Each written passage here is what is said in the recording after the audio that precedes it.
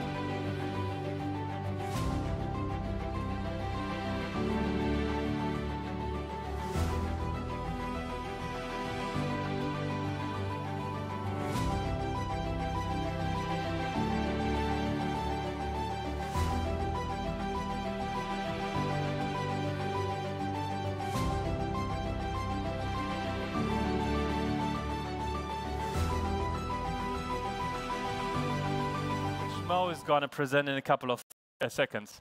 AI, we all know, is accelerating in a very unprecedented speed. 3 out of 4 organizations already use AI in at least one core business functionality. The expectations are very high. We know it from our client conversations. Everybody is looking into the direction of increases in productivity, decreases in cost, and also the revenue potential. But yet, so many businesses still struggle with it. In our next session, we would like to give you some impulses on empowering your business users to work smarter with data and also the AI strategies.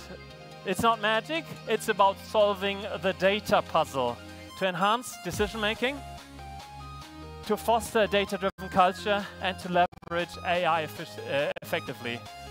The thing is clear, we do not want to talk about things which are somewhere very vague. We would like to talk about actionable insights, and those ones you're going to see in a couple of seconds. So ladies and gentlemen, it's a big honor for me to present on stage here Mo Abdelhadi from SAP, being the CTO and Vice President, Business Technology Platforms and Business Data Cloud.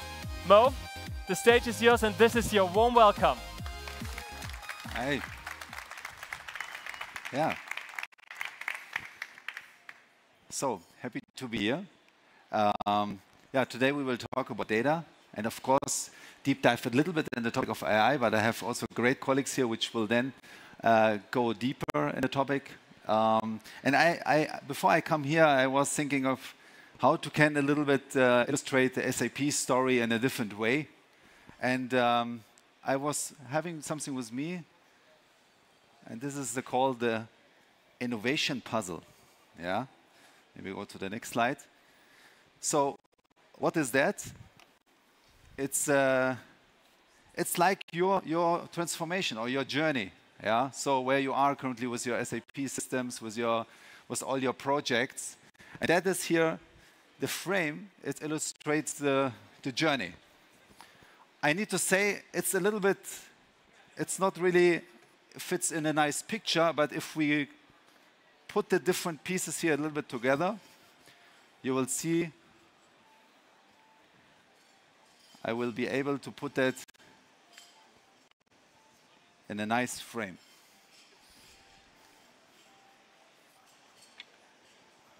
Okay? Can I give somebody the frame? Because some people say, I want to switch that. Maybe to you? I give it to you. Yeah, only take care with it. Take it. I would come to that later. So if we a little bit describe what are the different pieces here, this is one of the main pieces, and this is about today. It's the data. So we have 400,000 customers at SAP. You can imagine SAP systems and SAP projects generating a lot of data. What we see is that a lot of companies don't leverage all the SAP data today. So this is a fundamental piece in our strategy to think about how can SAP help to leverage more AI and more capabilities with data. So this is the data piece. The second piece, what we see here, is the topic of applications. Like I said, success factors at SAP, Ariba, Concur. Every system needs also to have AI capabilities and also data capabilities. So, like I said, a lot of applications from SAP, they generate a lot of data, which is very important to consider. This one is a very important piece. This is our RISE journey. Yeah, so we see that customers who move their SAP systems to the cloud immediately can leverage all the data capabilities and AI resources we offer. So it comes with a really strong offering to also simplify the landscape with SAP. This one here is the AI piece. So SAP has a lot of customers, and of course, we're embedding AI in all our applications. And we say to the customer, hey, let's look first into your applications. What is SAP providing you with AI capabilities? What can you use? And maybe what things you need to deploy on top, like Agentic AI and other things, which we will talk about that later. And this is also important piece. I talked to the CFO, controlling and finance, corporate steering, the whole topic of analytic planning, financial planning. So the business business users or the CEOs, they're asking a lot AI capabilities in finance, and they want to see really results out of the transformation. So if you look here, if I change the picture a little bit and put the different pieces again together,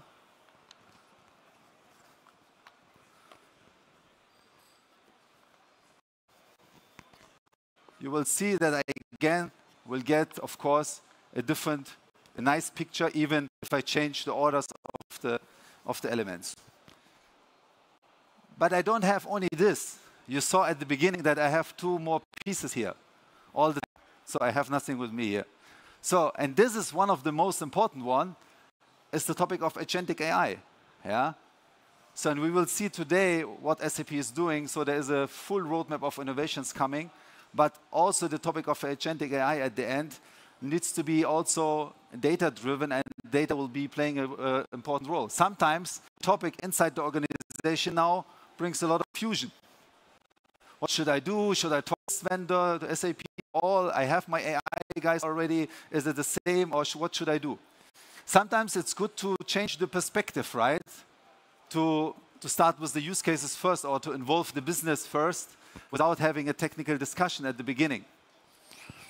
But sometimes it's needed also inside the company to establish new organization, new structure, and do fundamental changes, like I want to do here. For example, I use these two pieces here and change it to here. So, and then again, I bring the different pieces together.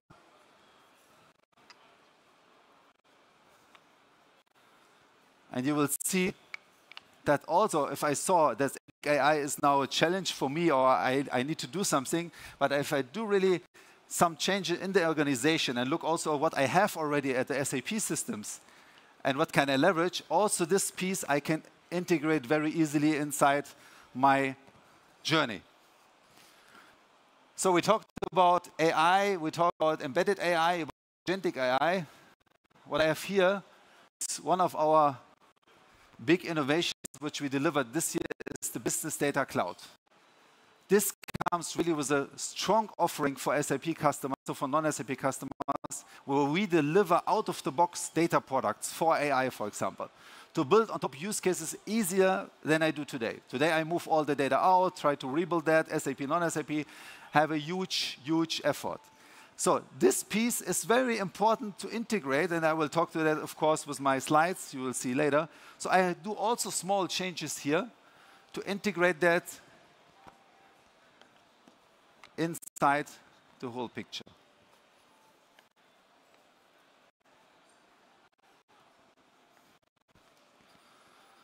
So you saw I put a lot of new pieces here inside pictures. The two big pieces are Agentic AI and Business Data Cloud. And normally, the frame cannot fit anymore. But I think if you come to the stage, please, if we do everything together and we work on this journey together and we follow some of these innovations and also structured approach, you can put it, if I can ask you, you can put it and check if this is still valid. Thank you very much. Applause to him.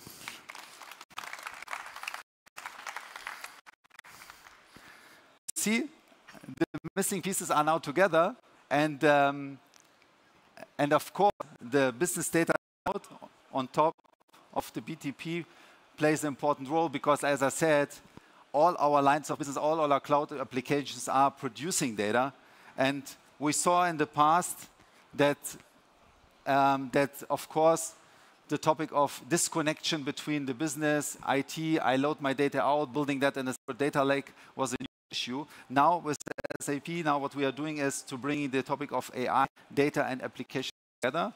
What I mean with that is that you saw it on the puzzle. We delivered Business Data Cloud as our main data platform, yeah, because we want to make that easier for the customer to leverage data. It's on the analytics side very important, like SAP Analytics Cloud or planning, like I discussed, but also for the AI use cases. Yeah, at the end, customers in the past, they built several data silos, and here are some examples what we did, for example, with Daimler Trucks, with Mann und Hummel, they decided also to go with Business Data Cloud. Bosch has a great AI use cases also. They have also SAP DataSphere, xCloud. And also, you saw Brose, for example, they leverage a lot of AI capabilities and also automation. One of the really big announcements what we did this year was the collaboration with Databricks.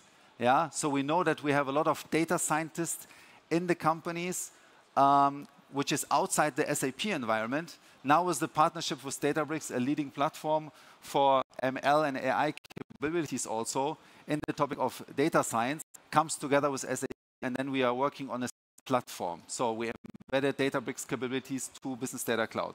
Same thing with Palantir. We announced the partnership with Palantir to exchange also data and interfaces with the company too. So you see here a lot of things going on, like customers like Henkel. It's not an automotive company, but it's very nice to see that they have a non-SAP AI capabilities. They have SAP, and now, for example, with Business Data Cloud, they bring all the platforms here together. So if we look what's behind Business Data Cloud, or what's the elements, to go back to the topic of what we saw at the customer, why we did that. So if you see here, like I said in the past, we have everybody was exporting, has his own data and analytics and AI strategy. And that is what companies also, we saw that everybody is building on top AI capabilities on their applications, extracting the data in their own data platform. On top, also they decided to buy or acquire different, I would say, AI tools. And this makes a lot of effort, yeah? A lot of effort to access SAP, for example, for the customers, because they need to read governance, the semantics, the hierarchy, security, and everything out of the box. They need always to have a lot of massive effort to do. And we talk to customers like Manuel and others, where we exactly saw these problems, because the business user wants to have the AI capabilities, they want to have the analytics, but at the end you see here, 80% of the effort is really the maintaining the data extraction, etc. So, and the value, of course, at the end, it's less because I have these different silos. And if you see additionally, like I said, the AI topic, they even buy or included companies on different AI tools. So everybody has a tool for finance, for supply chain management, also SAP, non-SAP. And then if you want to have a holistic view on AI, it's very complicated to use all the AI capabilities and building, again, additional complexity on top. So for us, it was very important, for at least for SAP systems, to say we have one framework which is called Business Data Cloud, which comes with data products for all the applications. If we talk HR, finance, customer experience, etc., that we deliver installing the data for customers already in the cloud. That is the big shift we did. We are managing data products for the customers. And as I said, in the past, you were loading data always from SAP system to BW or to other systems, and that is really the shift. On top, we are delivering applications like planning applications, analytical applications, AI applications, for example, and other things, which is deeply integrated in the SAP data products. We know what the customer is using in the process at the end, and this is what we delivered as a data product. You see here a lot of components in Business Data Cloud, like DataSphere, SAP, non-SAP data, Analytics Cloud, which brings AI, planning, and machine learning capabilities together, the BW system, the new offering of Databricks, yeah, we integrated, and of course, AI services on top if you want to build additionally AI use cases based on the data products. But for me, what I see at the customer side, bringing SAP data together with non-SAP data, it's a huge pain today. And if we can show, and this is what we are doing with business data, bringing SAP and non-SAP data together, have this governance point of view also here. And to give you some insight, what is a data product? It's description of the SAP data in systems, which comes with description, semantics, security. Everything is maintained from us. We have a data product catalog where the customer can select his data products for his projects in the future. So I go in the catalog and deciding what kind of data I need from SAP, selecting that, activating that, and go deeper on that. So we are planning to have over 300 data products delivered at the end of the year. And one of these examples which I want to show is, is in working capital example and finance. Yeah, you know that this is something out of the which we are delivering to the finance office. So we look, for example, also for HR, which we want to deliver. We have HR people analytics use cases. The customers don't want to build every time a new dashboard, a new AI capability, or a new self-service application. He wants that SAP, if he has SAP, he wants that we are taking care of the data. We also deliver a lot of applications on top. But if we still have some data scientists use outside SAP, the partnership with Databricks will help us because data is working on our data directly embedded in Business Data Cloud. And a lot of companies using Databricks, for example, which gives us a great opportunity that the data from left and right come together without moving the data outside from SAP system. How this looks like, I want to give you a very short demo because I like it. It's about self-service, yeah? So Data Cloud comes with a lot of self-service data capabilities. I want that my business or a power user in the business can bring SAP and SAP data together. It was always an IT project, or I needed a lot of to do that. So if you see here in the next slide, I'm in the DataSphere application, and on the left side, I see all my data products, for example, or my data views. I can drag and drop, for example, my tables, my views from the SAP systems directly in the middle. And I get, like in Excel, I get a preview of my data already and can see what kind of data I need to do some quality adjustments. I can add some formats to it. I can go to the advanced mode. Yeah, or I can do some changes. That is the business user is doing that. If I talk here to Hugo Boss, to Manon Hummel, all of them want to use that in the business also to have a collaboration between IT and the business department. And you see here I can add some formulas like I did in Excel. I can do some case and if statements, and then I can generate this view, this data product in the Business Data Cloud, and it's available in the data catalog. You see self-service capabilities directly in the sphere, which will empower the usage of data at the end. Yeah? Same thing what we are doing on the analytics side. We say the time where we always need to build a new dashboard, yeah, of course it's still there, but the future is that the system needs to create some dashboards and views for me out of the box. They need to understand what I'm doing. Like this example, what we want to deliver here with SAP Analytics Cloud watch list, I can configure my KPIs and the system will, what should I do with this KPIs? I want to see a summary of the information with AI capability. It should show me some next actions out of this one, yeah. And of course, he should give me also a small or nice forecast how the topic of how the revenue will be forecasting in the future. So the analytics piece is very deeply integrated also in the Business Data Cloud here. And to show you how I can go inside, you see I see a business data catalog here, can jump to the working capital demo. I see descriptions of my application.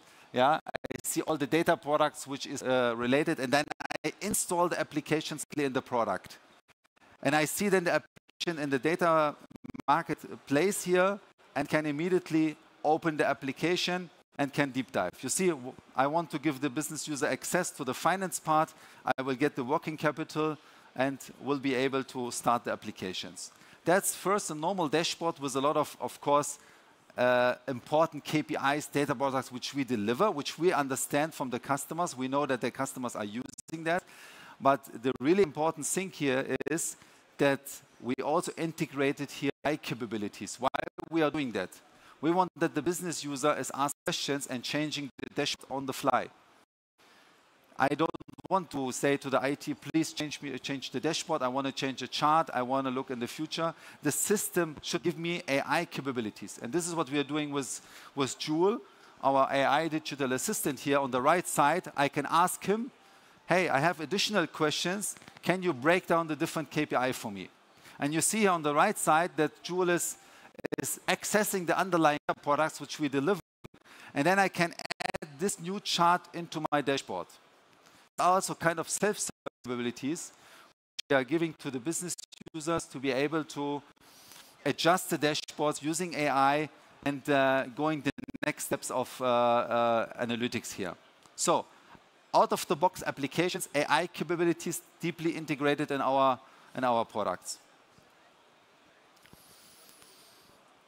The last examples which one I want to show you is also a dispute management case with Agentic AI. It's also very important because also for the topic of Agentic AI at the end, we need also governed data with context information. Sometimes we have all the information in the SAP system, but sometimes we need to bring also to the business data other data from other systems, from Microsoft or other data lakes.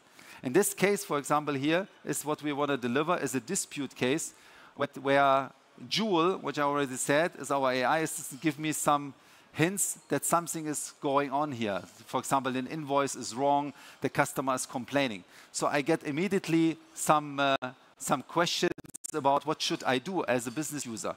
I jump directly to the application and get a summary of what's going on. Yeah? The email, what was inside, what is the AI, what are the actions which I get, for example, recommended, so I can check here the invoice. I can first get an overview about the whole problem, about the whole situation. On the right side, I of course can again start Joule and to ask him, please do a summary for me, what's going on, because I want to decide what I want to do. And then the different agents working together and asking and connecting the data, and he can say, I want to have the option A, B, or C, yeah, as a business user, and then please go with the A option. Immediately in the back, systems are working together. This is what we want to go also deeper later. And you see here, I immediately also connecting my data products in Business Data Cloud, which also I can decide what you want to do. The email will send automatically to the customer. In the system, the invoice will be clarified, and then I will have, at the end, a very nice use case where different agents play together, work together, and on top, I need, of course, to access the underlying data. But we will hear about Agentic AI later more. So it gives you only a short example like what we want to deliver. At the end, it needs to come somewhere. We can access, of course, the data directly for HANA, but sometimes it's needed also then the data, the underlying data products. So at the end, what is very important for us, business AI, the whole topic of AI at SAP needs data, of course. Yeah, we have embedded AI use cases, which is very strong, and the HR and finance, etc.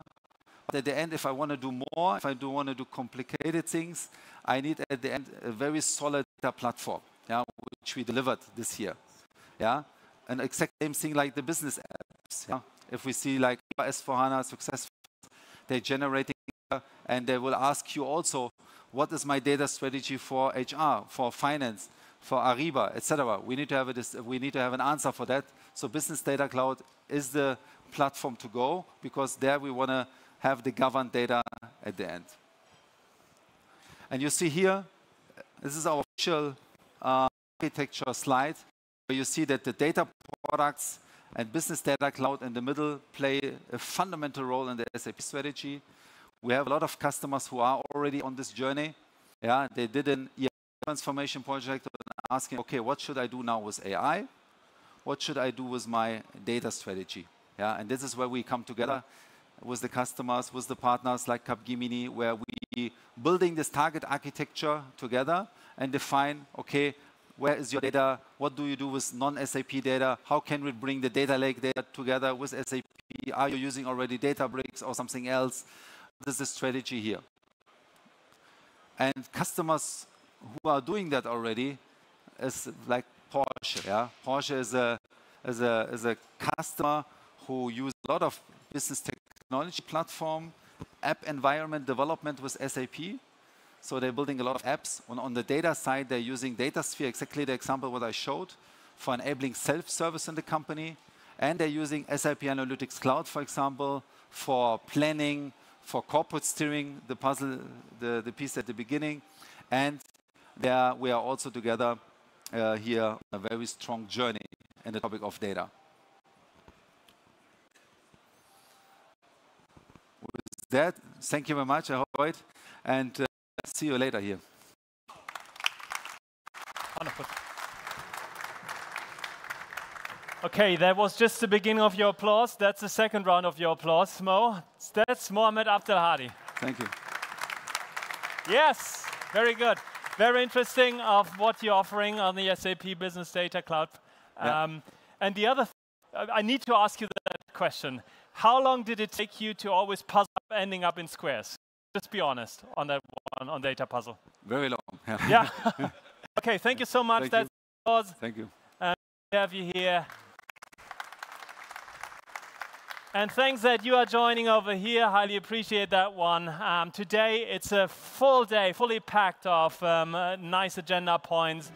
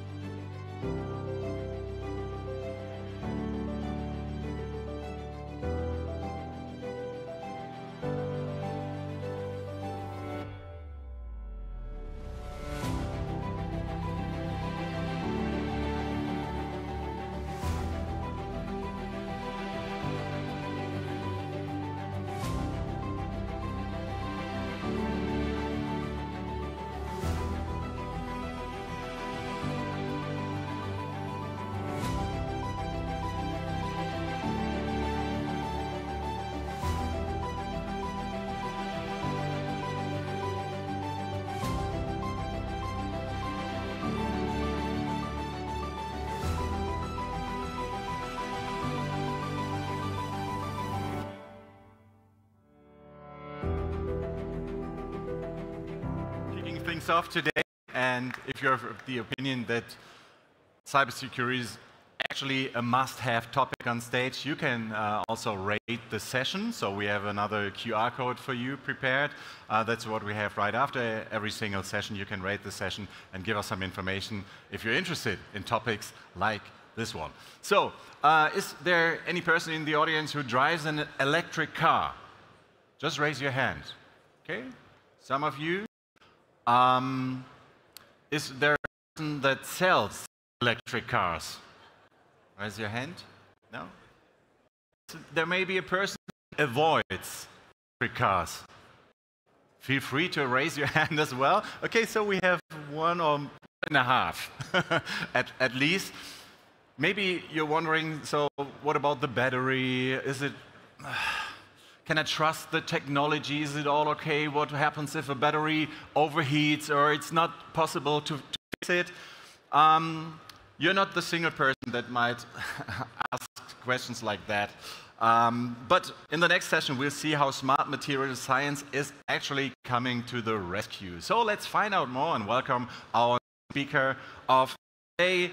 Say to Brendan Barton, the battery system architect at 3M. Good morning, Brendan.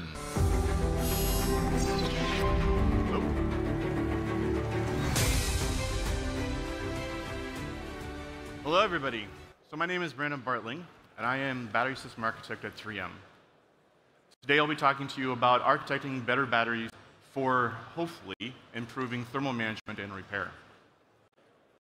Now, a lot of you may wonder why. There we go. Maybe not. There we go. A lot of you wonder why I'm from 3M and I'm talking to you about batteries themselves. We're often known for consumer electronics and Post-it notes, but in fact 3M has a long history of working within the mobility sector. We have a safety and industrial group that works on abrasive systems and automotive aftermarket. We have a transportation and electronics group that has worked in the automotive sector for over 100 years. So we have a long history of working in the mobility sector. Within working in that mobility sector, we also have the ability to influence the entire mobility value chain.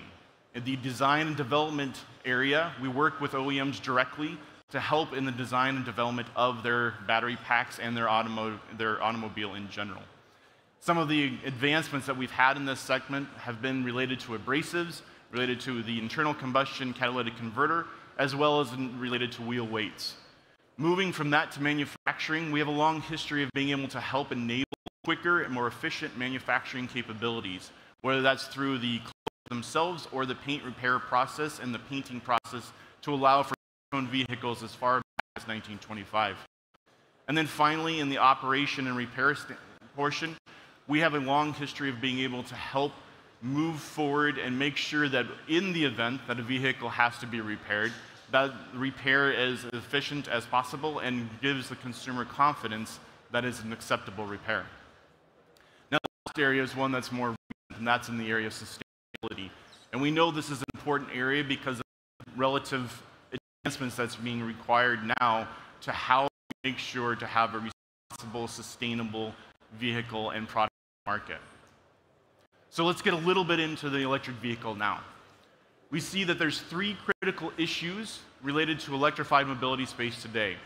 The first being to time to commercialization. If you go back as recent as 2005, you can see that the amount of time required for an internal combustion vehicle to go from announcement to commercialization is about 4.5 years. At the same time, the electric vehicle is experiencing about 4.5 years from time of announcement to time of commercialization. Now, in a very short time period, we can now see that the EV is being asked from time of announcement to time of commercialization to just about 1 year's time. Massive, rapid time to commercialization is being required relative to that of the internal combustion. This requires thinking and moving at the speed of electronics. The second area that we find a critical issue that is industrialization of the e-powertrain design. Early on, the designs were relatively niche designs. These were things that were built often leveraging the platforms that you see on the road today, but not necessarily for an electric vehicle. In a relatively short time, you can see from 2019 to 2024, you can see that more and more is being squeezed out of these battery packs as they're trying to turn these into commercialized products, things that are meeting the everyday user. And in order to achieve that, we see going forward even greater challenges. And the final area critical for electrified mobility that we feel is that in social responsibility. There's increasing pressure put on the OEMs and the consumers of how do you think about creating that balance between the requirements of right to repair as well as recycling, but still meeting the overall goals of the design today. So let's talk a little bit first about the time to commercialization. You can see that in terms of innovation, that there's a tremendous amount of change that has occurred. Early design started out with single cells. The designer thought about the singular cell and built that together in single blocks. As that design has moved from cell to module, cell to pack, cell to chassis, you can see that the overall system approach becomes more and more important. You have to think about more than just that singular cell. That's all happened within 10 years, that you get a 2x improvement in volumetric energy density. At the same time, the regulations are put into pressure about how you deal in the event that something goes wrong. How do you deal with that energy that's being released? Because there is a tremendous amount of energy as the energy density goes up.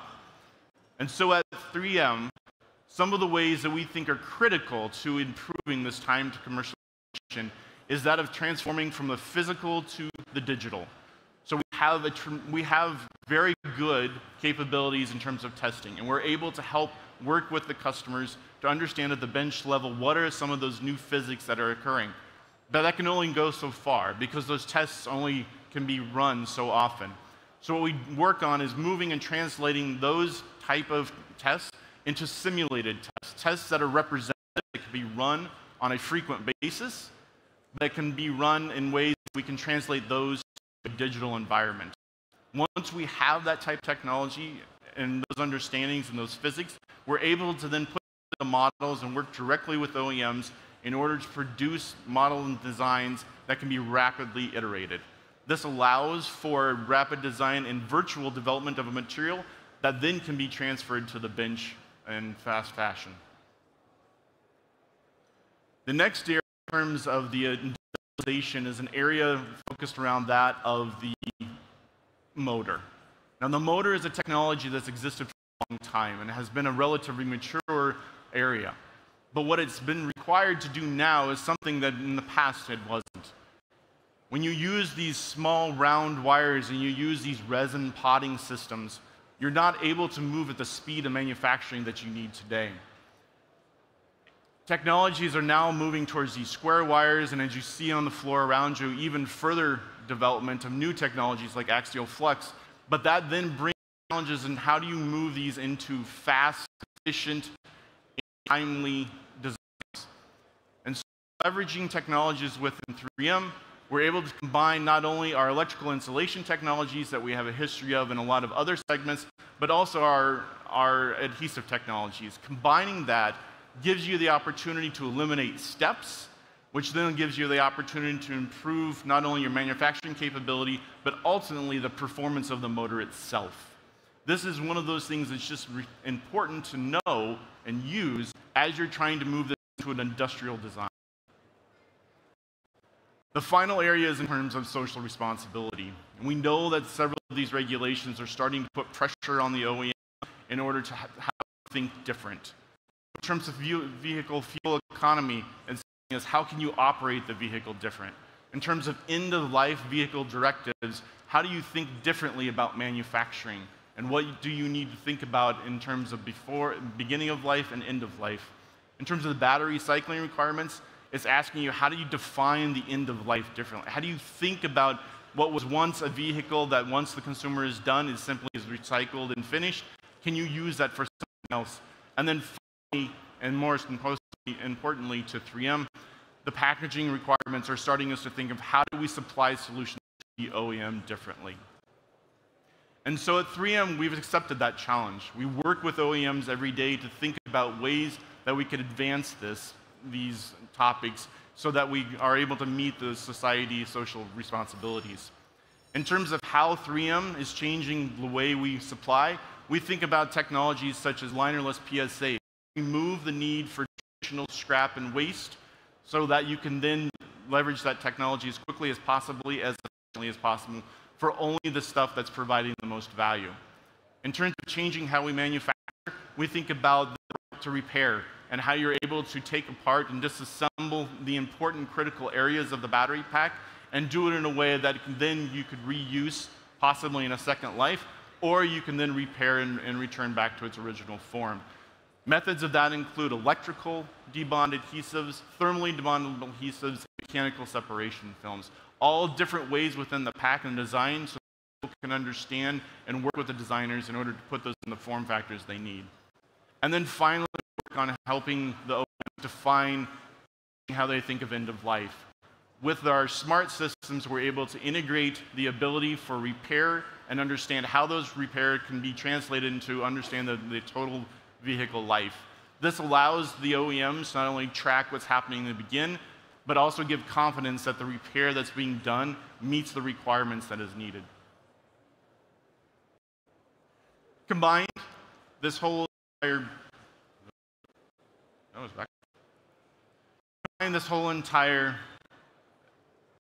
value system is now established, and we're working with OEMs to establish forward for the entire mobility life cycle. We're looking to move the EV ecosystem from that niche market to a fully industrialized requirement, and we're looking to accomplish those goals in a way that can be sustainable and meet the societal goals together. So I've talked a little bit about the opportunities that we have and the opportunities that we've helped to advance within the market itself. But if you have any additional questions, we definitely will look forward to speaking with you more. Our booth is just across the way. I look forward to any opportunities with you.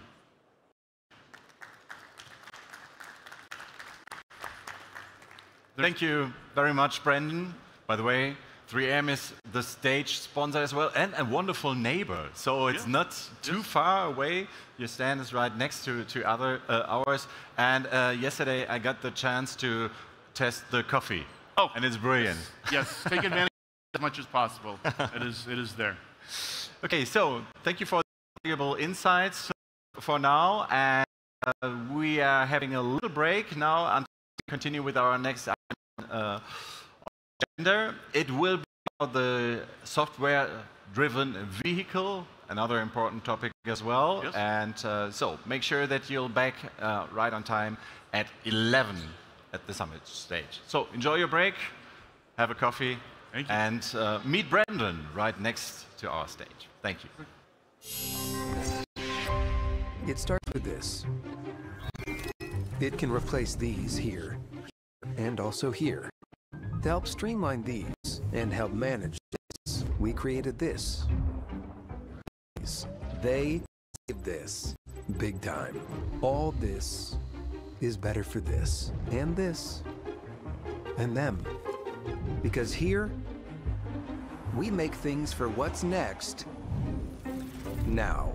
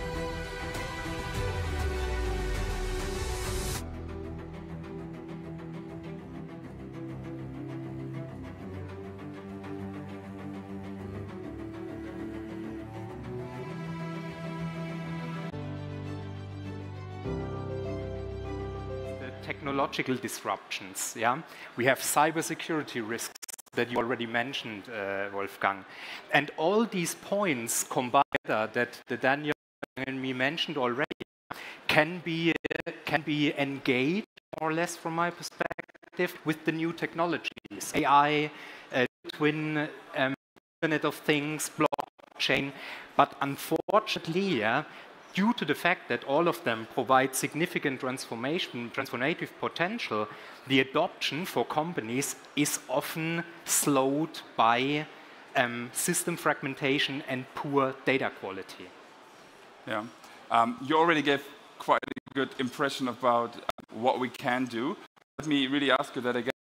We have so many disruptions. It feels like possible to deal with it. But what can companies do? What are they doing now? And what has maybe changed over the last 1, 2, 3 years and the possibilities? Is it only technology? Kai, you started. Please add to what you said before. Of course, yeah. From my perspective, we have a slight change from the past to today's world. Yeah, like you already said, Daniel. From a historical perspective, companies were often, let's say, followed often proactive and reactive strategies, where they created, just to give you examples, yeah, they created safety stocks, inventory buffers in case something happened. Additionally, supply relationship management was always a big topic, yeah, to understand more in detail how the supply chain is set up from a company's perspective. Yeah?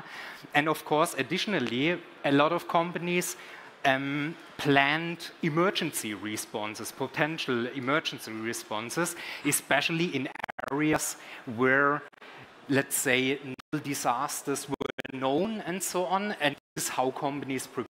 But what has changed now to today's world, yeah, in the last years and in the last month, of course, from my perspective, there was a paradigm shift driven by global instability.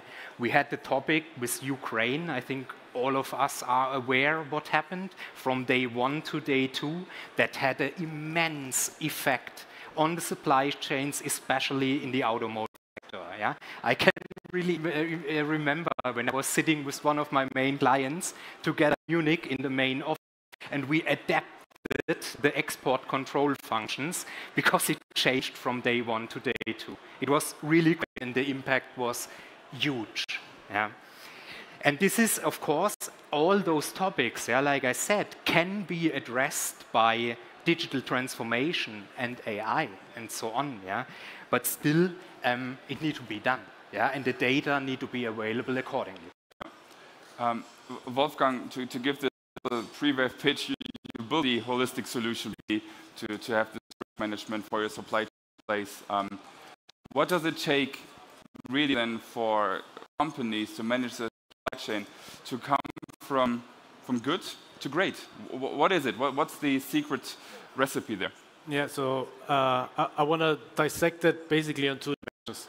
One dimension, very similar to what we've already discussed, is this reactive, or you called it earlier firefighting, which sometimes happens, and the other side proactive, but also the depth of where do you actually look in the supply chain. If the reactive and proactive, this is also how we think about it at pre-wave. It's really important to build these reactive capabilities that if something happens, that you are the first to know, that you are the first to assess what is the potential impact on your supply chain, that you're the first to understand what mitigation measures can you take. Agentic AI can really help a lot there as to making sure that a lot of these analysis by connecting this data are done, quote unquote, in the moment, in the second, and you don't get from one to the other, you might get even from a second to the other. But I think the more important point is where we are even more in the last couple of months working with our customers on, is the proactive perspective.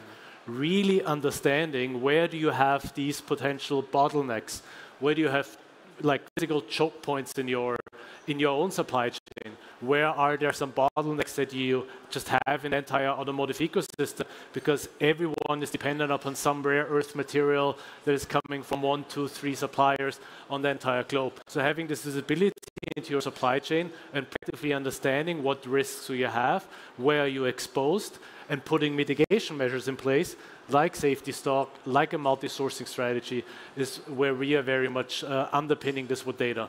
And I would say good is if you do all of that for your tier 1 suppliers. Better is if you deeper into your supply chain. If you understand the second, third, fourth tier, really have deep tier visibility, if something is happening, how might that cascade through your supply chain? And this is where we are working with customers to understand all of the various tiers of the supply chain and be able to react and be able to proactively understand those risks. Okay, so if I hear you both speaking about that, there are so many challenges. There are now solutions out there, and it feels a bit like I would need an army of people basically to work on those topics, because I mean, going to your end-tier suppliers and really understanding it feels like, well, you got to understand a lot. But luckily, you mentioned that already, and we have heard before in the talks. Oh, we have data, we have AI, we have Agentic AI, and I don't need to give you the full explanation about AI, but in real quick, so you understand the difference to maybe what we've seen before in AI. It's about giving some agent an objective, and then that agent reasons and really provides you with the best possible answer. No matter the process, just really the result counts. So Wolfgang, maybe also adding to you again, because you mentioned it briefly. So how can really Agentic AI and agentic systems help us to not have the necessity to put thousands of people on that job, but really let them do their value-adding work? But how can AI agents really help us in understanding and being proactive in the supply chain? Yeah, so I think the crucial piece is to make it very tangible, to not talk just about the buzzword. And if we look at this process that you earlier called firefighting or reacting to a crisis, I think there's a lot of improvements that AI can make in terms of speed and efficiency.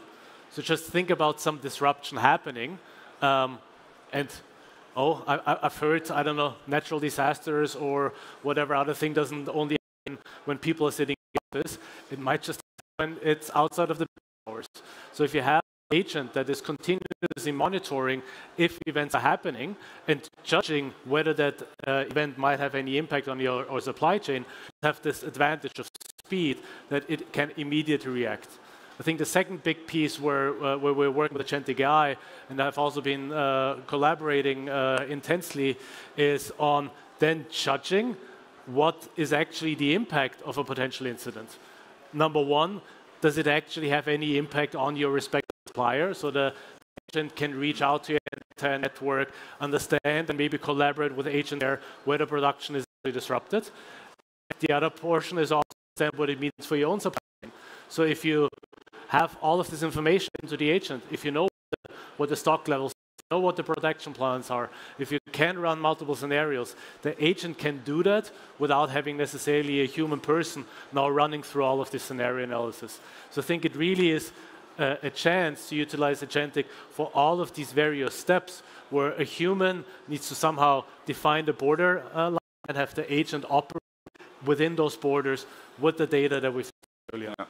That's important what you're saying there. So it's not just about identifying the disruption, but really understanding what it actually means for my whole, well, not only supply, basically my whole operations, right? And maybe to add on that from you Kai, focusing a bit on tariffs. So how do you make that happen, that you're understanding, well, there's a new tariff potentially coming, and we all have seen that it changes almost on a minute basis, depending on some opinions there. How can we make sure that we not only understand the tariff that's coming, but also understand what's the impact on my whole operations? Actually, from my perspective, tariffs is a very good example, yeah, because we all know what happens from US perspective and what changes also from a day-to-day perspective. First day, it's that high. Second day, it gets lower. Then it's gone again completely. So it's, from my perspective, it really reflects the uncertainty, the uncertain situation we are living in at the moment. Yeah, and of course, that's hard for companies to cope with, especially for ones who are delivering in the US. So what can we do, yeah, to overcome that, especially the tariff situation? AI, in this case, from my perspective, is able to empower companies proactively to assess and respond to tariff violations. Yeah? How can it do it? by simulating scenarios that might occur, and which have an impact on their corresponding sourcing and logistical scenarios. So giving you an example, we from Capgemini have developed a tool especially helping in that area. First of all, the first topic it does, from an AI support perspective, it supports the customers and the companies to clarify their products. So meaning to maintain the correct HS codes and tariff codes to the corresponding products. How does it do it? It takes the description of the material, and based on that, the tool is capable to maintain the according tariff code, which belongs to the material. Based on that, the tool is able to oversee the global material movements. From where are you shipping to which location?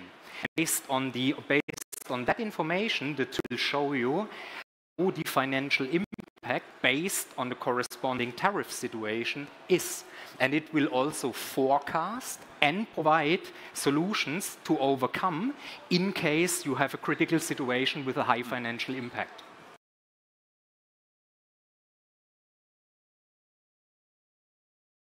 What we've been seeing with some of our customers when these tariffs were first established, a lot of companies were somewhat able to understand the direct impact of tariffs on them because they know where the suppliers were coming from.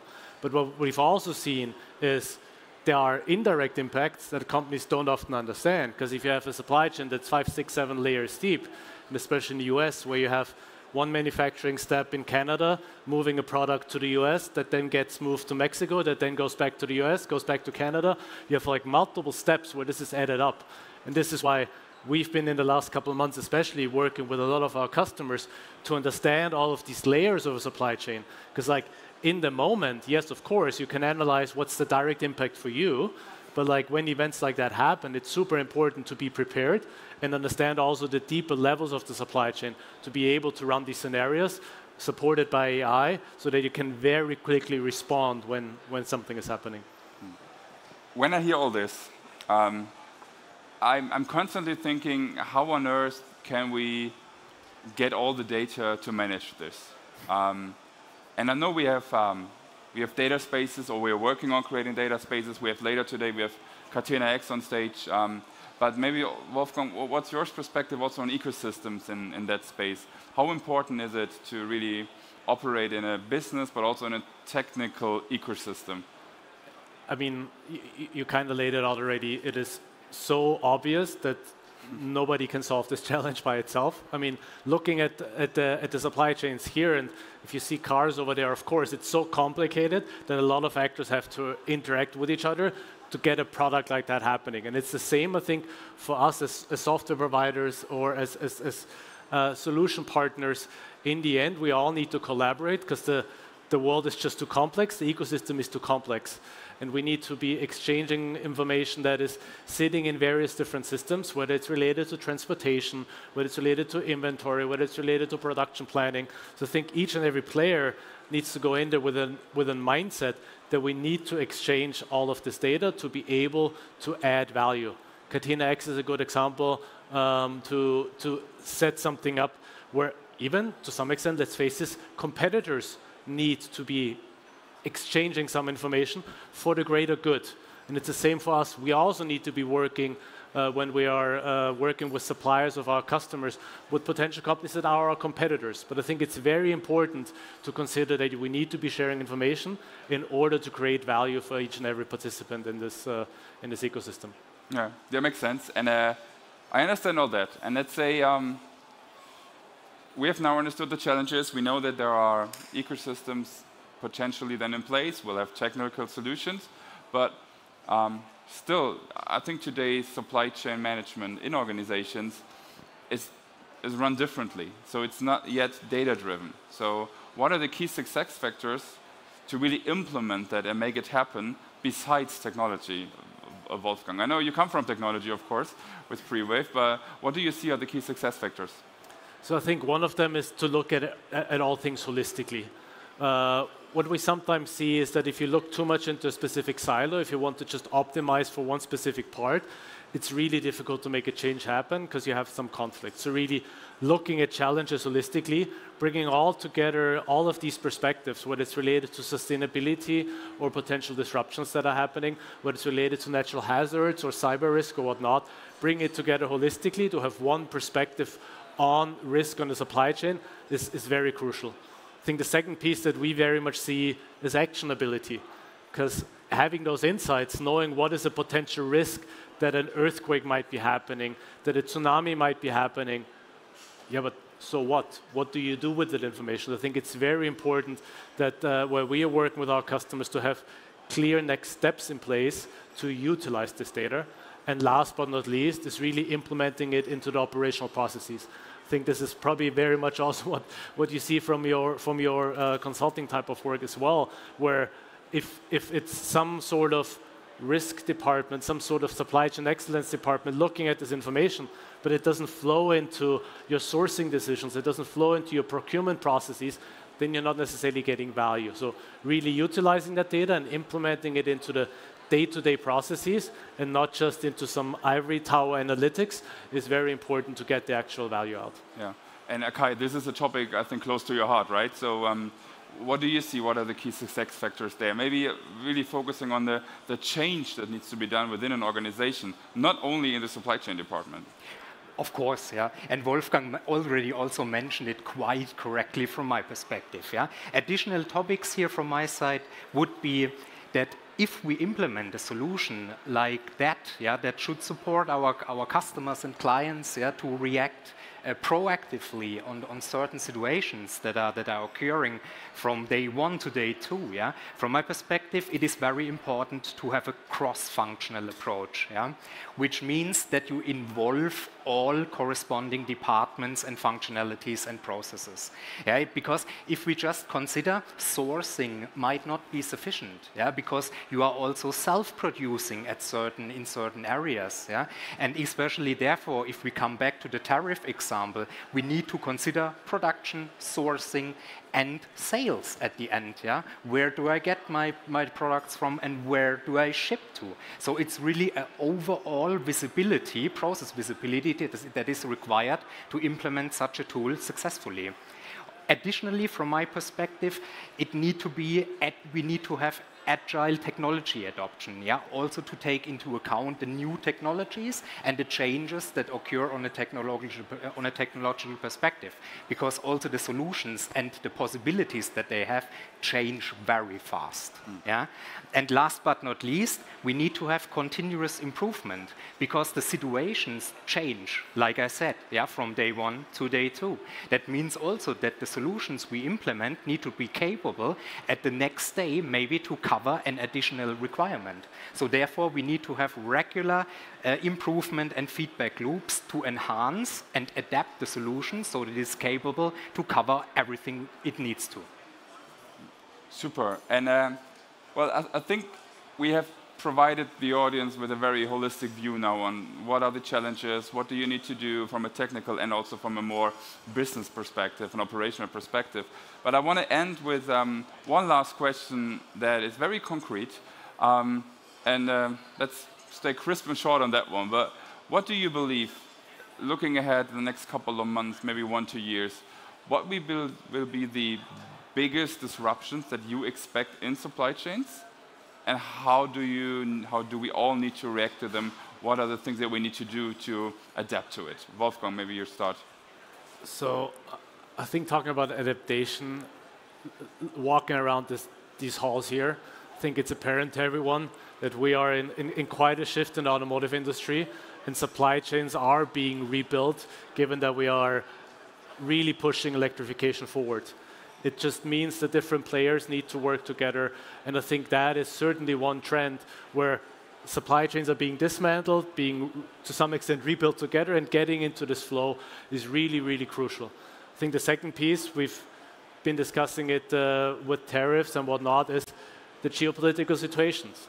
Nobody can tell today what we'll see tomorrow and the day after tomorrow. So I think this ability to have scenario planning happening, to not just consider, okay, is this 50% likely and that 50% likely, but to be prepared for 10 different scenarios, to be prepared for what's happening if a tariff is coming, what's happening if that conflict is coming. I think this is really crucial to be able to navigate very quickly.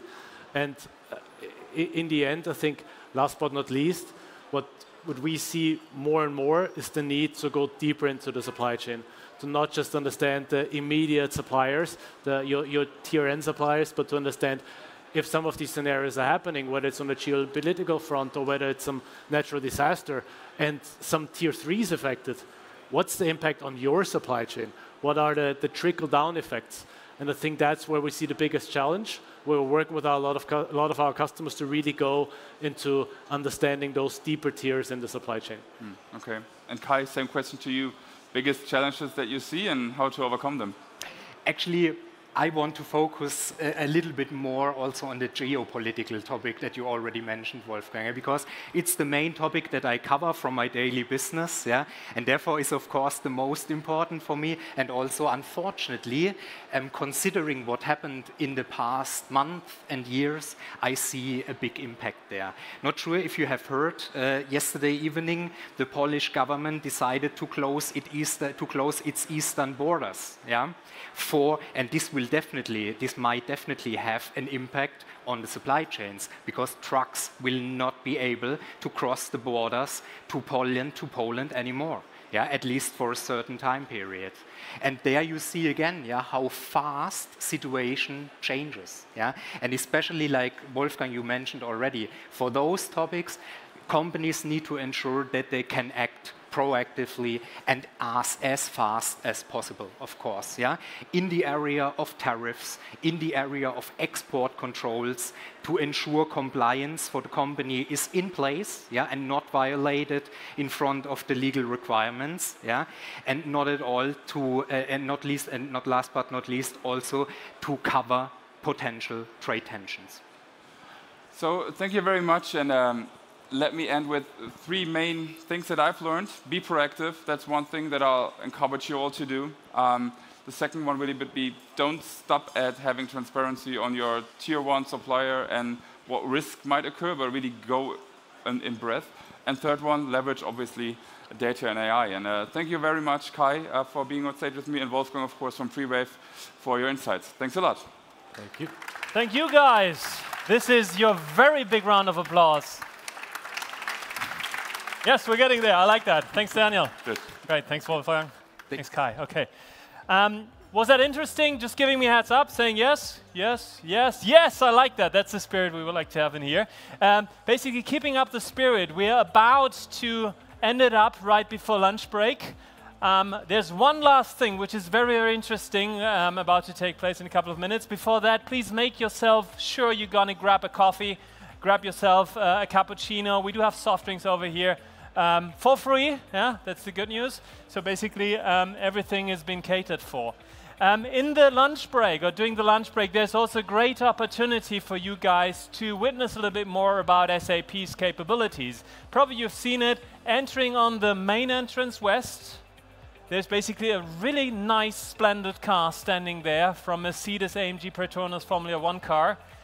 Make yourself available there at the top of the hour. Next session will start at 12, so basically at noon. And basically there you get the opportunity to have a guided tour, both in German and in English, to witness more about SAP's AI capabilities for automotives, OEMs, but also for suppliers. But that's not everything, so you've got 45 minutes for your break, which is really, you know, a lot of time. There you also can make yourself available going to the hall just over there, which is the hall B1. Make sure you're going to be at booth B22. This is Capgemini. And at Capgemini, we have an overarching theme called Mobility Meet Action. I would like to give you a lot of hands-on experiences, which we're going to showcase. There are 3.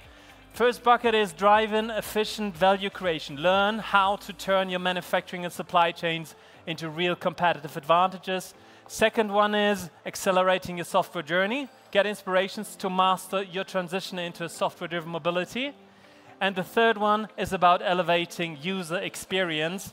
enhance every stage of the customer journey by blending the best of a digital, also a physical world. So this is what we can offer during the lunch break, and we're very, very happy if you could basically, you know, pop up and say, well, I've been here to the blue stage, which is one day purely of Capgemini and SAP, trying to give you a lot of inspirations on how AI is really making the difference, not on a PowerPoint slide, but really with real life use cases.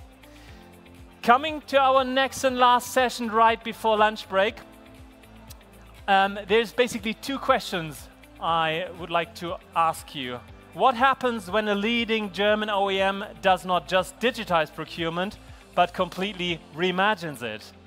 What happens when platform thinking, real-time data, and AI aren't just buzzwords, but the backbone of direct material sourcing? Today, we will dive into the next generation of procurement excellence. You'll see how data-driven processes are reshaping supplier collaborations. Can't wait for that one.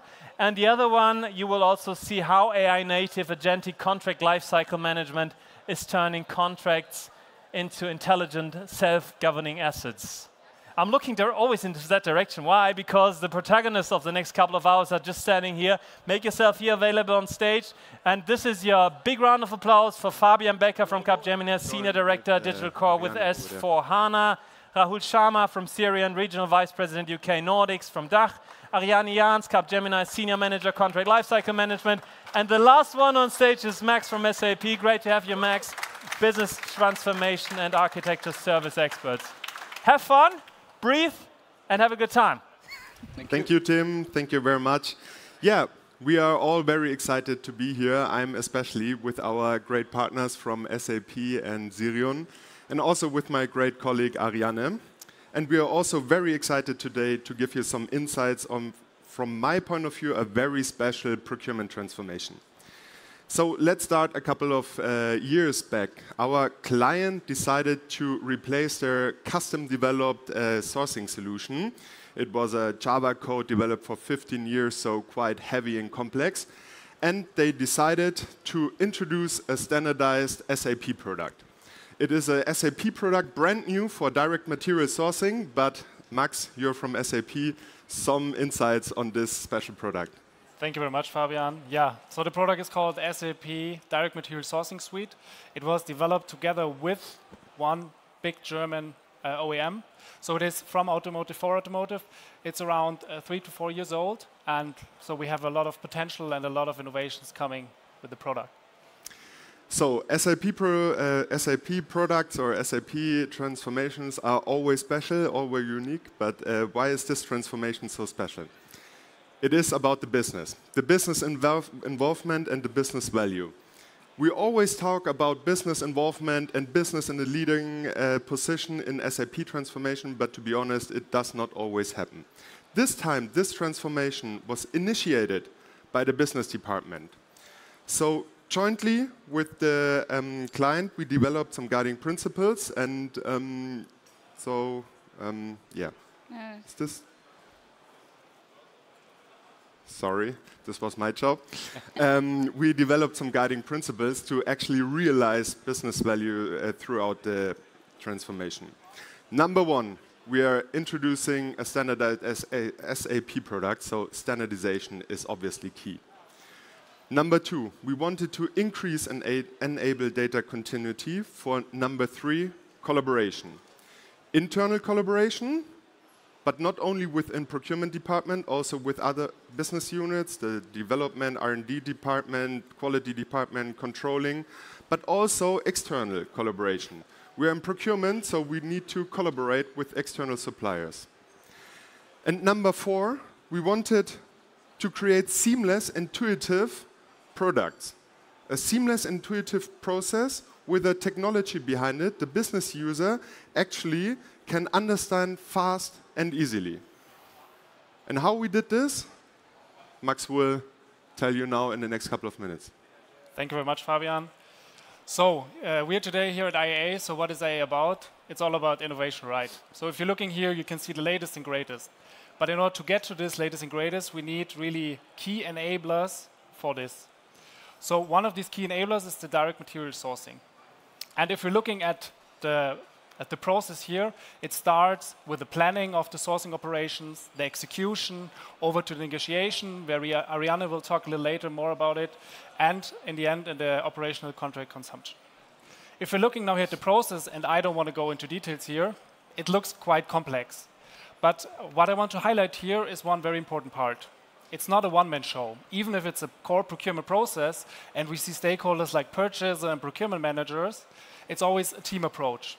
So if you're looking here, nearly none of the processes is only by one of the stakeholders. So we need to make sure that other stakeholders are also involved here. We have internal stakeholders like engineering. So they are, let's say, defining the innovation. We have as well other stakeholders internally like logistics, like quality, like after sales, like controlling. So the best innovation is nothing if we won't get it, let's say, on the road. So if we won't get it on the shop floor to get it produced. So they are very important to get into the picture and into the flow. And of course, externally, we have the supplier. I mean, supplier is bringing their own innovation, their own delivery excellence. So it's very important to have them on board.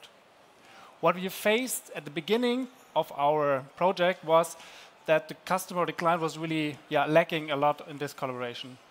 On the one hand side, from a process perspective, but as well from a tool perspective. So that's why we decided to bring collaboration in the center of our project. So how did we approach it? So what we did was, on the one hand side, for the business process design, we brought in all the stakeholders we had in the key decisions in order to leverage their requirements and make sure they are also committed to it. And on the other hand side, we introduced tools to facilitate state-of-the-art collaboration along the process between the different stakeholders. By this, we achieved a significant increase of the collaboration, and what is even more important, we got the commitment from the stakeholders that in the future they also want to follow, and it's not like a siloed approach anymore. So this much about stakeholders. There's one stakeholder I did not talk about, but if you're talking about big data, AI, and so on, one stakeholder is IT department, which is very important.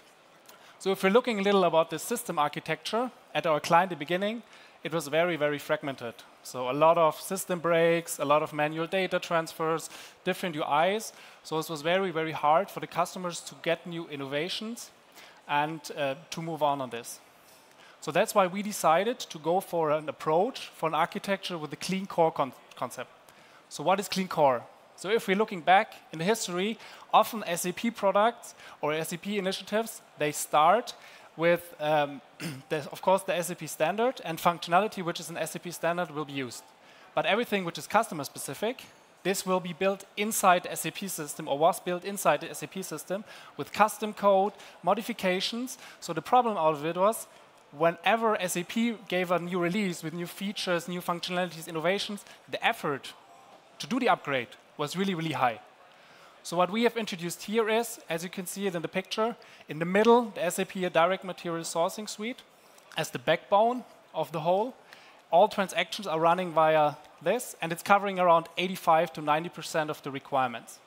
The remaining 10 to 15%, they were not built inside the SAP system. But what we did was, we used a no-code, low-code platform the customer decided for, which was seamlessly integrated in the process, as well as in the system landscape, to build those custom-specific capabilities in order to have it. In addition, what you can see here is we also did a proof of concept for the topic of contract lifecycle management, for which you will hear way more later from Ariane and Raul, with two market leaders, Icertis and Syrian, but as mentioned, you will hear more. So looking at this, what did we achieve here with this? I would say it's three things. The first thing is we achieved with this data integration, end-to-end data flow in one model. We also created an integration flow and the concept of state-of-the-art integration with event-based integration. And third and most important, I mean, today everybody's talking about AI, right? But what you need to have to use to leverage AI is a foundation. And this foundation is built. So everything which is coming regarding SAP, regarding Joule, regarding agents, and so on, I can say we're ready for it, and this is something we can now build on top of it. This much about collaboration and the system architecture. Now I would like to hand over to Fabian for the approach, how we implemented it, because this is also, from my point of view, something very, very interesting because it's, I would say, a small disruption. Thank you, Max. So SAP transformation are usually quite heavy. They take some time. Usually they take very long time. And there's always the risk that you kick off the SAP transformation jointly with the business. Then you go back and design and you develop. And at the very end, once you deliver the product, it doesn't meet the business requirements. The risk of this is very high, and we wanted to anticipate the risk. So we tried out a different approach and was successful. We decided to follow a fully agile approach with an MVP approach. So at the very beginning, we selected products and processes, and we delivered the first minimum viable products after only a couple of months. And we did this to show it to the business and gather the feedback. And based on their feedback, we adapted our design and our approaches. So at the very end, we tried to ensure, and we did, to meet the business requirements of the company. And there's not only the benefit of meeting the business requirements in this approach, we've been very fast. So we had our major go live only 1 month ago after 2.5 years development. So we were, compared to other transformations, quite fast. There's one more benefit about this approach, and it's flexibility. So we can basically, following this approach, react on the evolution of the technology and innovation. We have 2.5 years project duration. In other transformation, it's even more. The technology evolves in this time. Compare AI technology and their capabilities from 3 years ago to now. It's completely different. So we could react on such evolution. And we figured out during the duration of the project that contract lifecycle management becomes more value-adding and more value-adding, also because the vendors of the contract lifecycle management solution, they integrated AI, and AI evolved quite hard. So at the beginning of this year, and that's the reason why we did it, we made a proof of concept with the 2 market leaders, as Max already said. And we integrated contract lifecycle management solutions, both of them, successfully into our product, into the SAP. And how this went, Ariane and Raoul will tell you now. Thank you, Fabian. Yeah, as we've already heard, a part of the procurement process is negotiation.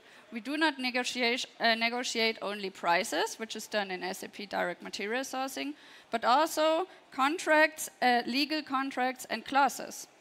The contract creation and execution is usually a huge manual effort on customers and companies. This can be solved if we use AI-supported contract lifecycle management. I would just shortly call it CLM for the next couple of minutes. Solutions. Through the whole contract lifecycle, from the creation of the contract, through the negotiation, until the executions, these tools can support you by through the negotiation by automatic compliance check of clause deviations against the corporate guidelines. Or another interesting feature is to analyze contracts of the repository with AI and enable the auto-extraction of metadata. Now you know the benefits, but how does our automotive OEM in that case benefit from these features? CLM usually creates enterprise-wide value, but as we've already heard, the focus here is procurement. Procurement contract creation is based on a predefined clause library, and this leads to standardized contracts.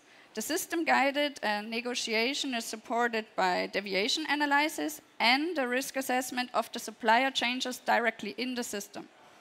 After the contract activation and signature, there are reporting and obligation management functionalities to monitor the supplier performance, initiate claim management, and avoid contractual penalties on our own side.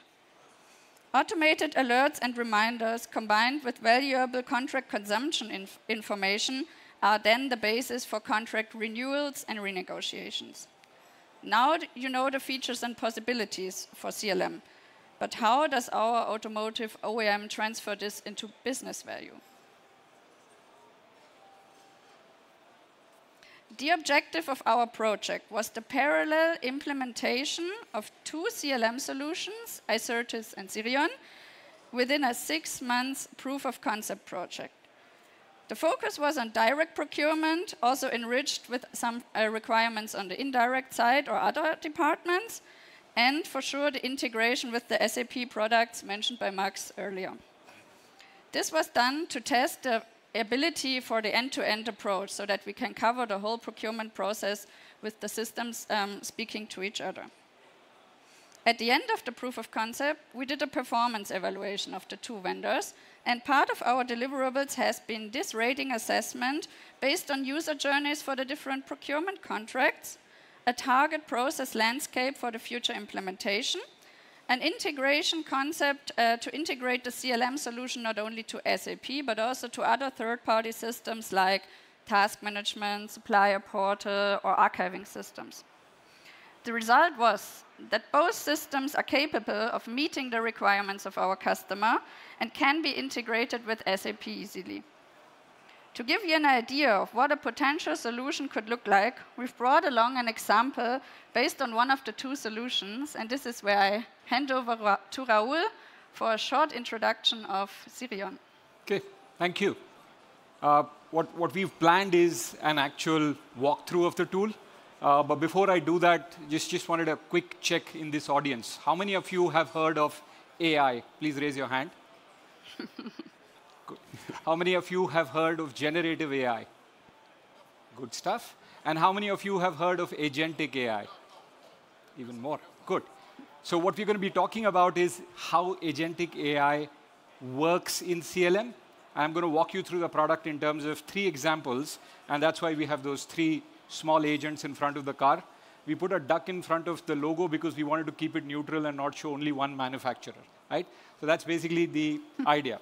Now, there are 3 things that I will show you today. The first is, how can I talk to a repository or a solution and tell it what I want and assume that it will understand and it will execute. So that's the first thing I'll show you. By the way, these are not prototypes, these are live products. The second one is, how do I talk to my contract repository, right? You guys would have used ChatGPT. You would be able to load a document and you'll be able to talk to it. But can you do that across 10,000, 20,000 documents? No. You need a proper enterprise solution to be able to structure that for you. So that's the second thing I'll show you. And the third thing I'll show you is how to get rid of the legal department, I mean, conceptually, and give the entire power to the procurement as well as our colleagues who can do this with the help of AI.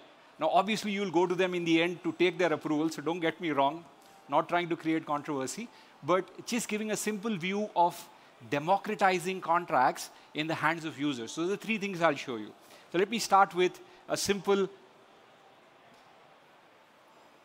drafting using conversational search. And I'm hoping this guy doesn't disappoint.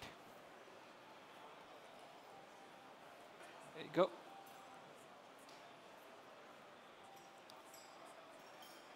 Yes. Now is the test of the internet at IAA, so please bear with me. Which is the interesting thing about doing live demos.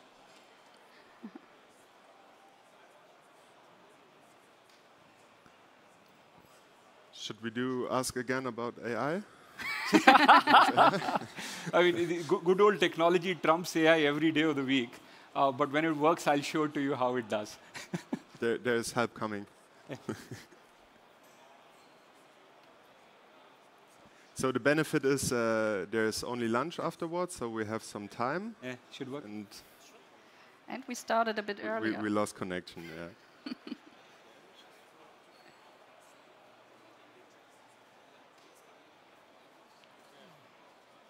Oh, man. This is slow. Okay, okay. Good stuff. We will bear with it for a minute if it comes up.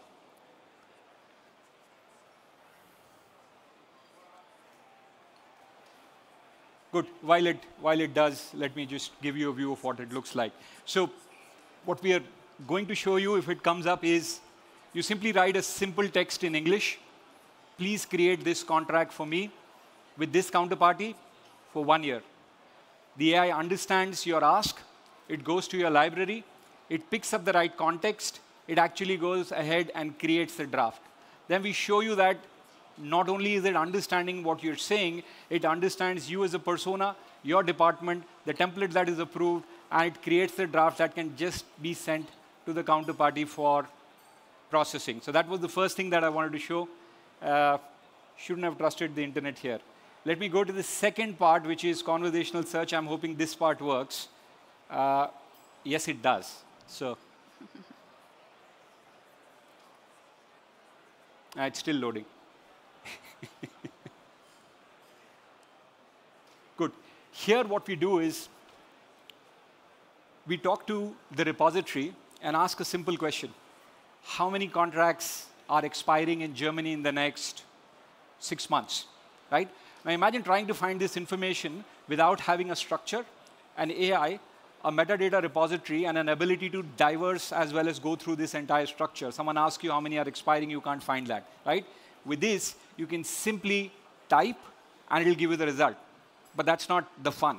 The fun is I have to now start filtering. I need to now know out of these how many are with this particular counterparty, or how many are having a termination for convenience clause. And I get to a specific contract, but that contract is in Portuguese. Now what do? I can still talk to it in German or in English and find out what exactly I need to know out of that contract. So that was basically the second part that we wanted to show, which is talking to your repository and talking to your contract, which can be in any language, which essentially means that we've taken away the barriers of global procurement working in geographies where the languages are difficult. We've taken away the barriers of departments struggling with legal content, as well as deciphering through information and have it at the tip of their hands. And this was part of the POC that we had implemented. It did wow the customer. It would have worked. I would have been a little more pleased, but we are where we are. It's not been an ideal day for us to begin with. And the third part, which I will also go to, hoping this one works, is to show you how you can automatically not get rid of the legal department, but work with AI to do the auto redlining for you. And I'm hoping it goes beyond the anchor screen. Otherwise, it'll just be me talking for the entire duration.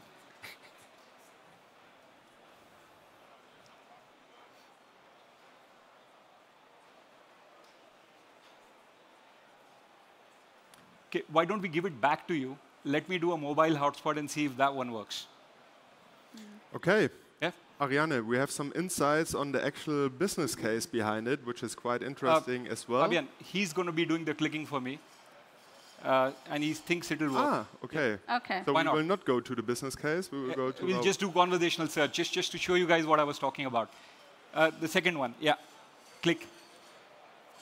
Yep, good. There you go. Right? So I've asked my question, and now the AI is working to find out how many are there, and it's running through 10,000 such contracts, 20,000 such contracts in your repository, and now it has come back saying that there are 858 contracts that essentially have what you're looking for.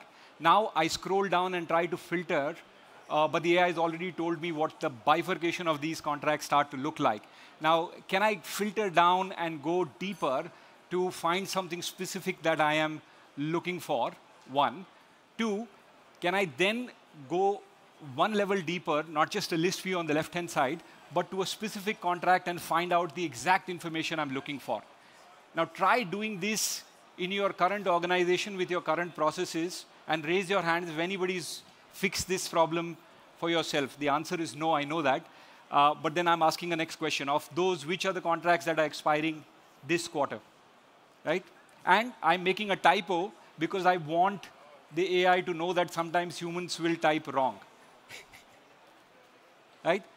And it will do the search for me. Right? So now it is taken a search, the context window remains the same, and now it's doing the next level filtering.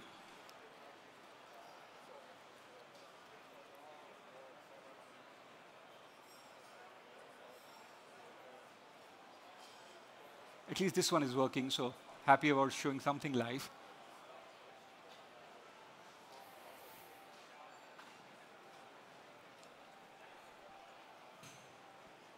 Good. So there are 2 contracts that are expiring this particular quarter. Brilliant. Can we go into one of them? And it's giving me the counterparty of what those 2 are looking like. So I'll go into the first contract now. And I've selected a specific contract out of tens of thousands of contracts and got to this specific one, which I've been looking for. Now, can I interrogate this contract and ask a follow-up question? 1. 2, will it give me the source of where it has picked up this data from? Because people say AI will hallucinate, so I need to make sure that what I'm seeing is accurate. Yes. Now, I can ask a question as a non-legal person to a legal document and see if it gives me an accurate answer, and that's the follow-up question. Are there any exceptions to confidentiality within this particular document? And it will tell you accurately that this is the exception to the confidentiality. So this is probably the only tolerance we have from a demo standpoint. Should we go into one more? Sure. OK, then let's do the first one.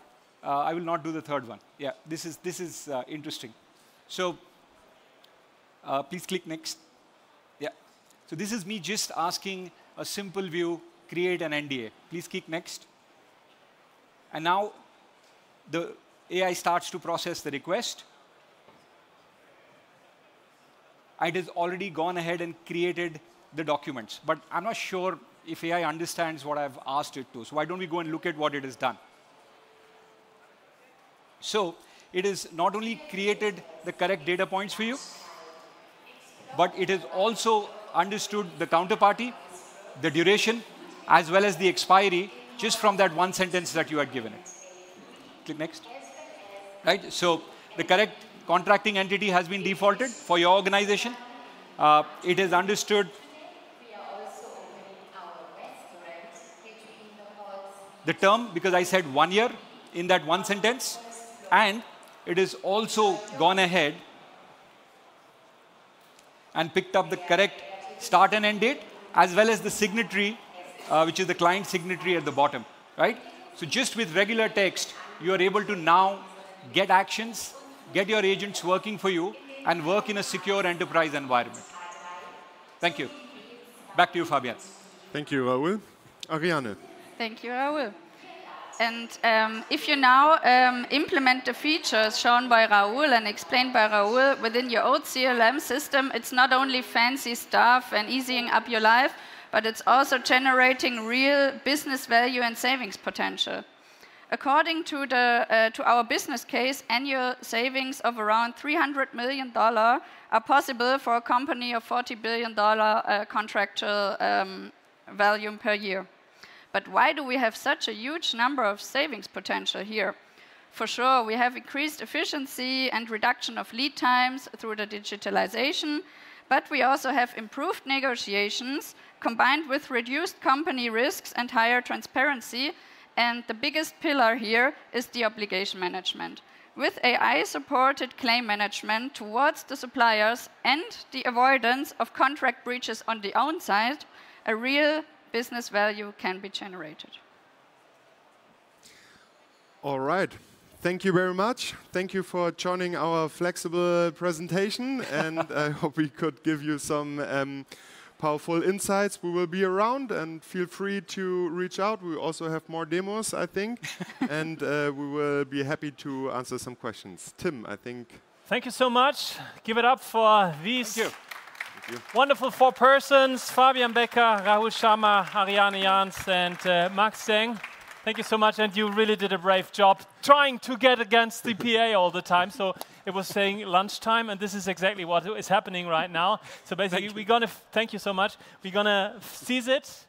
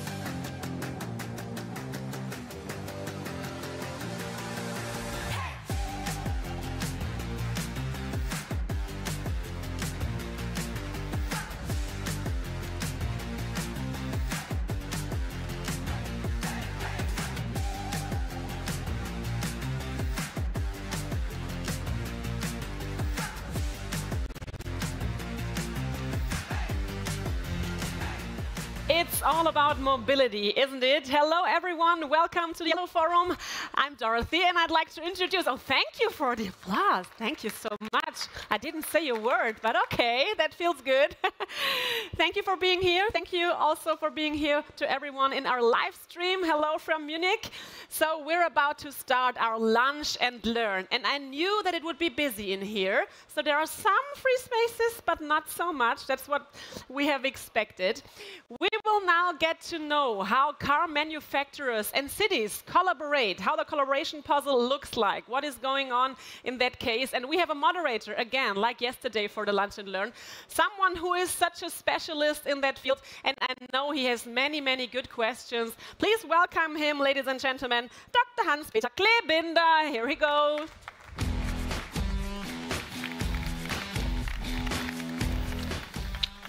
Thank you, Doro. Hello. Good midday from my side. I'm happy to do the second Lunch and Learn session. That's a new format created by the IAA Mobility, where we want to have exchange with you, bring hot topics, and really have a lively discussion. Yesterday, we were talking about partnerships, and it was the best session with views, everything. So hopefully, we have a lively session also with you. Tomorrow, we will have the Deutsche Bahn, so our German railway company, and we talk about mobility as a service, just to do a preview. We talk about livable cities and individual mobility. A perfect match. So I would put a question mark, because if you look now at our cities, are they livable? Are there ideas to make them maybe more livable? Have they been built after the Second World War? Talking about Europe around cars, question mark. So this is a broad topic. And I have two great experts. I know both of them, met them before. One is from BMW, Maximilian. Please join the stage. Here, yeah, I go in the middle. And Vincent. Hello. So, let's see whether this is a perfect match, I hope, and that it's not too harmonious. So please sit down. So before we start, I look at introduction Maximilian, former colleague working for BMW. Right. They have the booth next door, Neue Klasse, so really looking into the future. But besides classical cars, BMW has a long history in looking on how, what is the role of BMW in our whole society. So please introduce yourself, what you do, and what's your link to our topic today. Yeah, sure. Maximilian. Thanks, Hans-Peter.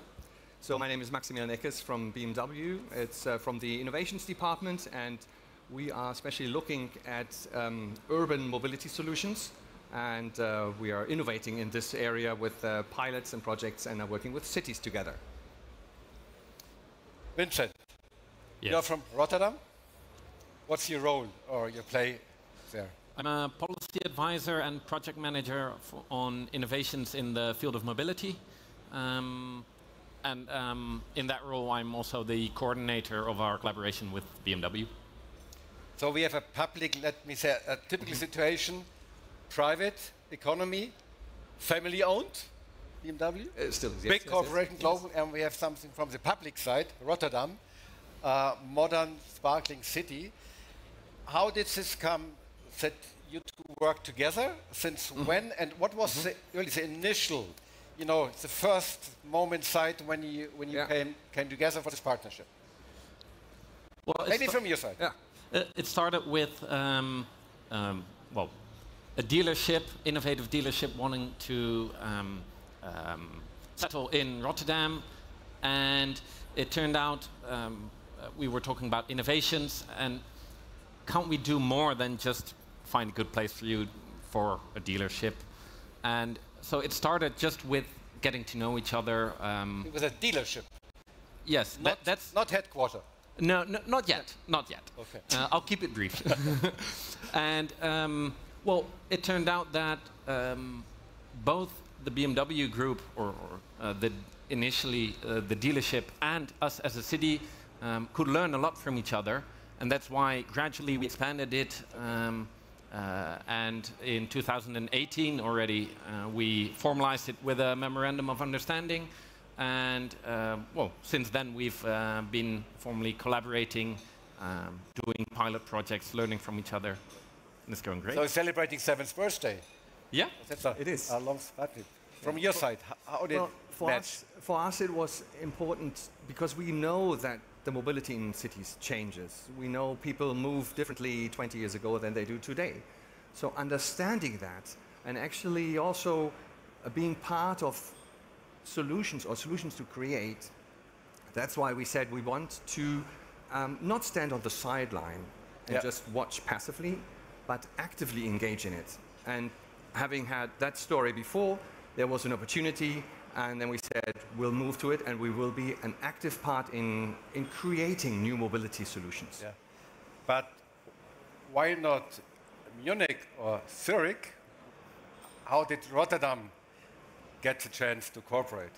Well, we do actually work with Munich. We work with other cities over there. Yeah, basically strategic relationship. You communicate. Because the main reason is that the BMW Netherlands groups, they had already very good contacts. So with them together, the door was open. And if I may say, what impressed us was one of the slogans that the city of Rotterdam has, and that is, make it happen. And make it happen is something that you need when you want to pilot and find out new things. That's why we said, let's try it out. And we have many things made happen since then. Okay. You mentioned before that mobility is changing. 20 years ago, it was different than today. How would you describe today what's the role of mobility, of, let's say, urban transport? What's the situation right now? Well, maybe we can also start to refer to some of those pilots, because what we want to learn is the behavior of people. Okay. How do people behave when they travel into the city? And a few of these pilots are exactly about that. So everybody knows, traveling in the morning for commute, you might choose a different mobility mode than when you travel at the weekend with a family into the mountains. So you always have to kind of prioritize time, cost, sustainability, and comfort. And to create a solution that is kind of open to that, that's what we aim for to do. So you talk about travel mobility patterns. Yeah. How do you address this topic? I know just from London Transport that data plays the most important role. When did you start to look at the patterns, how they evolve from public or a Rotterdam municipality viewpoint? Well, this has been one of the 3 pillars of our collaboration since the start. So the 3 pillars are sustainable or electric mobility, data, and what we call the mobility transition. So multimodality, changing people's travel behavior, their modal choice, and in that way, what we can learn from this collaboration is, as a municipality, as a public organization, we quite often do not have really direct contact with people in cars. Okay. We can manage traffic lights or add a lane or take away a lane, but sort of talking to people in their car or even before they get in their car, messaging via phone, that's an instrument we normally don't have. And through this collaboration, we have this instrument, and that's why we can learn so much about not just the hard physical measures on how to steer mobility, but also nudging people's behavior, how to influence that while still keeping the city accessible for everyone, because everyone wants to go to their family, do groceries, has to get to work, etc. And also leave people free to choose what fits them while still caring for a livable city. Yeah.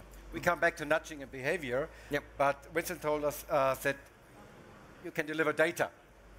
Give us an insight. Is it just car data or customer? How is this data created? Just a very practical thing. Well, actually, I would like to give an example of one pilot where we combined behavior and data.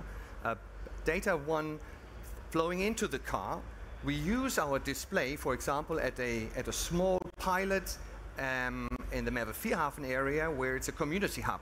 And we can use data inflows where then people using the minis, they get kind of additional recommendations on how to charge, on how to use maybe different modes of transport. Also, when it comes about commuting, there's a close-by train station to nudge them. Would you like to, switch daily behavior? And that's a big challenge. So we're trying with that inflow data. The other data that we also I could give an example is that we're currently talking with the safety region in Rotterdam. The safety region includes also the fire department. So there is, as a very simple example, if you have cars standing in a place, in a garage, we could use the outside temperature to have like a pre-alert system if something goes on in the parking for whatever reasons. And that's something that goes very quick and can be used to, in this case, make a city safer. Cool. I want to open it up, so please raise your hand. Please tell us your name. I think it's polite, and looking forward to questions. Where are the hands? Come on. I have enough, so don't worry. Please. We have a little of my help. Just stand up, Daniel. You are, please. What exactly? Oh, here. There it is. Okay. So you are. Thank you. Yeah. Daniel Schepers, Audi AG. What exactly does BMW do in Rotterdam? What's that BMW provides? You were talking about Mini, so obviously some kind of car sharing or shared mobility. What else do you provide as an OEM? Yeah. So it's actually less about providing cars, but we are coming from our innovations department from the past where we had quite a lot of experience in car sharing, behavior of people there. We have experience in how to address through the display certain messages and give these kind of more technological and sort of from our inputs into brainstormings to create those pilots. So what we give in is we're saying we have cars opportunities and technologies, but this is useless if we don't know what's going on in the city. So Rotterdam comes with the know-how, how the people are, and how we could then jointly make a pilot. Maybe just an example, one of the first pilots that we did was an e-drive or e-zone pilot. Perfect.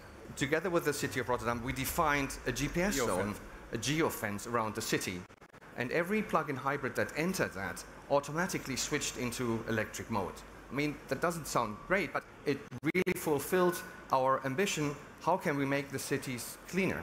So using technology in order to help the driver to drive in a different way is something that was very positively then approved. And we rolled this out then to over 150 cities in Europe. Just a small example where we provide technology in order to pay into that.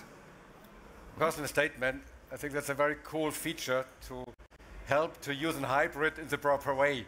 We all know the statistics, so that's a very, very good example, I think, to really get the impact of hybrid cars. Yeah.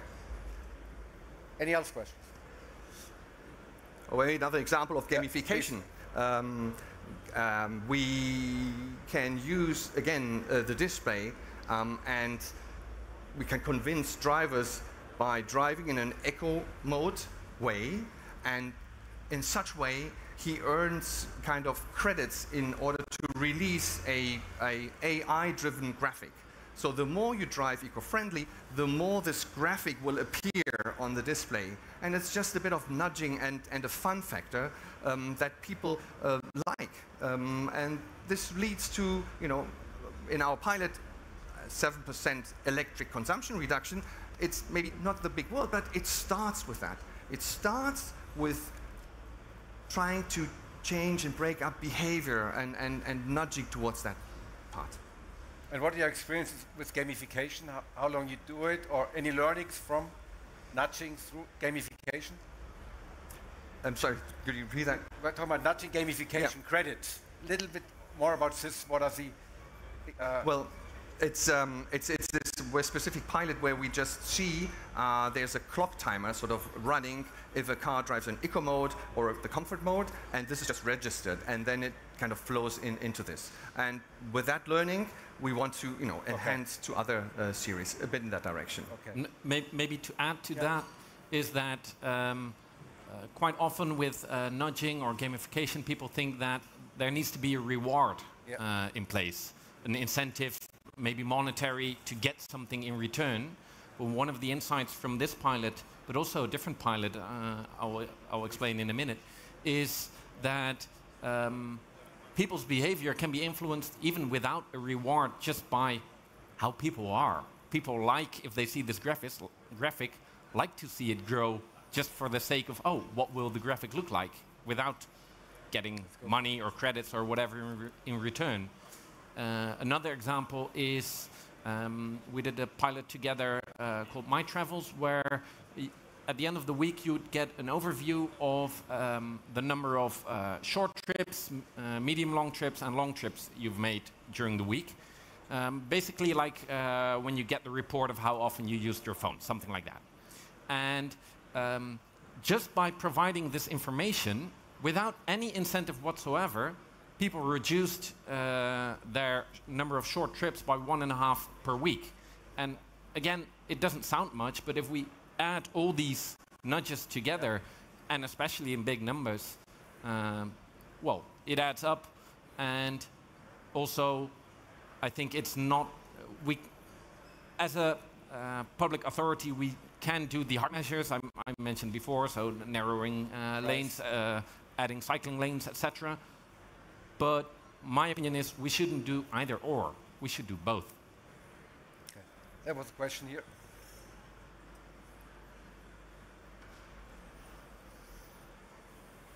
Oh, okay.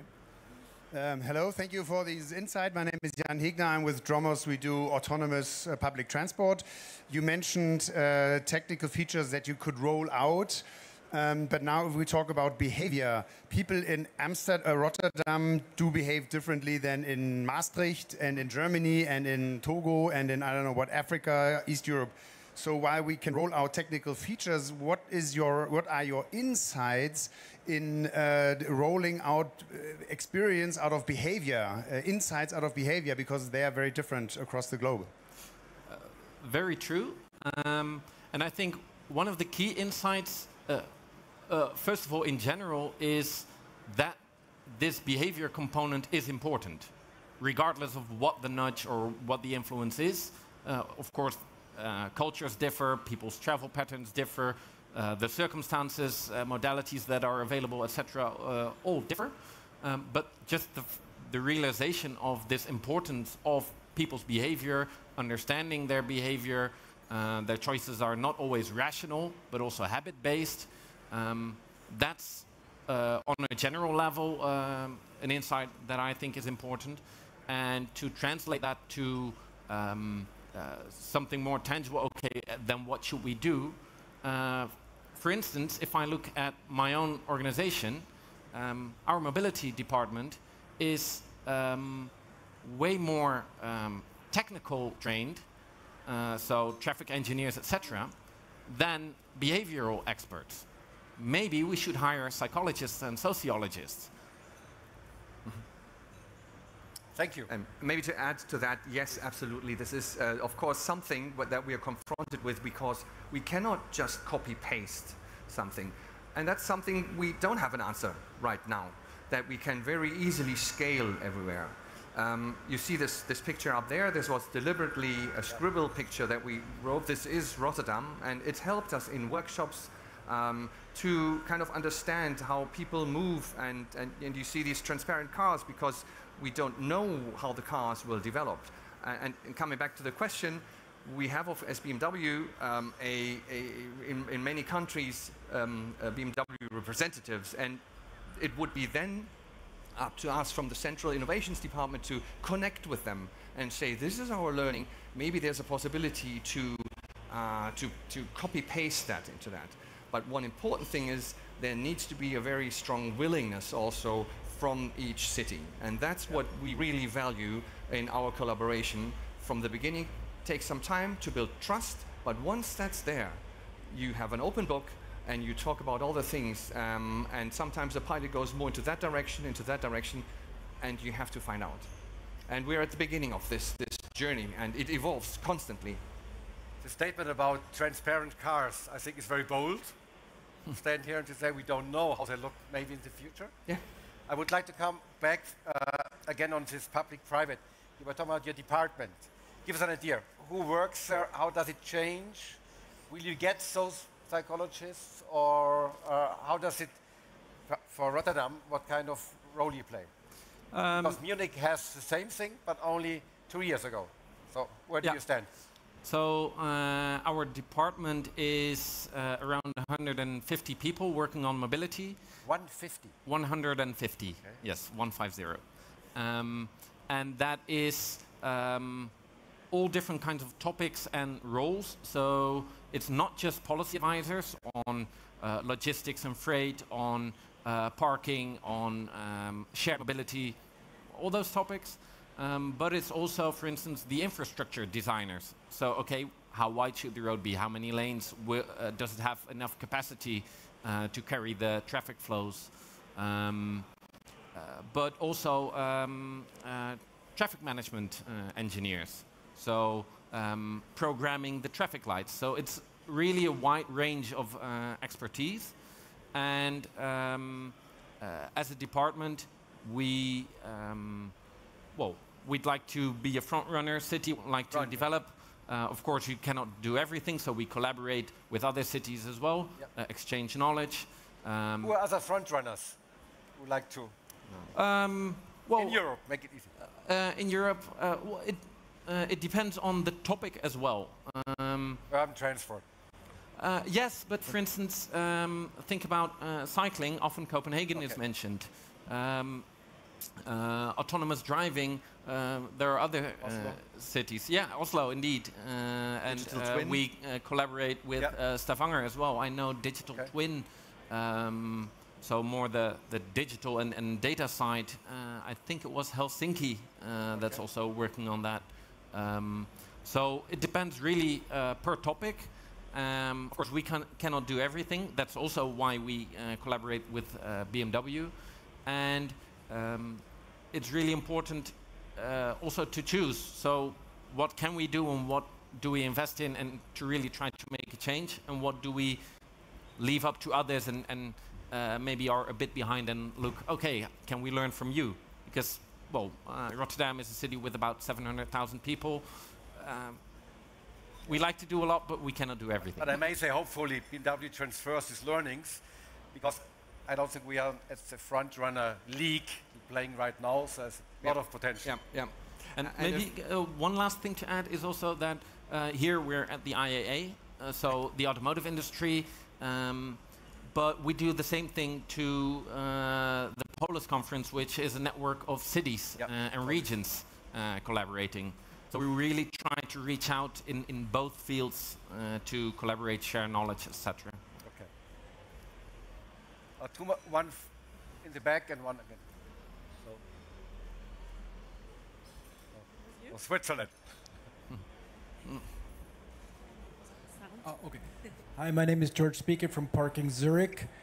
Seeing two of you, government as well as OEM, combined together on stage, to me the important part is not about driving, it's also about how do we park cars, how can we guide the driver in the city to find the nearest parking space. Has there been collaboration between the two of you to foster this kind of use cases? Hot topic. Yeah, actually, this is a very good topic, because all these topics, parking, charging, are interlinked. How does the traffic flow? In fact, right now we are having a project that's running for this year. Every year we make focuses, and this year it is actually parking. One topic, we talk at the beginning of the year, where should we actually focus on, and now it's on parking pressure.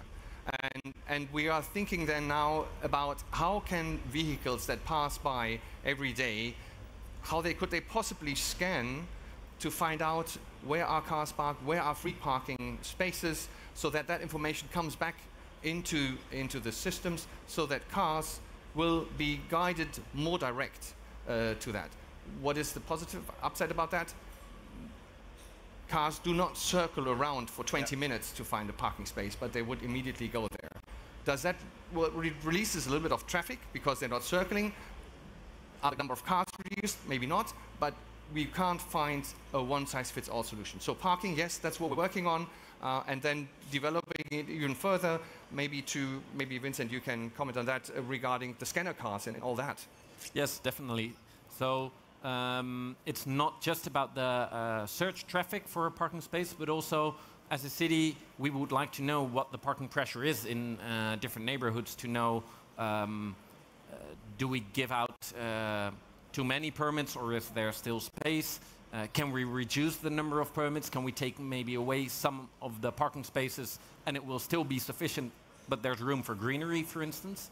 And currently we do that by employing a company that will go into a neighborhood and basically do a parking count, different times of day, different days, etc. This costs a lot of money, and we have a snapshot of that point in time. But if we, in this pilot, can implement the learnings in our own scanning vehicles, which scan if people have paid for parking, and extend that to measure parking pressure, then we don't have to hire this company anymore. So it saves us a lot of money. And also, we don't have a snapshot every 2 years, but we have a constant data flow every day, every month. So the accuracy of the data is way higher, and then we don't have to pay for it anymore. So large benefit for us as well. All about data. There was another one. Yeah, just two quick ones. You say that you obviously got the data and you measure the number of cars. Do you see a decrease in private car ownership that can be linked to the pilot concepts, especially when comparing with other cities? And can you, too, like from a social perspective and from the OEM perspective, paint a picture of the ideal inner city that you imagine in 10 years' time that's realistic? Stole my last question. Come on. Do you want to start? Well, I think on how the city can look like, thank you for allowing us to make the reference to this vision picture we jointly made to inspire how can it look like. In this vision, you can see many different modalities, fewer cars, larger role for bicycles, shared mobility, more space for greenery, etc. However, cars will still also be there. Here you see a lot of innovation. A lot of people drive second-hand car. They can't afford a new one. So we as a city recognize that there will still be cars, and then how can we make sure that they add the most benefit, they're used by the people who actually need them, and that the downsides of cars are reduced. So that's what I say for the vision. Maybe you want to add? Please. So if we look 20 years back, and if we just look at the amount of driver's license that were made today, it looks different because there are more options for the people to drive into town or to drive in town. Is it bus, metro, the scooters, or whatever have you sharing? So as these modes are more and more connected, the usage of cars will go up. I mean, they're poorly used today. You know, drive 1 hour in the morning, 1 hour in the afternoon, and then, 22 hours they're standing still. So I think it will go into the direction that the usage of cars will go up, which also means there will probably be a bit of a shift in the number of cars. But basically, what we are, from the innovation side coming. So we look at how can we offer a better mobility for the citizens, for urban areas where all modes are integrated. The car, the bus, and even waterways, including new streets which are not asphalt but on water. Just come back from last week, the Rotterdam World Port Days, where we had expert workshops where we are thinking about exactly that. How can mobility hubs be combined using also waterways for that? And that's where we believe the direction goes. Seamless, digital, integrated. That's technically possible. The thing is, how can we get the people to move towards that, changing behavior? I would love to continue the discussion about ownership, usage, micromobility. We don't have the space. If you want to continue, join our community Smart Mobility at University of St. Gallen, it's a great executive program. Just a short note, to come to the last round, 2035. What's the one thing which we as inhabitants of Rotterdam, Munich, will experience differently, where we really say that's a real benefit with these cities that will change? What's the one thing? From my point of view, the one thing I would say, multimodal traveling will be more seamless and more accepted, more normal, just more part of everyday life. So freedom of choice, how you move. Yes, and also combining different modes. Okay. So not just the car or just the public transport. Thank you. Maximilian? Getting from A to B in such a way is not seen as a burden driving the city. It will be something enjoyable. So make these journeys enjoyable and not a burden. That fits very well to the core of the BMW brand, joy of driving. Thank you very much. Thank you for your questions. And yeah, have a great day. Thank you. Thank you, Hans-Peter. Thanks.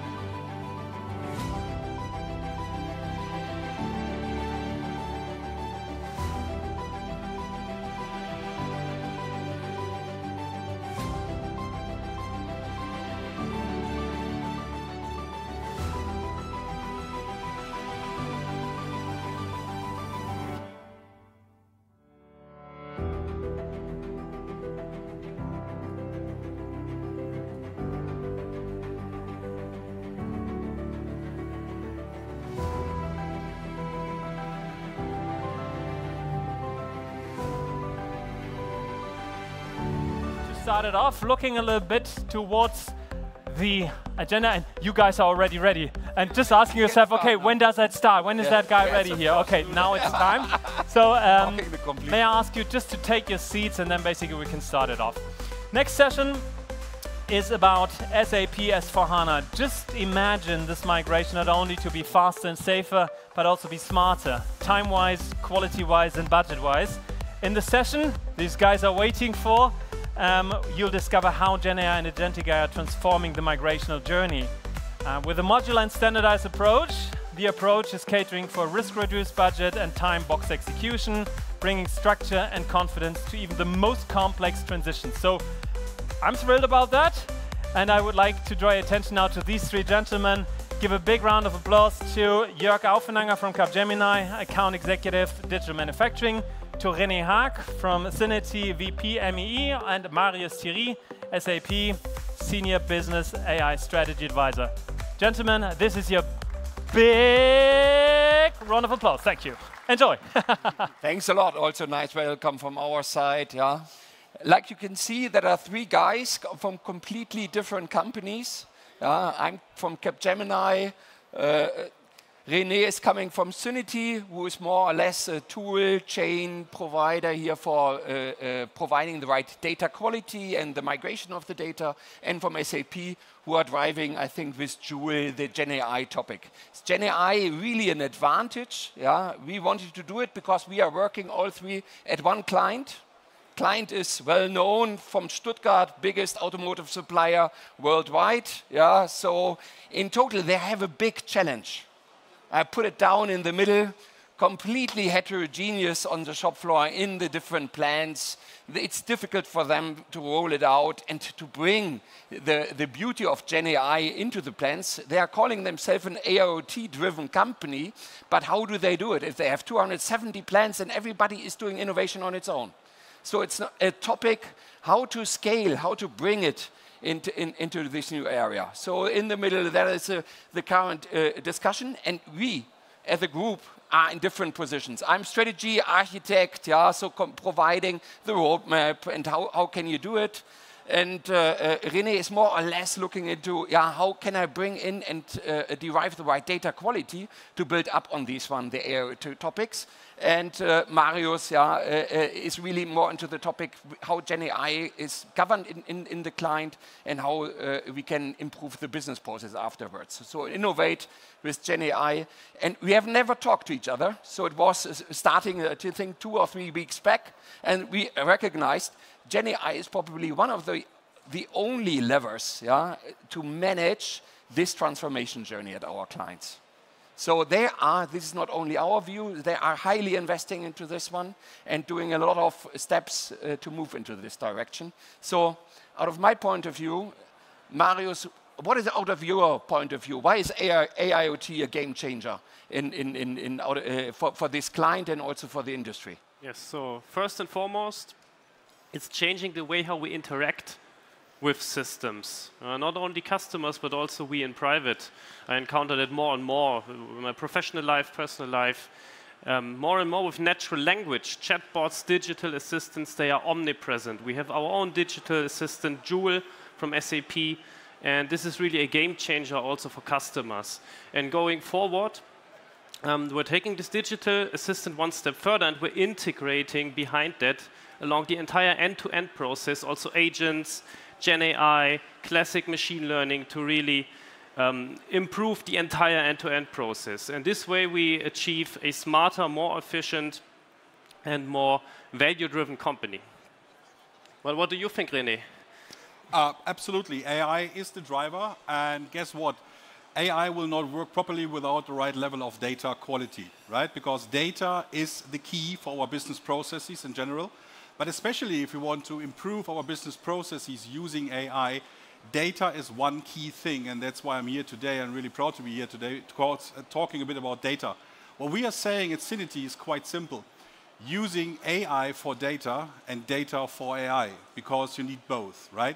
So we certainly use already AI functionality to improve and help our client, in this case, to improve data quality by AI-supported data approaches, right?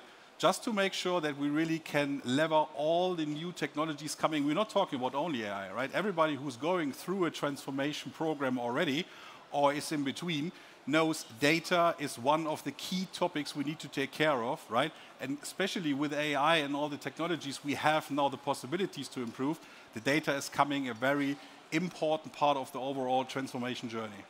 Yeah. René, if I look at my client or the other clients, they are talking about processes and technologies with GenAI. I heard Microsoft Copilot, Joule, or we have to have a process-driven direction. Why do you think data first or the data-driven approach is the most crucial one? Yeah. As I already said, it's not only for AI, but of course AI is very important to have the right level data. And what we figured out in the last couple of years, but we're doing this almost for 20 plus years, right, is that in the past we always tried to fit the data into the technology, right? So I'll give you just a simple example. We have a new business process. We model this new business process. We will build new AI bots, AI technology to this business process. And at this point we think we are ready. Then we start looking into our legacy data and surprise, the data will not fit this business process. The data will not be maybe able to support this business process. And that's why we say we need to change the focus on data.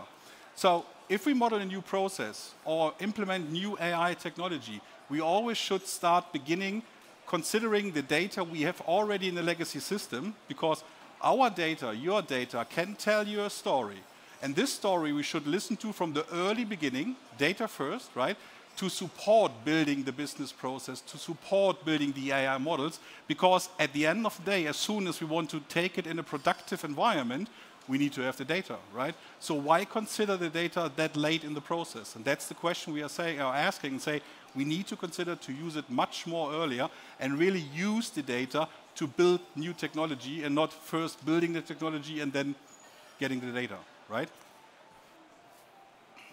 So Markus, do you have any practical examples on how data quality has an impact on an AI process?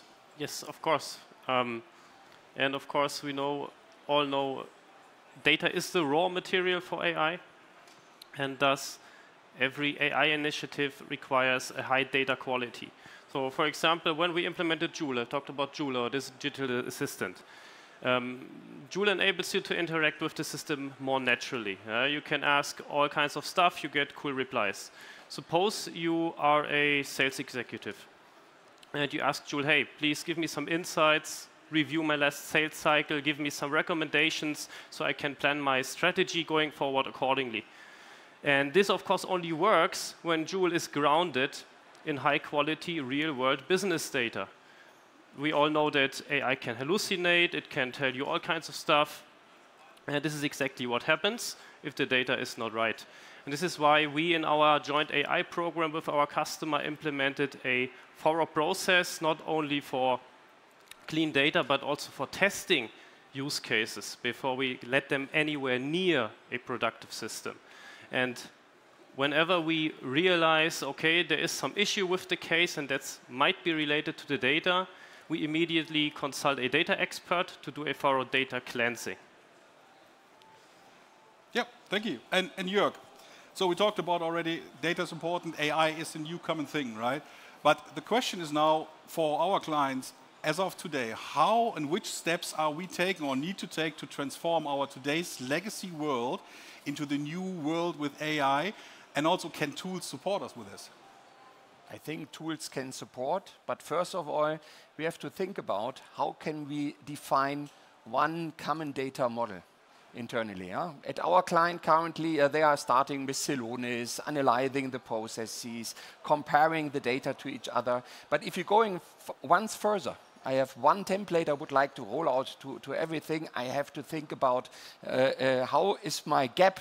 How can I retrieve out of the processes a data combination? I can analyze everything out of these one. What is my configuration to bridge it to match it over. That's stuff where we are currently investigating with SAP, with Synity together, how we can do that automatically, that I don't have to go into the plans, have to have a discussion for EWM, how is my structure in the plans, what is my next step for the transformation. I can do it based on the data who is already there in the system, can change it. If I have a clear model, what is my target model to get to? Then I can say, if this is being done, I can automate and industrialize in a speed how I can move into this, into the plans. Then I can do, and we have to do it till 2030, 20 plus plans in parallel. Then I can scale cross and bring in speed into my way of transforming. This is one of the major steps, because otherwise I'm already done now. I can wait for not S4, I probably wait for S5 or the next iteration on this one to scale up, and then I have the possibilities, if I have done that, to innovate on this data and bring it into the processes. But first of all, I need a little bit of, I would say, founding, baselining, and start and think up front how I can change it, the way of working, and how I can retrieve it. I think that's the biggest challenge we are currently facing. Not everything is currently already there, but it's promising, at least, what we can see. Absolutely. So, René, you are the expert on the tool side. So, please, what is the value do you see in this approach? So that would maybe take us too much time to talk about all the different value points we can bring. It's not only one tool, right? We also talk about the SAP integrated toolchain, which is in use to a certain degree. Already talking about this would take us much too long, but there are 2 points which if I talk to this specific customer, but all the other customers as well, there are always 2 kind of conversations. Costs, driving the transformation, implementing new things, right? And the second thing is timing and risk, right? Because timing and risk be together. If we want to make it as risk-free as possible, it stretches the timeline. If we want to speed it up as good as possible, we are running maybe into more risks, right? So what we are doing with this client as part of the toolchain, but in general with the Synity data approach and the data-first approaches, we reduce the cost of transformation. Jörg already stated it quite well.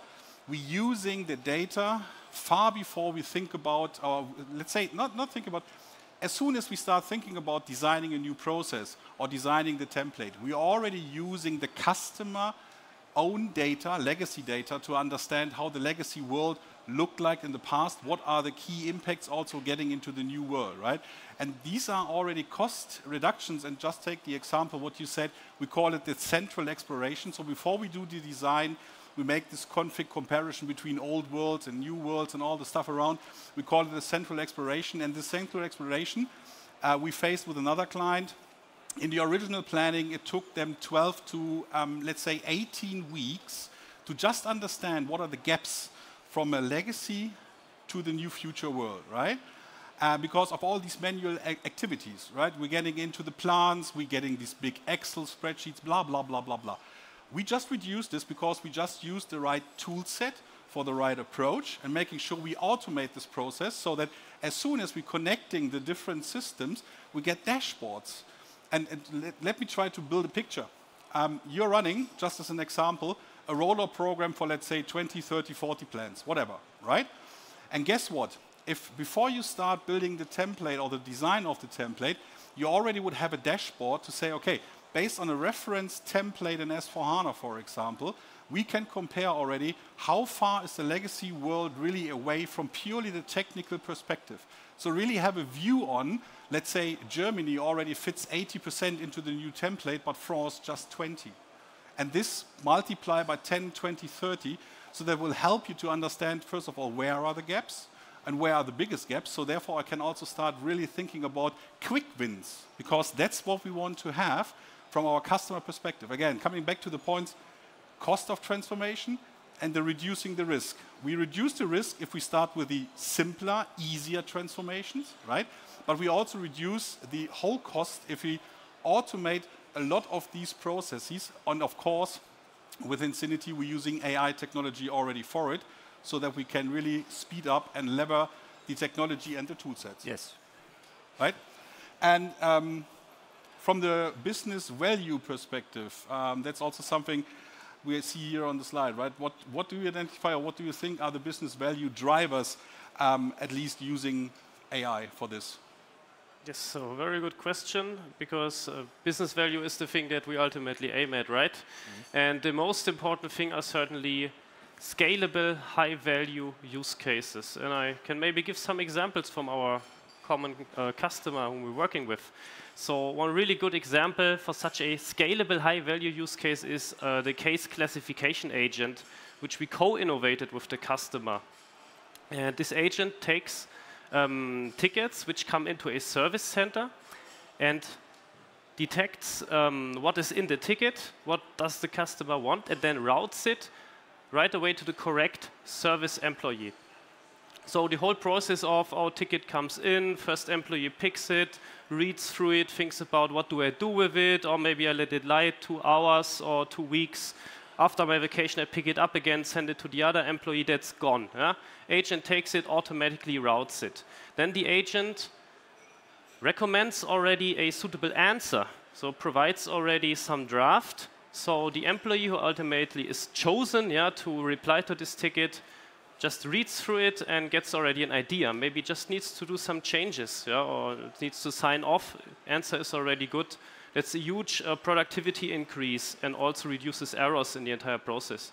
And then once the entire conversation is closed, the agent also automatically archives it. So the next time when a similar request comes in, the agent can go to the archive, maybe find a similar answer and already send it out without any human involvement at all. That's a classic example for such a high value case, and it's very scalable. We can deploy it very easily to other situations, other service centers across the entire corporation, even in a completely different business division. Another use case I already mentioned, Joule, our digital assistant, and I think we're going to hear more about it later, so I keep it short, but this is really a huge game changer because it completely changes how end users work with the system, and it enables end users who never really worked with SAP systems, because sometimes they honestly can be a little bit complicated to get into, and they are enabled to work with the system suddenly. It's a completely change. Then we talked a lot about data qualities. We also have use cases to improve not only processes, but also data quality, which is so crucial for AI overall. For example, we built, this is really a custom use case that we built with the customer, a use case to recommend commodity codes for goods which are to be shipped. This was formerly a highly manual process, very based on anecdotal knowledge, on experience of toll and warehouse employees. They have been going through their lists of thousands of commodity codes, and then, based on their experience, guessed, or made a good guesstimate, oh, this code could be right. If the code is wrong, it's wrong in the system, and the good comes back later. So we are using GenAI in this use case to really give a thorough recommendation, including like a confidence scale for a commodity code. It's really improved the process. It's made it more efficient, less error prone, improved the data quality. But we're also using AI right away in the field of master data governance, where we're really having AI run through the master data, automatically detecting and removing duplicates from the system. And then you have this huge bunch of, so to say, classic use cases, yeah, where we're doing really a lot. This is like commodity cases almost, media breaks, removing media breaks. Yeah, everywhere where you have processes where invoices are processed, sales orders are processed, you have information coming in that needs to go into the system. These are areas of improvement which can be tackled very, very well with AI. But what exactly hinders us from scaling AI, Jörg? How can we enable this transformation in the corporations which we need to do that? I think, first of all, the value is really there and given. We at Capgemini, we have a huge bibliothèque of a characterized of use cases we can use in GenAI, but to bring it to our client, because our clients are engineers, highly inventive. They're doing nearly everything on their own. And they are cramping up their levers, and then they start working. And what is the impact? We have for the same solutioning, for the same issue, we have different solutions, heterogeneous solutions. A lot of POCs in the different plants who are comparable to each other. So I think the biggest challenge currently is to bring everything to one platform, or at least standardize it, having a little bit of governance into this one, and prioritize the stuff, so not hindering the creativity coming out of the crowd, but at least start that you can reuse something of the good work, and that everybody can contribute for this one. And I think this needs a little bit of governance, what is critical in an innovative area. But I think here, Marius can help.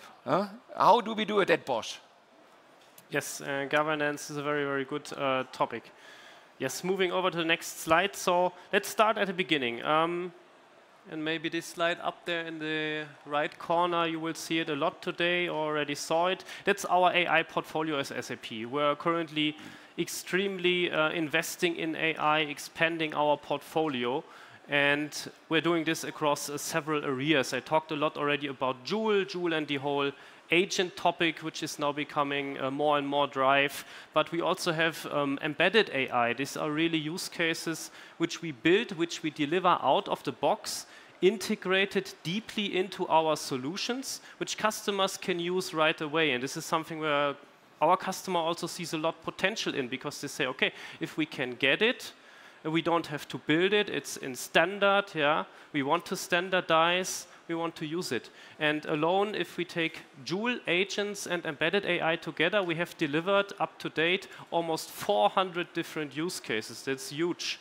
And then, for the more specific requirements, and our customers have very specific processes, we still have the column of custom AI, where we provide on our business technology platform a tool set that customers can use to also build their own AI use cases. So it gets even more and more. And the question that we always get from customers is, how do we find now the high-value use cases? Where should we start? Where are the quick wins?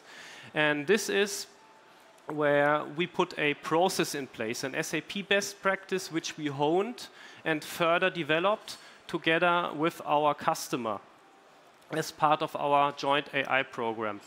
And what we're doing is, we start with the end user. We start in the business division, not in the IT, in the business division. We always combine business and IT.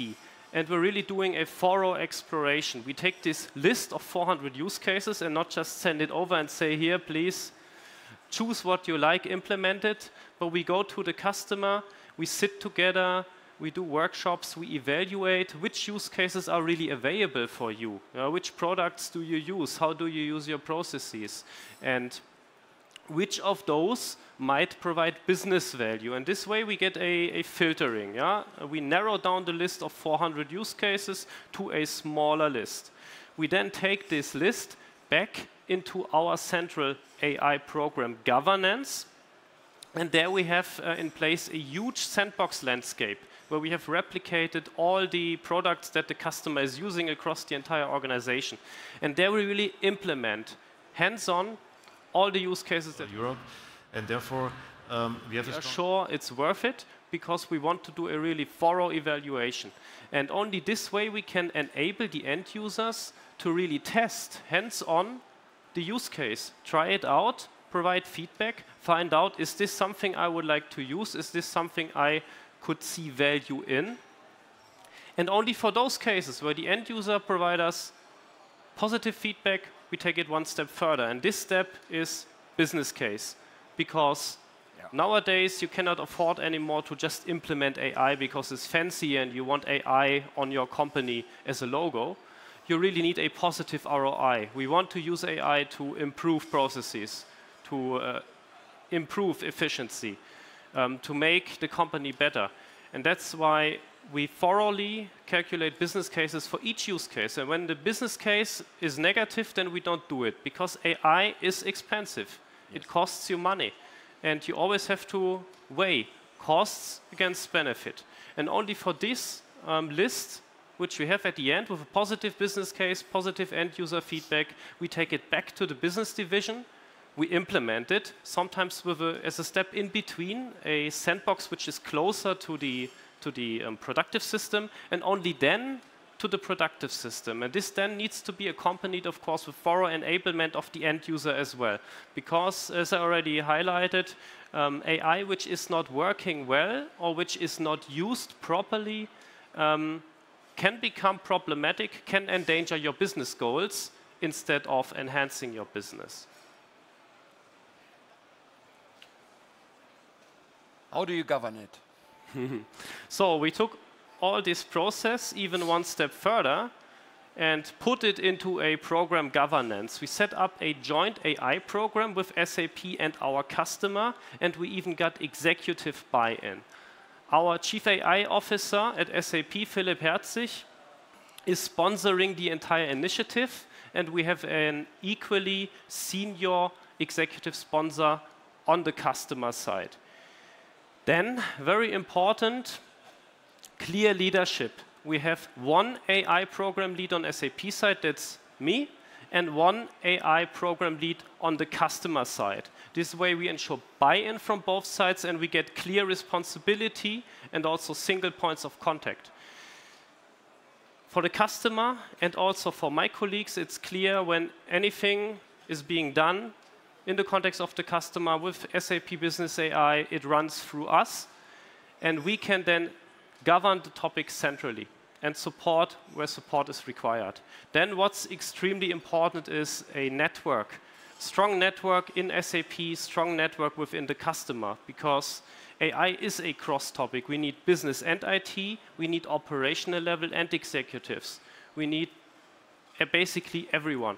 And within SAP, extremely important, a network with the product organization, because we also need to take the product feedback and channel it back. Our customer is an absolute front runner for business AI. One of the customers which are really at the forefront. We're pioneering here. We're taking completely new products to the market. And here it's, of course, extremely important to work closely with the product organization to further develop also our AI portfolio. And then ultimately, of course, the skill set is important. Methodologies, structured approaches, I already told you about that. So this combination of having someone who can act as an intermediary, who can pull the strings, act like the spider in the web, and also has skills and know-how and methodologies to work on the topic. And that's essential to really bring drive behind the entire initiative. And with that, we are at the end. Major target, GenAI, for our client at least, is not a toy. It's crucial to make the transformation happen, because otherwise they are already, without that, they don't get the productivity, the efficiency to drive it further, though they are investing heavily because it's their chance to keep up and making something what is not possible be possible. Second, focus on data. If you need a foundation to do that, because only doing industrialization with tools and GenAI on top doesn't bring the value. Third, then you are gaining the value out of it in bringing also structuring it and moving it. At least this experience we have seen, what we are currently experiencing, we are in the middle of the journey, I would say, still to see if we manage it. Some roadblocks are there, some risks are there, but in the end, makes a lot of fun and brings different companies together. Thanks a lot. Thank you very much. Great stuff. Thank you, gentlemen. This is your big round of applause. Thanks. And a great example of a splendid partner play, I'd say. Thank you so much, Jörg Aufenanger from Capgemini, René Haag from Zinity, and Marius from SAP. Your applause. Thank you. Thanks. Thank you. Looking a little bit ahead of the afternoon, ladies and gentlemen, you can be very, very happy because we gathered around top speakers here from our clients like Audi, from BMW, from other OEMs as well. And of course, we are very happy to share the latest and greatest insights on AI. The entire day of SAP and Capgemini together and would like to give you more and more impulses on that one. For instance, at 2:15, Beyond the Algorithm, why data is the real driver of AI. Tomorrow's supply chain powered by AI, followed by a strategy talk of Agentic AI. The new superpower, how AI agents generate business value.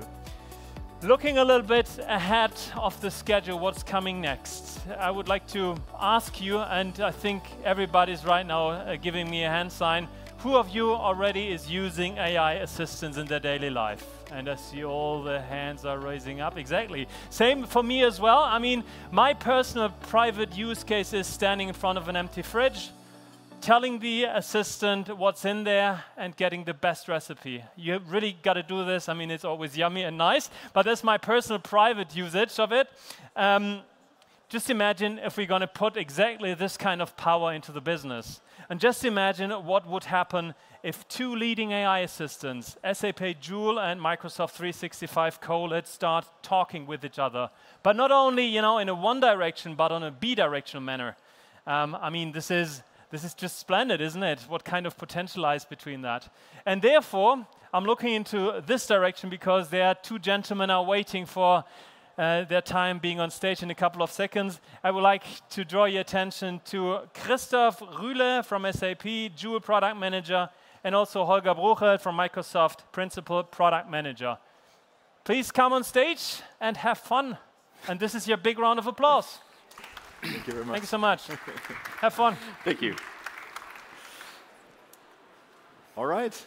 Thank you very much for being here. I know for a fact that André Bechhold is currently holding the keynote in parallel. So despite that fact, thank you very much for showing up here. And that doesn't mean you need to get up now and walk over there, so please stay. So we would like to speak about the topic of Joule and Microsoft 365 Copilot within SAP. So and Microsoft, obviously. So for that, Microsoft and SAP are already, I think the clicker is right here. Perfect. Already partnering together for decades now. I think about 4 decades around that time frame. And obviously, if you look at both customer bases, SAP currently has around 480,000 customers worldwide, while Microsoft has about 2 million worldwide using Microsoft 365 Copilot, Microsoft 365, and then a subset of these respective customers use the agentic offerings like Joule within SAP and then Microsoft 365 Copilot within Microsoft. And if you think about that, that's a huge, huge opportunity, right, of overlapping customers.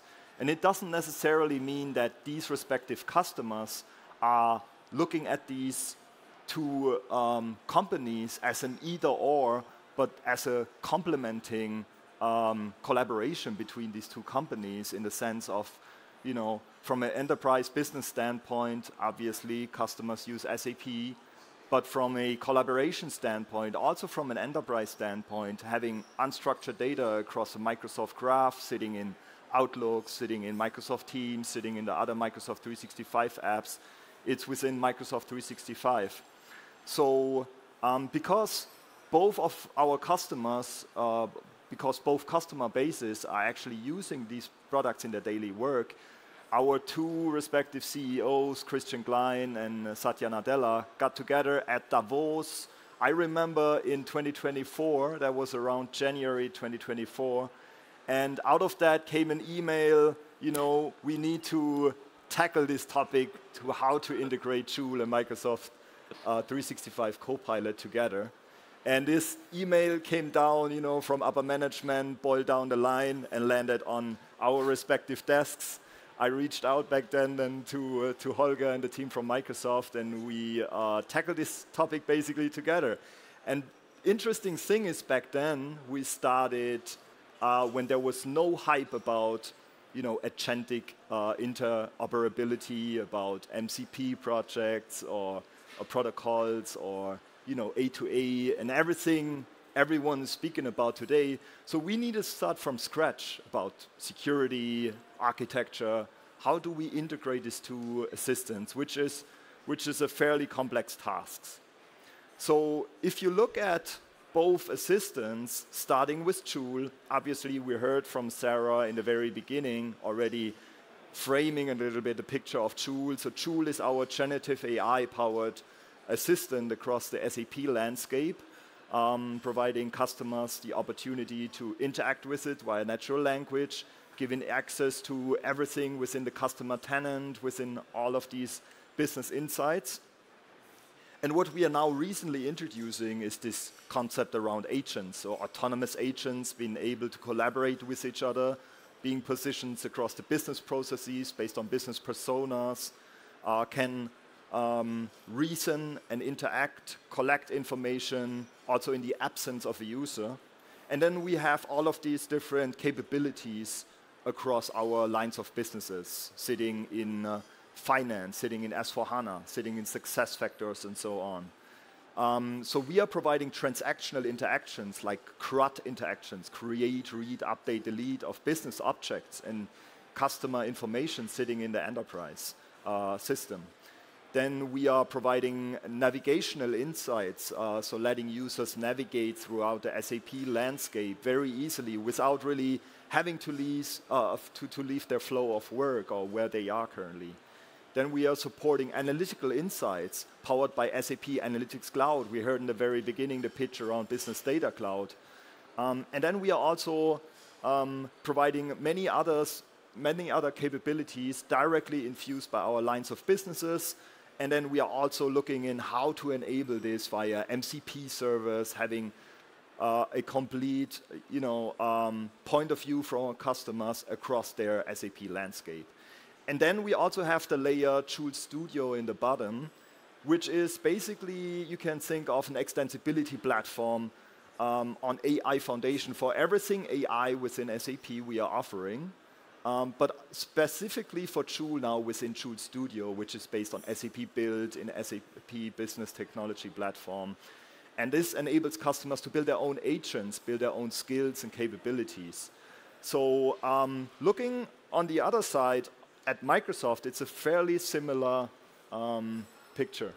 Exactly, and that's really what I find so fascinating, that if you compare Joule, or the architecture of Joule, with the architecture of Copilot, there are so many similarities. I mean, obviously, very much like on the Joule side, we have Microsoft 365 Copilot that has access to all your Microsoft data. So where Joule really provides you with access to all the connected SAP systems, like Christoph just said, your S4HANA systems, your Ariba, Fieldglass, or whatever. Copilot, or Microsoft 365 Copilot, does the same for your Microsoft documents. So for your emails, for your Teams messages, for documents that you have shared or stored in SharePoint. So this is very much like on the Joule side for SAP, is the AI entry point into the Microsoft world. Now, below that, below this surface area, so Microsoft 365 Copilot, obviously there's a standalone app, but you can also run it in Outlook, in Excel, in Word, in Teams, and so on, so that you can really use it in, very much like what Christoph said, in the flow of work. If you are getting an email or something like that, you can open up Copilot and work with this email in the context, or with Copilot in the context of this email. In order to power this, we basically have two concepts. One is called the custom engine agent, which basically powers this very much from a pro code way, and the declarative agents, which basically allows you to just describe what an agent can do. Again, similar like what we see on the SAP side, we have more and more agents out of the box that help you in your daily life. Like, for example, the Microsoft 365 researcher there that helps you to really orchestrate access to multiple data sources. To extend and enhance this concept, again, very similar to the SAP side with Joule, we have Copilot Studio, our low-code offering, and we also have an agentic toolkit, or an agent toolkit, that allows you to build these pro-code solutions. Now, we have talked about, both of us have talked about the flow of work. But what actually happens now if I get an email from a supplier, if I get a complaint or a request about a certain invoice via email, and I need to get information from the SAP side? Now that's exactly where this beautiful integration that we built comes in. Because now all of a sudden, Copilot can ask Joule to get relevant information from the SAP system. So I can look up the latest status of my sales order in the SAP system, or I can look up information about an invoice. I can open up Teams. Maybe I'm currently having a discussion with my manager around my goals or something like that for next year.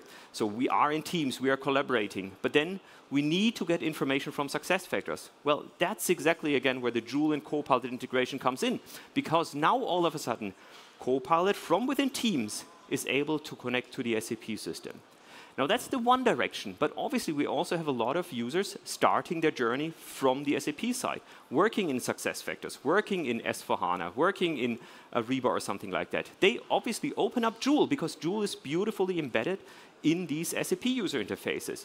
But what happens now if you need to look up the latest email discussion, or if you want to check when is your manager available, or when is your team available, so where you need access to the Microsoft side? That's exactly, again, the situation where from within Joule, you can ask Copilot, and Copilot then has access to the Microsoft side. So it's really this, this flow of work that we empower, that the user can actually stay in their user environment in SAP, in Joule, or in Microsoft, in Copilot, and then interact with each other on this specific layer. So from a user experience standpoint, how we are doing this is, if you on the left-hand side, you can see a screenshot of the user experience on SAP side. So essentially, you can be in any SAP application, and depending on how a customer wants to set up Joule, Joule can be provisioned within one respective SAP application, but also in a cross-user experience manner across multiple SAP applications. So that would allow users to interact with Joule no matter where they are, and also ask questions upon other SAP applications the respective customer has licensed. So within the SAP application, there is Joule, and you can simply interact with Joule without shifting to a different UI. You can ask a Joule a question which is relevant for Microsoft 365 Copilot. Joule will recognize this utterance, this intent to call Microsoft Copilot, and automatically reaches out to Copilot, retrieves the information, transparently shows that information is coming from Microsoft 365 Copilot directly in the flow of work. On the other side, within Copilot, and we also have a demo in which we can show this, this is now currently also generally available, that a user can directly interact with Joule essentially via two options, directly via Microsoft Teams as a dedicated chat, or then via Microsoft 365 Copilot via the Microsoft 365 chat by mentioning Joule, or by toggling directly to the specific Joule chat. The great thing is this capability or this access to Microsoft 365 Copilot will also become available then in all other Microsoft 365 applications, which allows users then to also interact with Joule and with all other custom engine agents directly out of PowerPoint, out of Excel, out of Word, etc. So maybe if we drill down a little more in the scenarios that are actually enabled with the Joule and Copilot integration. And let's start with the scenario Joule within Microsoft 365. So basically, I'm a Microsoft user, I start my day in Teams, or I start my day in Copilot. So what were the driving principles that we set out to accomplish with the integration? The first one is that obviously if I am in Microsoft 365, if I am in Teams, if I am in potentially also Outlook, Excel, and so on, then I want to stay or get this specific user experience. So what we said is this kind of integration of the Joule services should follow certain design principles also on the Microsoft side. So leveraging UI elements that you are very much familiar with when you open up Teams, when you open up Outlook, when you open up Excel. The other thing is, as Christoph mentioned, if I want to interact with SAP Joule, then on the Microsoft side, there's something that we call @mentioning. So I explicitly need to tell Copilot that now I want to talk to my SAP system. So I do this with just an Joule, basically, then I can interact with my SAP system. So again, the scenario that I mentioned before, I'm having a discussion with my manager, and now I can also mention Joule, and I can use this to actually look up information on the SAP side. We often get the question, well, what functionalities are actually available? What are the use cases? Well, the cool thing is, everything that is available in Joule is automatically now also available on the Microsoft side. So all the skills that Christoph mentioned, they can be leveraged also from a Copilot side.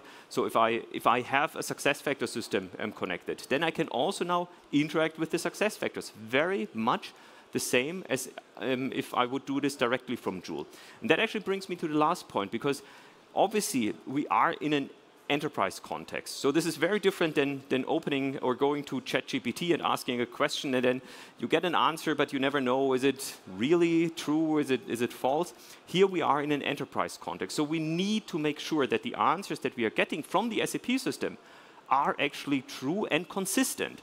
So that's why we made sure that whether, for example, you ask the question from within a Joule user interface or you ask the question from within Copilot, that you actually get the same answer. We are also highlighting this by making clear that this specific answer is actually coming from Joule, and it's not something that is hallucinated by the large language model. So it's really transparent that we see that this information is actually coming from SAP Joule. On the other direction now, Microsoft 365 Copilot within Joule, we are actually leveraging the existing user interface of Joule itself. We have a single orchestration within Joule, which, as mentioned, identifies respective utterances and prompts relevant for Copilot, and then guiding this forward to Copilot, retrieving the information and presenting it directly in the native Joule user interface. The great thing is also all existing Microsoft 365 Copilot capabilities today are becoming available also via Joule. So if you have questions upon your emails, etc., all of this will become available and can be consumed directly via Joule.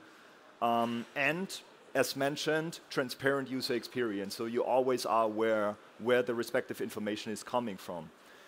Great thing is, what I would like to mention here as well, through identity propagation between Microsoft Entra and cloud identity services on business technology platform, which needs to be set up by the respective customer, and we do have support mechanisms jointly between Microsoft and SAP, which we can offer to customers interested in this setup. This respective identity of a user, the role, the permissions, etc., being propagated one to each other, so a user can never do things within Joule they couldn't do directly within a respective SAP application. They couldn't do things directly via Joule within Microsoft 365 Copilot, which wouldn't be allowed, etc. So this is a very enterprise secure environment we are providing here. So if we then take a look again at some of the functionalities that are available now from Joule. And actually, we'll talk about the roadmap in a second. This is currently something that where we have a private preview already with a few customers. This is not yet GA, but the idea is that when you are in Joule and you have a question about the latest emails that were sent, so then this is one of the capabilities that you can do directly from Joule. You can just ask, list me the last 5 emails from Christoph in Joule, and then I would get the result in Joule from my Exchange system. Same thing for Teams. Maybe, I mean, we are chatting on Teams all the time. So also now I can use Joule to ask questions about chats that I had with Christoph in Teams, for example. Again, what is really important is this single sign-on, this principal propagation. So obviously I can only, from Joule, I can only search about Teams messages that I actually have access to. If I don't have access, then I'm also not able to access the information from Joule. Finally, another very important thing that we hear is the search around documents. Obviously, customers have lots and lots of documents in SharePoint, in OneDrive for Business files, basically. Now, again, in my user context, out of Joule, I'm able to search across all these documents, which, again, can be super helpful. Let's think of a scenario that you're currently looking at a purchase order in your SAP S/4HANA screen. and now you want to see more about maybe the business partner that is relevant for this purchase order. And maybe you have some documents, maybe you have some emails, maybe you have some chats with this specific business partner. And now, without leaving the user interface, without leaving Joule in your S/4HANA system, you can now get all the relevant information also from the Microsoft side. So really getting a holistic view of what's happening in the business, both from the SAP side, but also from the Microsoft side. Also staying on this slide for a second. Now, on the other perspective, right, what are the capabilities around Joule? So again, depending on how you as a customer have set up Joule, Joule has access to your respective SAP cloud application. And each SAP cloud application provides this library of capabilities, transactional, navigational, analytical insights, search insights across the SAP help documentation, across customer-owned documents, for example. And so all of these capabilities can be consumed directly via Microsoft 365 Copilot. Also, if you are using Joule Studio to build extensibility content, Joule skills, Joule agents, also this can be consumed directly through Copilot. Now, looking at the commercial prerequisite and letting... Let's start on the Microsoft side, exactly. So in order to use this, on the Microsoft side, we have also a Copilot version that is part of your M365 license. That is actually good enough, so you don't need any additional explicit Copilot license to be able to create a scenario to access Joule from within your Copilot. So if you're using Teams or whatever, then you can enable the Copilot chat functionality in Teams, which then allows you to access Joule on the SAP side. Obviously, going forward, and that's also what Christoph mentioned, if we are then looking also at the integrations in Outlook, in Excel, in PowerPoint or whatever, for this you will actually need a full Microsoft 365 Copilot license. So this is then the real full M365 Copilot license, which then gives you also access, potentially then, if you set up the integration, to Joule from Excel, from Outlook, and from other functionalities here. So that's what you need on the Microsoft side. On SAP side, we just introduced a new commercial model around Joule. So essentially, you have Joule Base, which will be free of charge for our customers. So they can get started with this out of the box, can start to implement this, and then can tap into the existing transactional capabilities, analytical capabilities, also informational, etc. Also, we do have premium packages, which are not necessarily a requirement or prerequisite to use Joule within Copilot or vice versa, right? This is on top and is not mentioned here. So you can, as a customer, essentially get started with Joule Base, as well as your standard Microsoft 365 license. You don't necessarily require a Copilot license to get started with, to implement Joule directly into Microsoft Teams and then interact with it directly. This is currently generally available. And then again, going forward, we also want to implement then Copilot into Joule. So with this, we already started our beta program, which just started last week. And this will run now for a couple of weeks before we then also set this to general availability, meaning Microsoft 365 Copilot availability, then also within Joule. But just before we go to the demo actually and show you how, let me just repeat or re-emphasize, because we get a lot of questions about the licensing sometimes. But I hope you understood that you can do this today for free without, or well, included in the licenses that you already have. You have M365, otherwise you would not look into the Copilot integration, and you have the SAP system.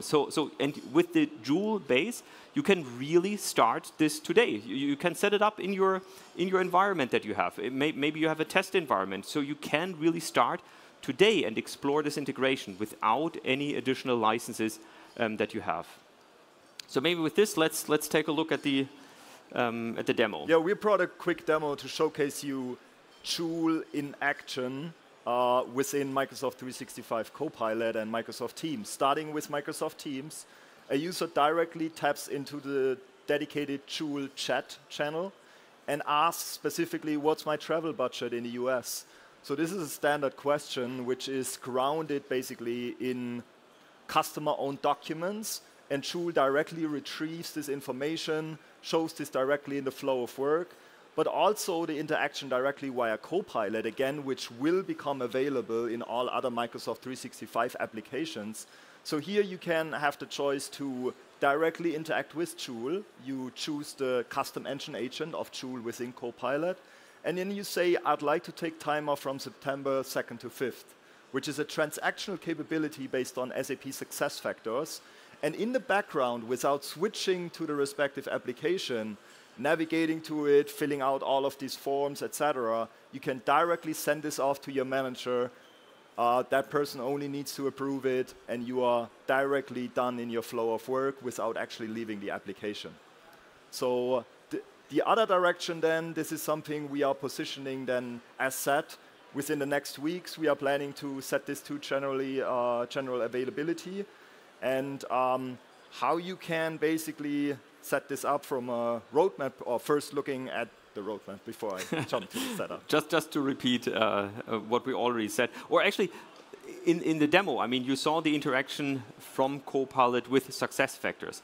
But one of the cool things about this integration is really, so if you really connect your Copilot to Joule, whenever something happens on the Joule side, so for example, you build a new extension with Joule Studio, this will immediately also show up on the Copilot side. If you connect now your S/4HANA system to Joule, then this is immediately available on the Copilot side. So really, this integration is basically almost a platform, a starting point for you to add more and more to the Joule side, so that these functionalities also show up in the Copilot side.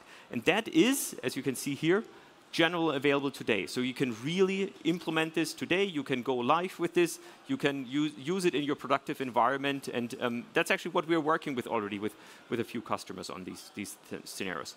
The other thing that Christoph mentioned, so the other way, starting from Joule to connect to Copilot, that is something that we are currently in an early adopter care phase, basically. So we have a bunch of customers and partners that are participating in this early adopter care program. As said, we hope to be able to exit this program pretty soon. And then this would also be available, or general available, and then you can really also use this in production. So how can we get started? Yes, now, how can we get started? So essentially, so we have a bunch of links here. Obviously, you cannot follow these links. But what you can do, you can pull out your phones, you can pull out your laptops. You can just Google SAP Joule in Microsoft Teams App Store, and you will directly land at the respective link to the App Store, in which you can see a link to all required documentation. So we have documentation which guides you as a customer, and essentially you as an end user. You probably will not do this, but it's the IT department which will do this. But you need to set up this identity propagation between Microsoft Entra on Microsoft side, and then cloud identity services or identity authentication services within Business Technology Platform. And that gives you basically this identity propagation. And if you have done that, that's the major part of the setup. The rest is fairly straightforward, super documented in detail. And again, we are super happy also to support proactively from SAP side, from Microsoft side together. So please feel free to reach out to us, Christoph Rühle, Holger Bruchheld. And with that, we thank you very much for listening. Thank you. That is your big round of applause. Thank you so much for being here. Very interesting. And I've seen so many people over here just doing pictures, which is really great. So I think it was a very impressive and good presentation. Thanks for that. And thanks for having you. This is your applause. Thank you. Thank you. This is your big applause. Yeah, exactly. Here we go. Great stuff. So lining up, there's very, very interesting topics coming up also later on. Before that, please make sure you're going to get the third best coffee and the entire fair, IAA Mobility 2025. Why the third best coffee? The best coffee you get at the Capgemini booth. So if you have time, then go to Hall B1, B22. There's the best coffee. The second best coffee you will get from SAP, which is between A1 and A2. And the third best you get here. So everything is cool. So thanks that you're here. And then basically we're going to start it up, going to our next session. I see already the people lining up here with a very, very interesting next agenda point in here. So if we are all in client conversations, we all know this moment when you see the twinkle in the eye of our clients, right? And if you talk with people being responsible for maintenance of the production, you see exactly that twinkle in the eye when you talk about the full integration of spare parts into their SAP systems. But most of the time, that remains a dream. So at Audi, we've started a hybrid approach powered by SAP AI Core, and this approach is already delivering tangible results. Having said that, I would like to welcome on stage Tony Bader from Audi, being a technical consultant. Tony, great to have you here. Jens Geisler from XL2, which is a joint venture between Audi and Capgemini. Thanks that you are here. Lydia Alde-Johan from Capgemini. Lydia, great to have you on stage. And also Martin Kupper from Capgemini, being director for PLM. Having said that, this is your big round of applause, and enjoy the next 25 minutes in here. Thank you, Tim. Good afternoon, everyone. So as you all know, we are witnessing a growing importance of digital continuity. This is the seamless flow and utilization of data across the entire value chain. In a short presentation from Audi and XL2, the joint venture between Capgemini and Audi, we will hear about a concrete example of how complex processes were digitized, simplified, and intelligently automized. Later on, my colleague Martin Kupper will answer a quick question we are exploring today on how can we connect systems and tools in a way that enables a frictionless data flow, leverages AI to concrete value, and builds a platform for efficient cross-functional collaboration. So the floor is yours, Tony. Thank you. Warm welcome from me too. My project colleague Jens Geisler and I will present you with an exciting case study from the field of maintenance. After the production system have been commissioned, the maintenance departments receive relevant information from the manufacturers of the operations and maintenance of the systems. This means a complex transfer of data into the SAP ERP system is necessary. After receiving the very diverse documentation, the technical clerk carries out a complex check of the documents, which are structured differently for each manufacturer. Specific spare parts required are searched for individually in the SAP ERP system and compared manually. If that spare part has already been created, it is then adapted to the manufacturer's requirement. If not, the employee manuals create the material master using usual transactions and create the purchasing info record. It's easy to see a very complex process with the risk of inconsistent data or duplicates. Yeah, and in order to optimize this quite complex process Tony mentioned, we have considered the following approach as a part of the proof of concept, which we will then present later in a short demonstration in a few minutes. Yeah, we start with the same procedure in the beginning, but we rely on the power of the SAP AI Core to upload the relevant documents of any form, any structure, any document type, doesn't matter, and interpret the spare part list from them. This directly includes proposals for the allocation of the existing materials. With just a few clicks, the technical clerk can process this suggested list and have data created or maintained directly in a SAP system using SAP API calls. So let's have a look how it is working. So it should be started now. In a few seconds, probably. So let's take a look at our solution, the so-called blueprint analyzer. You can see we can switch the chat model if we like to interpret in another way. And after uploading and analyzing, you can view the PDF. So let's wait some seconds for the uploading and interpreting of this document. In this case, we have a PDF of a so-called gas burner. And now we can browse through it. You can see that there is a range content beginning by company address, spare part list, exploited drawing, and so on. So many information in one big document, which needs to be inspected. Yep. And after we switch to the next part, that's the extracted part list, we show the spare parts interpreted from this upload. We have preset the threshold above on the right side, a threshold to 90, which can be changed to display more or less precise hits. When we click on check on the right side above, technically in the background, this is done by determining the embeddings and comparing them using the cosinus algorithm, similarity algorithm. After the comparison, now we can see that the clerk recognizes for which parts of the document a similar part has already been found in the material master. And if you expand the line, you'll see with what hit rate based on which field or information. So when we have a look at the item Schwenkbolzen, which means in English swing bolt, however, in detail you can see there are a lot of found expressions or found items. But we have seen one with 100% equality. It's a bit small, so you can go to us afterwards and we show it to you personally in a big screen then. And the other one below has a hit rate only to 93%. So in this way, the clerk has a good suggestion to decide which one is the right one.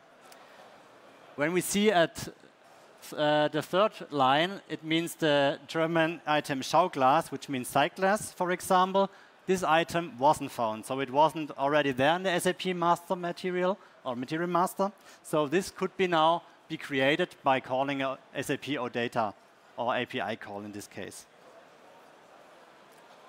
So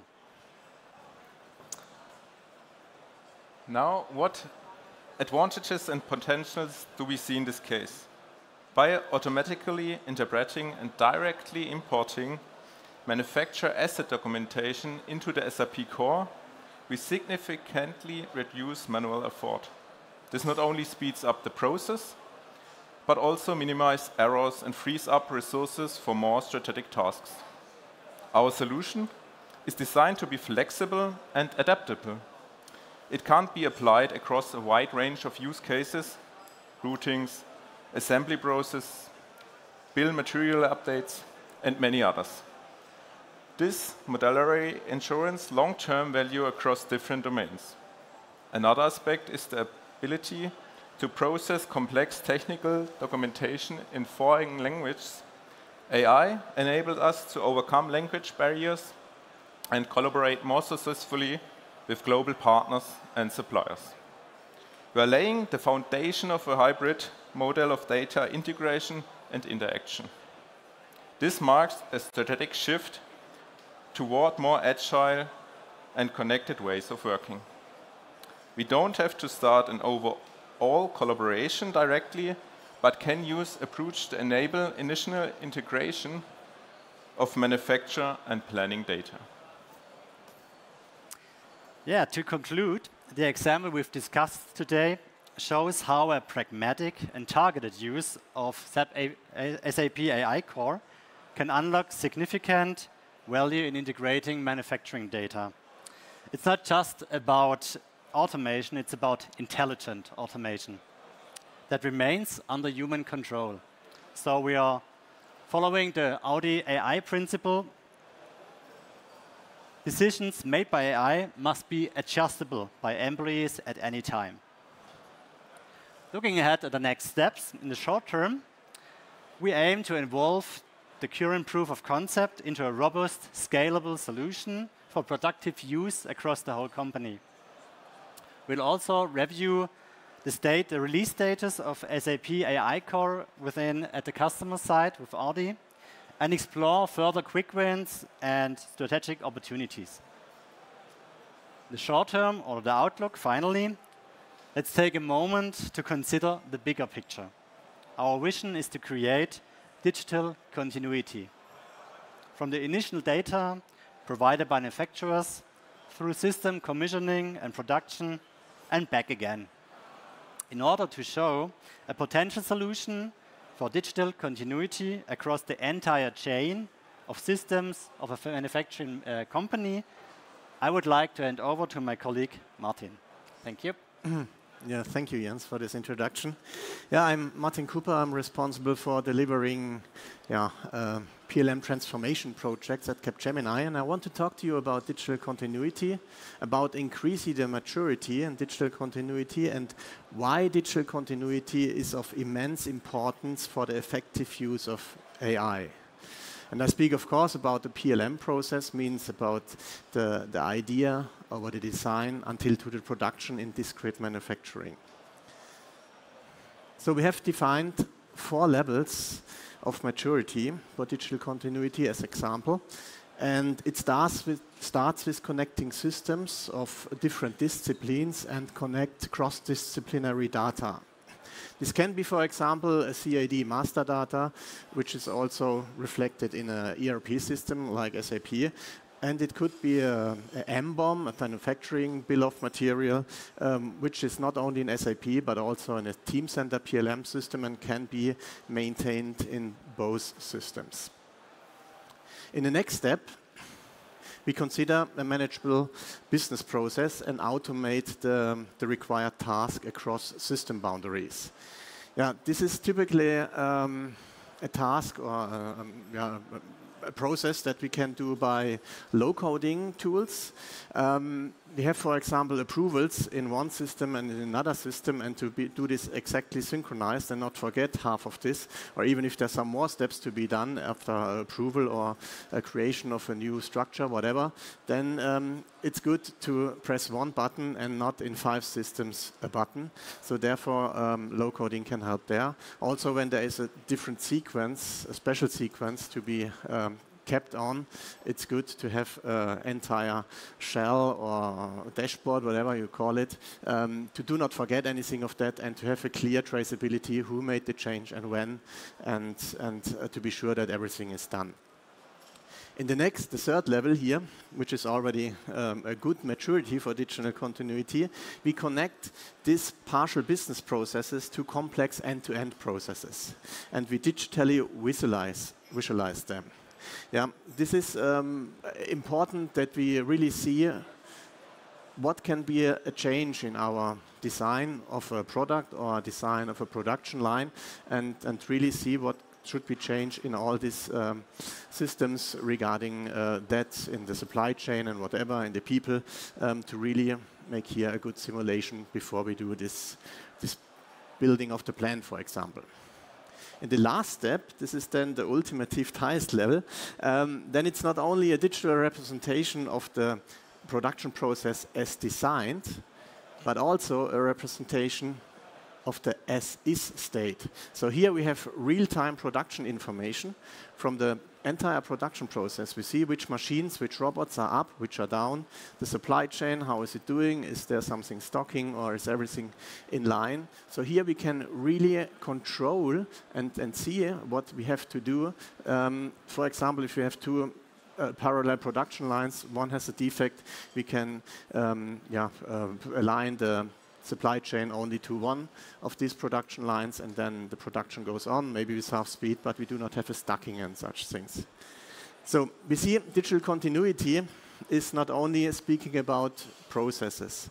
It's also methods and organizational workflows, including the machines, but also the people who are maintaining this process.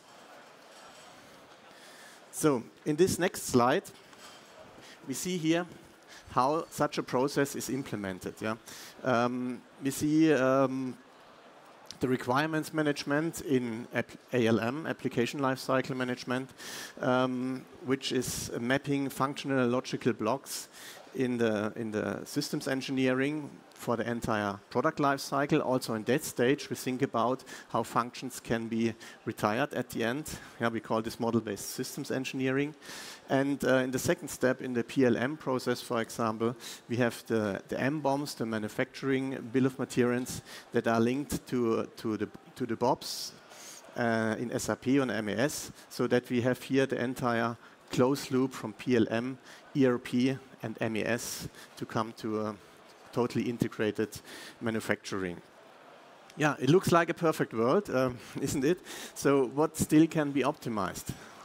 On the left side, we see that we have increasing product complexity, and this is always the case. Our products got more and more complex, especially for the moment where we do not have only geometrical things we have to consider in our cars or planes or ships, whatever. It's also electronical components and it's software. And therefore, we should start developing everything in parallel, and in the best case, also the manufacturing process in parallel, so that everything is in line and can be changed at any case and any time.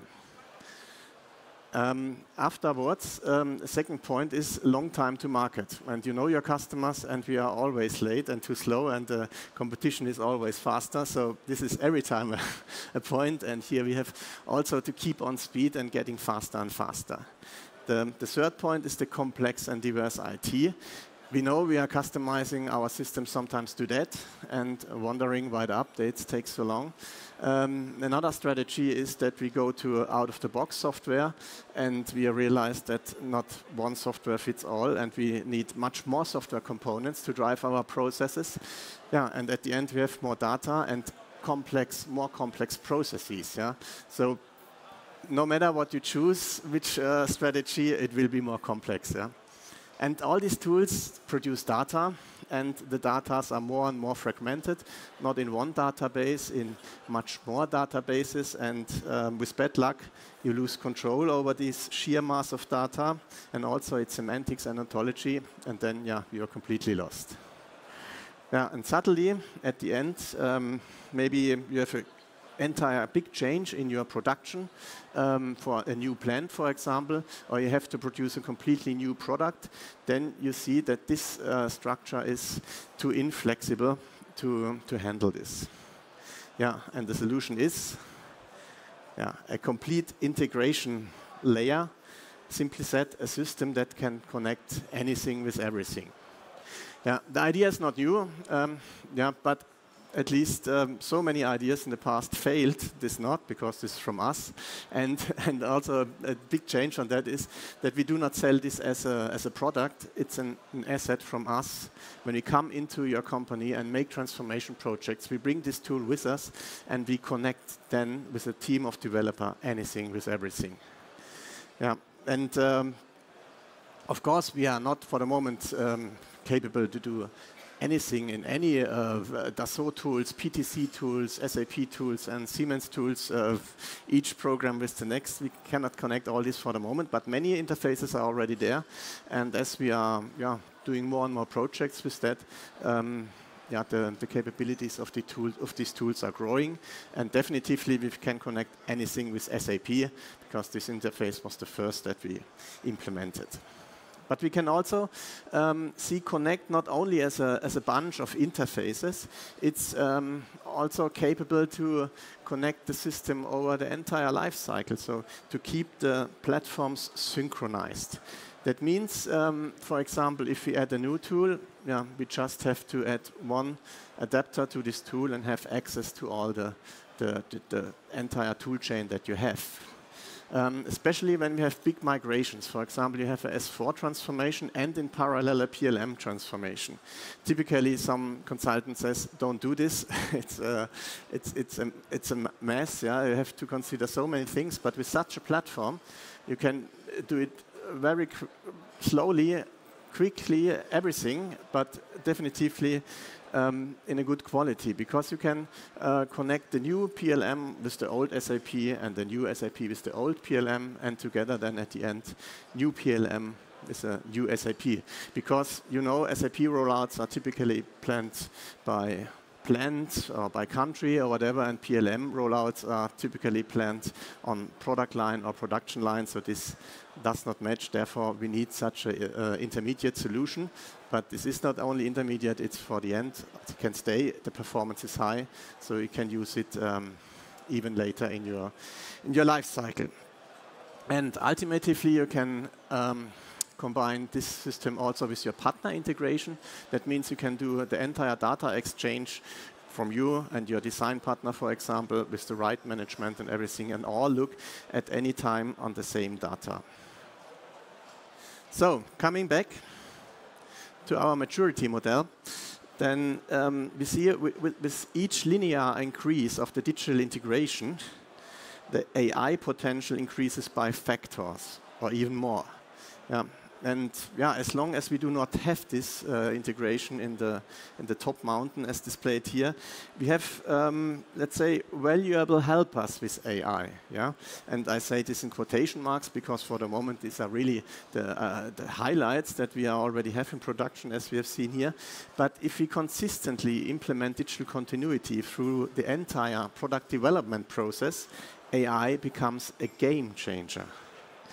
This is because AI is independently optimizing and adapting the processes and the methods, and it can quickly make critical decisions to respond to production disruptions. And this is only one example. Now, with this vision, I will leave you alone, leave your thoughts free, and please dream of all the possibilities that we can cover with this digital continuity, which are now for the moment still far off. I will leave you with that, and thank you for the attention, and please unleash the potential of this vision. Thank you. Thank you, Martin. I don't want to let you go without a few questions on the future, because we have seen some nice examples how digital continuity is already becoming a reality. But what does the future bring? So my first question goes to Audi. Tony, what does the scaling, or how does your scaling plan look like, and which additional use cases are you prioritizing next? At first time, we would like to bring the proof of concept to the end user from the perfect world to the real world and get productive experience.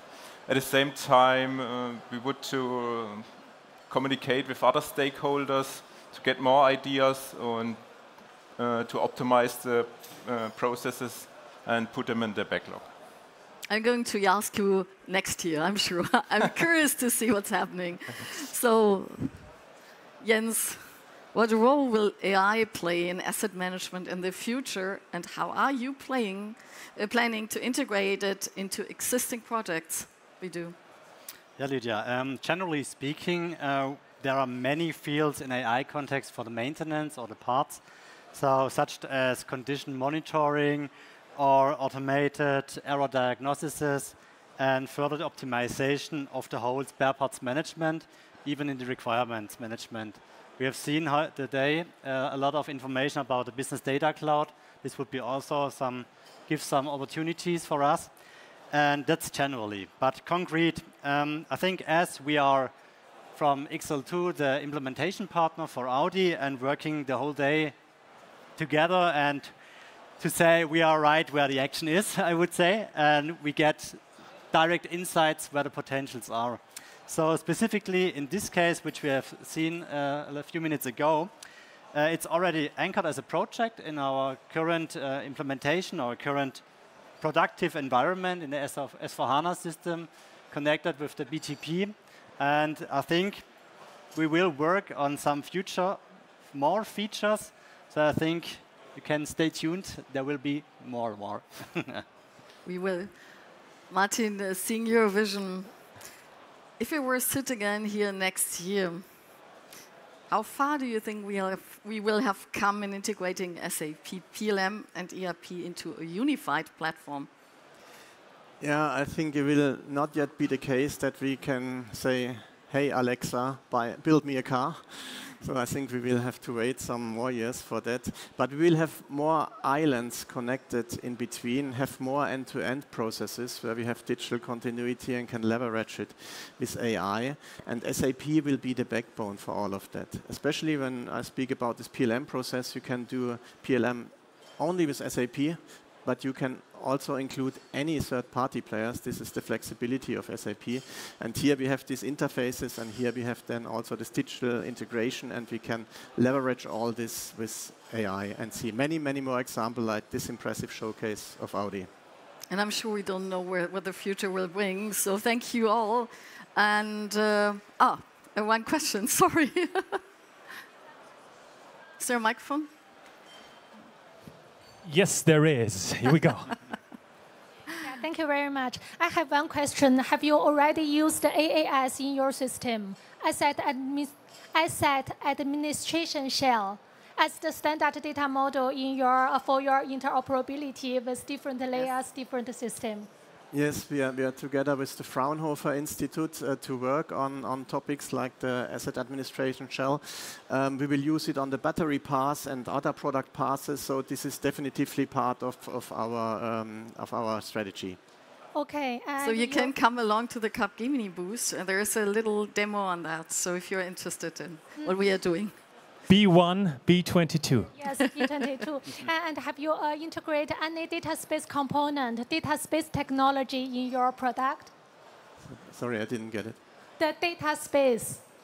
Data space? The data, yes. The data space, because we have the... Data space. Data space, yeah. Datenräume. What? Sorry. Datenräume. Datenräume. Yeah. I never heard this, sorry. Or maybe I mixed it with something up. Or are you aware of that? No. Oh, sorry. We have, but let's have a separate discussion. So we will all stay here for further questions if we leave the stage. Let me allow a few closing words here. I think the technology possibilities we have today are endless. We've seen it especially since AI took the stage here. But let's be clear, technology alone is not enough. We must bring the organization along on this journey. We think processes and break down the silos. Because one thing is certain, the processes of tomorrow will not be the same as those of today. So thank you all for listening, and we are here for questions. This is your big round of applause. Thank you, Lydia. Thank you, Tony, Jens, and also Martin being on stage here. This is your big round of applause, not an applause. Yeah, we're getting there. I like that. Thank you so much. And as said, they're just waiting here around the corner for any further questions. So basically, make yourself available and ask them with questions.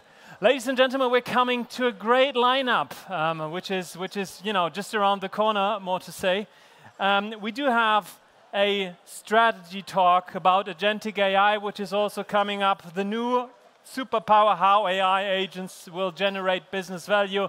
Really interesting topic, which will take place at 3:30. And we're also talking a little bit about transforming supply chains with Catena X. So basically, these are all very, very interesting and special topics which you can look forward to. I've never seen it in that organized manner here, so I like that very much. Thank you. That was really quick. So basically, ladies and gentlemen, now we're coming to the next session. And I don't know about you guys, but we're having more and more client conversations where the big questions we're going to be asked is, how do we build resilient and compelling AI strategies that does not just follow the trend, but really create a competitive advantage? And every time we come back to the same conclusion. It's all about data.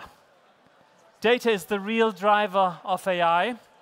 And now we would like to explore how data is driving smarter supply chains, making decisions faster, and create also a real competitive advantage inspired by a true Formula One champion. So I can't wait for that one.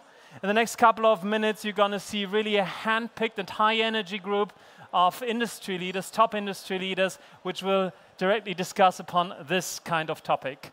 And the moderator for that one is not going to be that guy here. The moderator for it will be somebody you probably know from the television. We don't know. Ladies and gentlemen, give a big round of applause to Sandra. Sandra, the stage is yours. Thank you so much, Tim. Great to have you. And I thought you mean me with a world champion. No, I'm not a world champion, but we will have world champions with us here on stage. And thank you so much for having us. Thank you for being here with us. And as you know, technological progress is advancing rapidly, and the biggest goal is not to only keep the pace, but step up ahead and stay ahead also with innovations. And everyone is talking about AI, data, and algorithms. And we want to discover at the moment why data is the real driving force behind AI. That's why we invited industry leaders that will know about why data is the real driving force. So we have someone here from Mercedes, AMG Petronas F1 team, from SAP, from ZF Group, and also from Capgemini. So please let me introduce our panel to you. So we start with Bradley Lord. He is the team representative from Mercedes, AMG Petronas F1 team, and he has over 20 years of experience in a high-performance sport here. Yeah, because that's mine. Sorry, Sandra. As I said, he has more than 20 years of experience in a high-performance sport that is driven by the claim to maximize performance on and off track. And he will give us an insight how SAP is helping the team to get to that performance. Next one, we have Andre Bechtold. He is SAP's President for Industry and Experiences. In his role, there you go, next to Bradley. I was just making room. No, you stay where you are. Okay. So in his role, Andre drives SAP's global industry strategy and customer-centric innovations, ensuring SAP delivers outcome-driven experiences that demonstrate clear business impact. And third in row, here comes Thomas Buck, CIO of the ZF Group. He is regarded as an acknowledged expert in areas of transformation, AI, and digitalization. And we are completed by Laurence Noël. She is head of global automotive at Capgemini, and she committed herself to shape successful strategies to deliver innovative business solutions that result in values for organizations like profitability and also sustainable growth. So I take a seat as well. And thanks a lot for joining us here. And before we dive into the specific topics, I want to be more general. So everyone, as I said, is talking about AI and algorithms. So what does data as a driver mean for your organizations? Please, Bradley, start. I think first and foremost for us, it doesn't mean what it literally means. The driver is still the driver when it comes to Formula One. And that's never going to change. The human element of a sport is central, but you know it, Sandra, as well. We see it every weekend. Our car does not leave the garage. Nothing happens in Formula One without us trying to measure it at the same time and without data from which we can assess what's going on, compare subjective and objective feedback, and then base decision-making, learning, improvement, innovation on that basis of data. So yeah, I cannot conceive of a Formula One industry that isn't driven by data in every single aspect of what we do. Thank you. Andre, how would you follow up on this? Yes, maybe I start with what AI is SAP internally, because we are always seen as a provider for AI-specific solutions, but at the end also for us internally, it's a huge efficiency tool where we optimize our processes internally. Across all the units we are dealing with. But in general, for us is AI the key driver to optimize end-to-end processes for our customers. Because we heard it in the panel before, I think we are in a unique position being the backbone of many of our customers and having the data, even like with Formula One teams in the meantime. And this is where we can support with the business knowledge and the process knowledge to also together with our partner to leverage AI and to provide AI as a tool for our customers so they can leverage it for their businesses to become successful. Thomas, what does it mean for your organization? Yeah, I mean, in the automotive industry, like in any other industry, digitalization is a must for us. But with every digitalization project we start, we see the same challenge, right? Our system landscape is often fragmented. Different systems, different regions, different functions, all not standardized in their data. So cleansing and harmonizing the data is always the first challenge we tackle in every digitalization project we want to drive, right? And so data is already a driver for us because we are implementing and already improving our efficiency by using AI. But we struggle with scaling it on a global scale, right? And there, data may be the driver, but the key is somewhere else. Laurence, how is data a driver for you? So at Capgemini, we are fully committed to helping automotive companies to harness the power of AI. We see it as a truly game changer, capable of augmenting your possibilities and enhancing outcomes at all stages of the automotive value chain, from products to processes to customer experience. At the same time, AI without the right data is an untapped potential. It's like having the nicest car you can imagine in your garage, and you don't even have the driving license. So it's super frustrating. So yes, data is a driver. Yeah, and is the driver through which you turn your AI ambition in outcomes, positive outcomes. So Bradley, come back to you, because as you just said, you can't imagine having Formula One without data. We know this is they create a leverage amount of data. So how do you use it? How does it help? And why do you need also a strong partner like SAP to bring these data and all these performance then on track and also off track? That's a big question, so I'll try and break it down. I mean, you talk about the volume of data we generate. We're looking at producing from running 2 cars around a circuit for 2 hours on a Sunday and practice beforehand, about 1.5 terabytes of data every race weekend. So that's a significant amount of information that we then take back into our factories and analyze. That data is the basis for basically the learning loops that we have to run, where we test, we evaluate, we learn from that data, and then it provides the basis for innovation then to follow. So that's the technical loop, I would say, for Formula One. But also since 2021, we've been operating in an environment where we don't just have technical regulations we have to adhere to, we also have financial regulations. So our maximum spending is capped, and it's capped at the same level for all the teams. This year, about $140 million US. So that means all of the costs of producing the car and the engineers and their time that goes into producing that car, the cost of going racing as well, those costs are fixed. So we have had to conduct a massive transformation of our business in order to adapt to, from an arms race where it was a question of get as much budget as you can and outspend your rivals to outdevelop them, to a much bigger focus on efficiency. And it's an efficiency race in Formula One now, and the quality of your efficiency is what drives your lap time on track. And that's where, working with a partner like SAP, we have been able to analyze every business process, understand where we can improve our performance, be it in financial planning, be it in supply chain management, inventory management, stock management in the factory. All of these factors contribute to our cost cap. And if we can find marginal efficiencies in all of them, that translates to the ability to bring another specification or upgrade of front wing.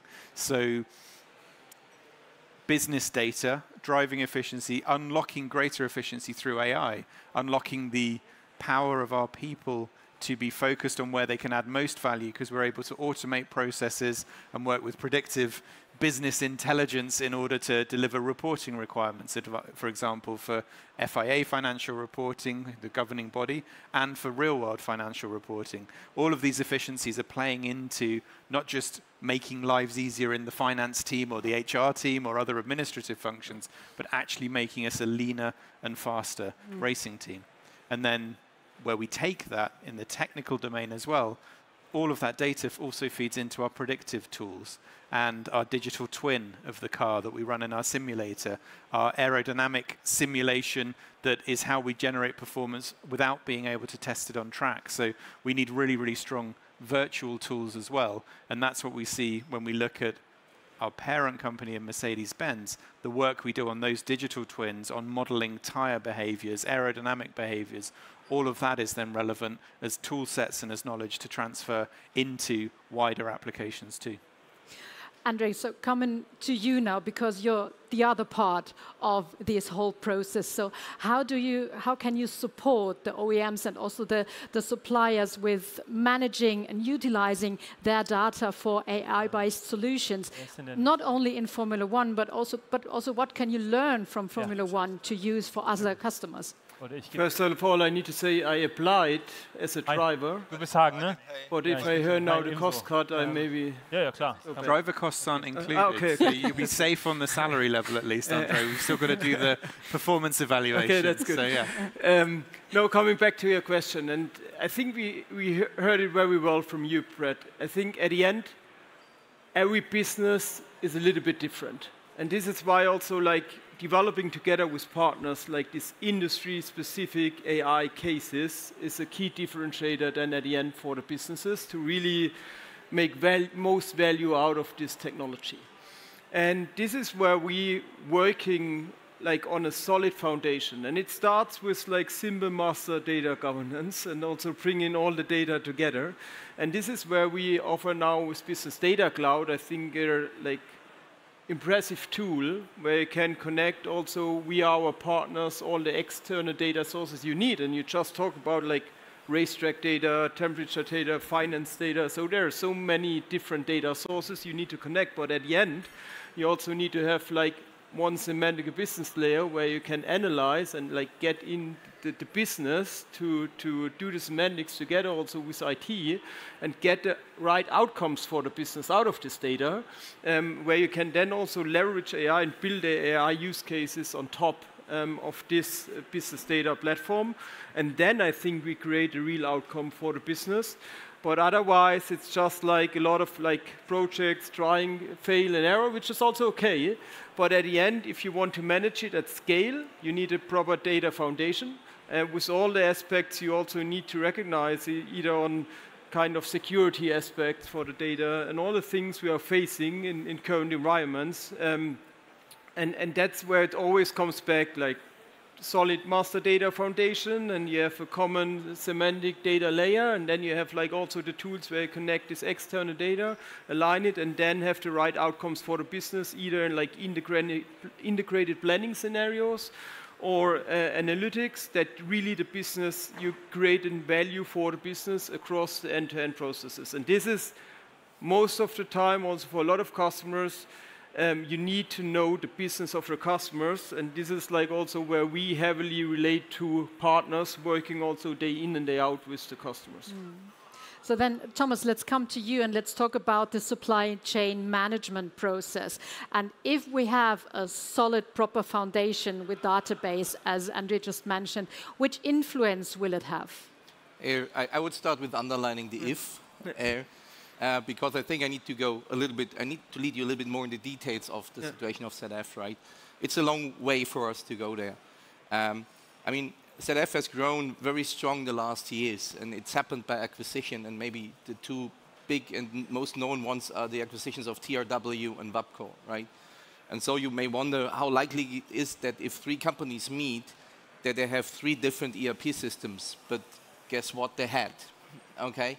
So I have the three different vendors. I'm not meaning three different SAP systems. I'm meaning three different vendors for ERP systems, right? And we have roughly 100 of those, right? So we are pretty far away from what he just described. So our first, we were first thinking about how we can get there as fast as possible, right? And then we can make up our mind how we can make use, because I have, of course, ideas how we would make use of it. And there we decided, and we just did a multiple-year strategic agreement with SAP based on our SAP RISE contract that includes the SAP Business Data Cloud. And what we are doing right now is we are moving all our systems into the cloud. Doesn't include an S4 transformation. We are moving as well the R3 systems into the cloud. Change the database or go to HANA, but move them into the cloud. Two main reasons. Number one, we expect a faster consolidation, migration of the systems in the cloud using AI capabilities we have there. We will find there like Joule for developers, Joule for consultants, these kind of tools that are available in SAP RISE that will support us in the migration. And the second part, of course, is the SAP Data Cloud, because if I would go the traditional way, harmonizing our systems down from 100 to 5, that's a too long way, right, to get this data foundation done. And that's where we count on the SAP Business Data Cloud to do that. Once we have it, and you're asking about the supply chain, I would focus mainly on three things. Number one, the planning. Coming from a more reactive in a more predictive mode, right? If we can, adjust our production schedule more to live market data, that would help us a lot. The second one would be optimizing. We have around about 160 plants worldwide. It's hard to oversee all that, right? So if we would have that data pool where we can do it, we could better compare the plants and optimize it, find our real best cases and optimize, share better our experiences and what works good for us. And the third one, of course, is risk mitigation, right? We think that we can still improve a lot the way we mitigate risks in the supply chain, be it a supplier where we have a gap or be it a peak at our customer's end.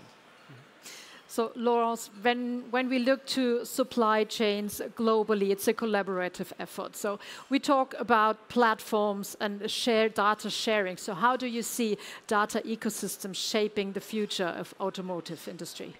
So what we believe at Capgemini is a collaborative data ecosystem or the foundation, in fact, of the transforming the automotive supply chain, especially in the face of increasing complexity, demand uncertainty, disruption, and geopolitical turbulence. So how do we frame the role of data ecosystem? And to your point, we advocate for the integration of intelligent data layers across the supply chain, including aggregating data from suppliers, logistic, and production systems.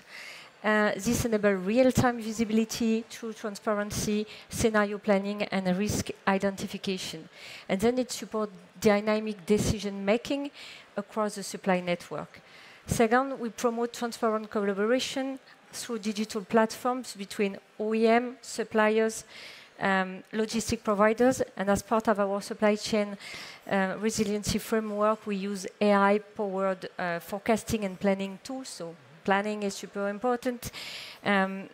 Risk and resilience modeling with startups like Pre-Wave, for example, and initiatives like our reusable packaging solution we developed together with SAP and intelligent operation to reduce waste and improve efficiency.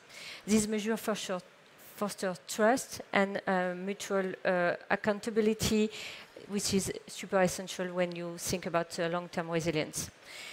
And additionally, when working with clients, we strongly emphasize the need of a data-driven culture and data democratization with trusted partners. We were talking about the whole supply chain, but also within the organization. Today, across the entire value chain, from the supply chain to in-car experience, everything is about data. I said it before, maybe. But by enabling responsible and democratized access to data, you can remove silos and you can be much more efficient. Yeah. So my last question goes again to all of you, because before I want to finish this panel, I'm looking to the future of automotive industry. So what, in a brief statement, is the most takeaway of data's role in the future? You keep coming to me first, don't Yes, you? I do. Yeah, okay. You're putting me on the spot. I was just reflecting on actually how simple our world is compared to some of the global supply chains and complexities you're describing. We've got one production site, one very clear objective, but just a pace requirement and a speed, and also a challenge of managing confidentiality and getting a mindset change of making our transition to the cloud with SAP, for example. You can imagine Formula One teams, the one thing we never want to give away is our IP to our customers. And so the idea of taking all that business data and putting it in the cloud is both slightly terrifying, but also we're excited about the opportunities. When you talk about data in the future of the automotive industry, I mean, I can talk about data in the future of our very small niche of the automotive industry. And it is the core of the transformation that is underway. If I look at next year, for example, 2026, we have enormous regulatory changes coming. We are changing our power units, so the engines to be 50% electrified, 50% combustion powered. We're completely inventing an advanced sustainable fuel together with our energy partners that will run the internal combustion part of that new formula. We have to redesign the cars around those power units with new tires, new electronic control units, and everything else. So data sits at the very heart of that and is the absolute key to our success. Without the ability to be accurately predicting performance on the one hand, but then also how we are going to manage the costs of that development and those projects when we are going to phase them through this season and next, we are going to fall foul and potentially be disqualified from the championships that we take part in. So it will be absolutely fundamental to how our sport goes forward, but also it is not just transforming, I think, how our businesses operate, it's how the whole industry is operating as well when it comes to fan marketing, how we talk to audiences, how we capture, profile, speak to them as well. The data revolution, and I've come initially from a marketing background in my career, and it goes from sort of gut feel and what you think might be the case to truly data-driven decision-making there as well. And what content are we producing? How are we working with our partners to target the right customers and the right audiences too? So I'm not sure that's quite answered your question, but it's given a lot of different applications and areas of where it's only going to continue to grow. And I think Formula One will, because of that requirement for speed, because of the uncompromising nature of the competition, will remain at that cutting edge of driving applications for intelligent AI in a way that continues to enhance ultimately the talent and the contribution of our engineers. Absolutely. Yes, I mean, the value of AI also for the automotive industry, I think there's no debate. Every customer here, everybody is visiting here the conference is knowing about there is a huge value. I think the secret sauce, how to get the Formula One car out of the garage and up to speed, and that you really make use of this value. And I think one critical component we haven't discussed so far is, at the end, the people. So we need to do proper change management on enabling and learning and train the people that they can really make use of it, that they can adopt the solutions and then also drive the value for the business. And I think that's one fundamental part, that really that we keep the people in up-leveling them, reskilling, that they also not afraid of maybe losing their job by implementing AI, which is then maybe reducing the time and it's not accelerating as we maybe think about. And then second, really work, and this is also what we are doing more and more with our customers. We also did it, this is how we invent SAP, so to say, or ERP, bringing more forward deployed engineering people together with the customer, working with them on their industry-specific use cases, and then really helping them finding the secret sauce, how they need to change their processes in the industry, that they are successful in the future. And even more important, I think one of the biggest value is that you can faster react to changing environments. And we all know, Corona has happened, tariffs, and all the things, geopolitical tensions, a lot of things are changing industry priorities, changing supply chains, and we need to react fast to always stay ahead. And I think their AI and also the whole agentic AI, also what we are doing with offering with Joule, like the orchestrator for agents, is like, it's definitely one of the biggest values I see for the companies also in the automotive space. Thomas, what would you highlight as the most important takeaway? So as you're asking for the key takeaways in the audience, there's some people that know me from quite a while, and they think now if Thomas is asked for what is key, he will say cloud is key, right? So let's say, you're laughing, right? I would say I adapted my opinion a little bit, okay. Cloud is still a very important first step. I was always thinking like once all the data is at one place, the rest will, you will sort it out. As I said, I adapted my opinion a little bit here, and cloud is still a very first step, but then it's important that you build a solid data foundation. And that does not only mean a platform, it includes data governance, it includes a strategy. That's finally what you need if you want to enable in a large business, in a complex business, AI at scale. Because that's what I currently see. We can build it, we can do it, we can't scale it. Yep. So the final opinion, Laurence, comes from you.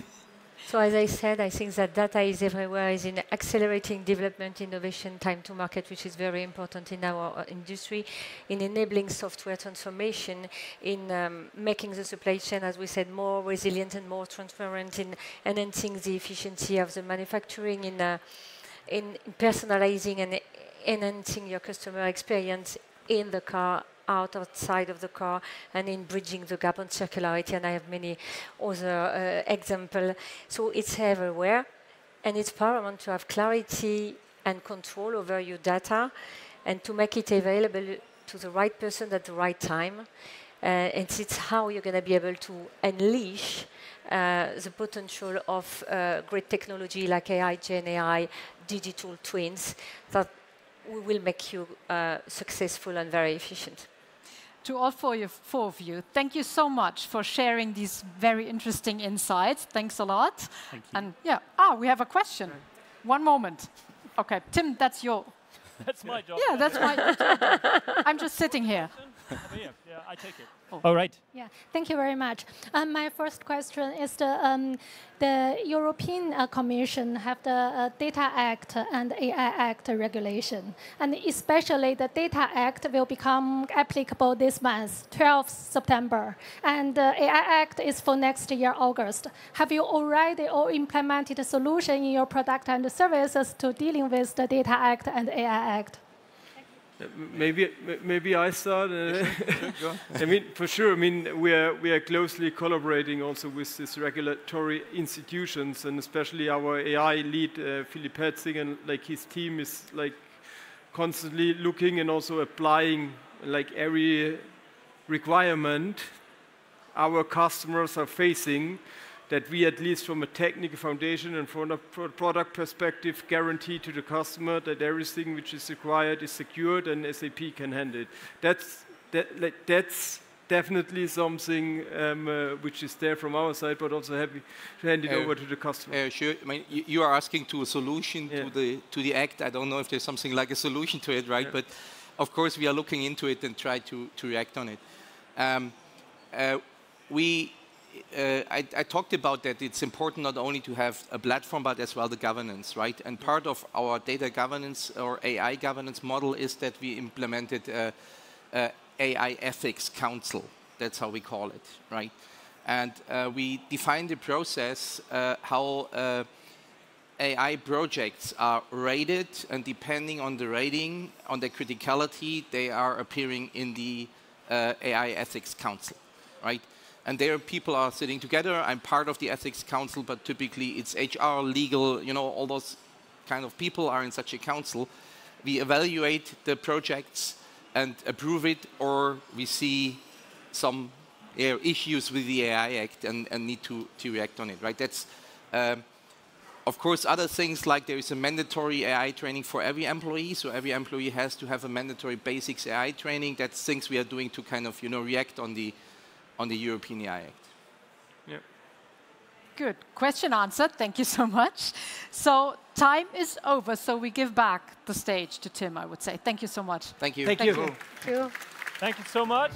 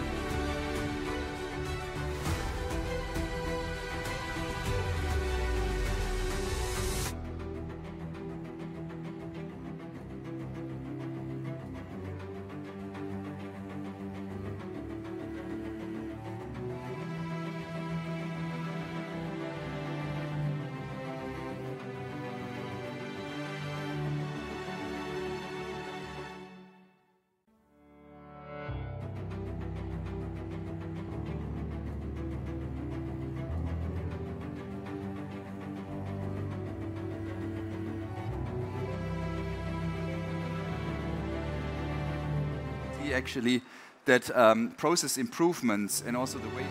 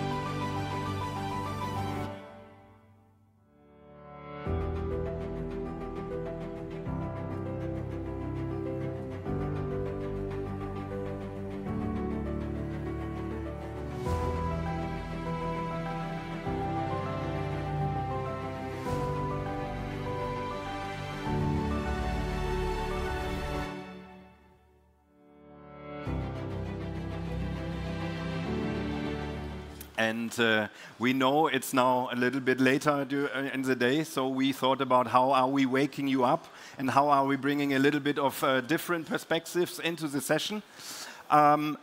This morning, I heard something really intelligent from one of my colleagues. I was in the bus going to the fair, and we were surrounded by strange people around in the bus, and nobody really dared to talk, you know, this strange situation. And he said, you know what a stranger is, Jens? So, tell me, a stranger is a friend that you haven't met yet and you don't know very well yet. And that reminded me a little bit of the story of Mo and I. We befriended ourselves actually this year, and we found out we are neighbors, more or less, yeah? But we never met, although we are neighbors. We are working in a similar industry, but because of that, we never met. It needed a leap of faith in order that we are getting together and we are getting to know each other. We both attended Sapphire earlier this year in Madrid, and also there we didn't meet each other. It needed Iberia Airlines for us to come together because we were booked on the same flight, and we both found out at the end of Sapphire that the flight was overbooked, and 5 people stayed in Madrid that night, and the 2 of us, we were among the lucky ones. So during that night, we were transferred into a not-so-nice hotel, but we had the chance to talk to each other, get to know each other, and Mo is not only a professionally really interesting person, he's also a mentalist, and he can bend your mind, which is really, really amazing. And we got to know each other, we got friends. A couple of learnings from that. First of all, if you are trying to go from A to B very fast, don't take Iberia Airlines, not a good idea. Second is, if you would like to meet new friends, maybe the Spanish way is a good one. And I can only recommend talk to a stranger today, because he might become a really good friend. And then you have a lovely story and you end up on stage together as we do today. So I'm really looking forward to the session. You also brought something with us. Yes, exactly, and thank you for being with you on stage, together with you also, Julia. So I have something with me because we talked today about AI, and here I wrote something inside the balloon before I come on stage, and I would like to give that balloon to somebody here in the audience, but please. No, you were already in the morning, yeah? So I want that somebody who is taking that, give that 2, 3, 4 people that you know, it's not like we talked to each other before. So maybe I give you first, and then you decide to whom you give. So we make 3 or 4 people. Select one. Please select somebody else.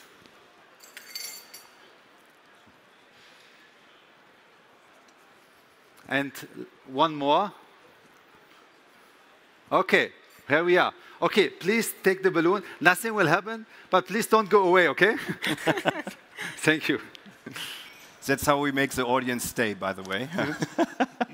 Okay, so we prepared something about Agentic AI, and we divided the presentation into 3 parts. I will tell you why it's a good idea to think about Agentic AI.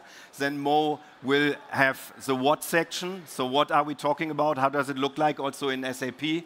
And then Julia will give us insights on the how. So how can you bring that into your organization? How can you take the benefit of it? I think we have to click here. Yeah.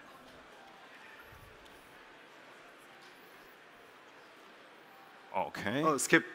Yeah, we skipped that. Okay, good. So, why section? Why is Agentic AI interesting for you in your business and for your business? First of all, the first fact on the left-hand side. So we did a study with lots of our customers to get feedback how they are thinking about AI. Yeah? And the first fact is everybody is working on it. Yeah? And everybody is looking into Agentic AI and into GenAI and generating first results of it. The other finding that we have in the automotive industry is that actually automotive industry was an early adopter of GenAI, but the automotive industry lost a little bit their edge, their advantage being the first mover. The other industries have now caught up. Another finding that we have is that a lot of GenAI is being used in the indirect functions, so purchasing, controlling, HR, and so on. And the results are really, really promising. So once you get into that GenAI game, you really see the benefits and the impact. So it's really a topic to look into. And it's also especially boosting your efficiency and can generate cost advantages. When we are now in this generative AI game for a couple of years, and in the beginning, it was a little bit like, I think everybody else is doing GenAI. Before I'm missing out, please, can you help us also trying out this use case or that use case? So that was the first wave of generative AI. Yeah? Then companies realized it really works. Some of these use cases are really, really helpful. Can you now please help us scale? And then we went into projects like AI factories, and we built that together with our clients. We are now hitting the third wave of generative AI projects, which is really a paradigm shift from how you are thinking about AI and how you are applying it to your businesses. It came from the bottom up, use case by use case, and you had to convince the business, can you please use this technology, because then you are more efficient. Now we have clients who say, we are not doing this approach anymore. We are going top down and say, the default is we will automate your whole function and everything will be done by AI. Only if you, function X, Y, Z, can tell me why a human still needs to be in the loop, you will have headcount in the future. So it's really a complete paradigm shift of introducing AI technology, and agentic AI is really empowering this. And that is also what we see now in HR structures. We used to see pyramid HR structures, right? At the top, you have the boss. He's saying, oh, everybody to the right or everybody to the left. And then at the bottom of the food chain, you have a lot of people doing the everyday work, right? Probably clients like you started to shift that, especially the lower, the everyday repeating work to offshore locations, right? So that is the stuff that we are doing for the past, I don't know, 10, 15 years, very successfully, and it really is a cost advantage and a game changer. Now, with agentic AI, we have the next step, and we are turning pyramid HR structures into diamonds, because the lower parts, the everyday repeatable work, can be done by agents, and you do not need people for that anymore. Yeah? And that is the change that we see in the especially indirect functions of our clients. The everyday work is now being done by agentic AI, and the people working in these functions can really concentrate on the higher value work and do a much more interesting job. So that is the why. Why should you look into agentic AI? Now, as a next step, we are looking into SAP, because what you need for agentic AI is lots and lots of data. Otherwise, if you don't have the data, you can't run all these agentic AI processes. Yeah? So SAP is a very good starting point, because there's lots and lots of data in SAP. And what you can do, if Mo is still with us, what you can do in the SAP suite, that you will see now. Mo will present that. Thank you very much. You're welcome. Test. Okay, here we go. Okay, so for us at SAP, and I think you saw a lot about AI already today, I would like to summarize that a little bit, why we are doing that. So, of course, we see a huge business value to embedding AI, but we also see that SAP has a responsibility to deliver AI with governance, with security, with transparent and responsible. Yeah, that is what SAP is doing. So we are taking care of everything what we develop to do it in a manner that's applied on the business processes. On the other side also that we can access it from all the SAP applications. So, and for us, AI, and we see that in the different applications today already, will be the new UI for us. What we mean with that is that if you look how SAP was looking for like 10 years ago, or sometimes even at some customers still they have the old UI, it's very hard to navigate through the information if you are not an expert. So the adoption is also becoming more and more important in the cloud, right? So we want that the users are leveraging SAP in the processes, on the data, but also on the analytics side. So, and that's why we're trying to look on all the different, I would say, complicated processes. And these processes we integrate with Joule. So we are training Joule that they can leverage all the processes and can help the business users to make better decisions at the end. Yeah? So, and Joule is a very important component here, and you heard that also in the presentation before, because Joule will be embedded in all SAP applications. Yeah? So that is what we are doing. We are embedding Joule in all SAP applications, but also we are having an interface that we can also, of course, integrate non-SAP use cases like on the BTP side. We can leverage with the GenAI Hub external AI use cases from Microsoft and others and integrate them to the SAP landscape. And what we are doing here is with the Joule, we trained already 1,800 skills. So 1,800 tasks in SAP systems are already Joule enabled. Yeah, so that Joule can do some tasks for the business users. Yeah, and you see there's a huge list of things that are available. There are, of course, things that are on the roadmap, and that is something where SAP heavily is investing.